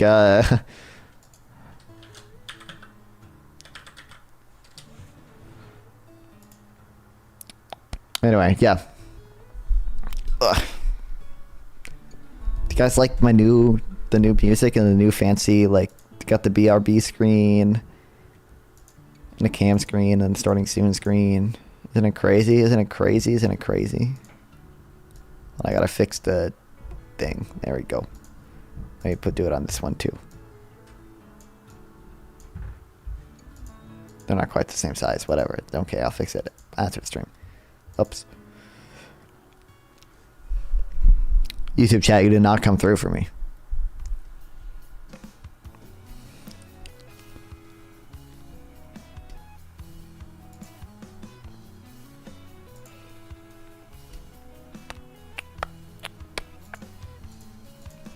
Okay. I will see you guys tomorrow. Thank you so much for watching. I appreciate all you guys. Love streaming. Love you guys watching me stream. See you guys tomorrow. Thanks, chat. Bye, chat. Bye, chat.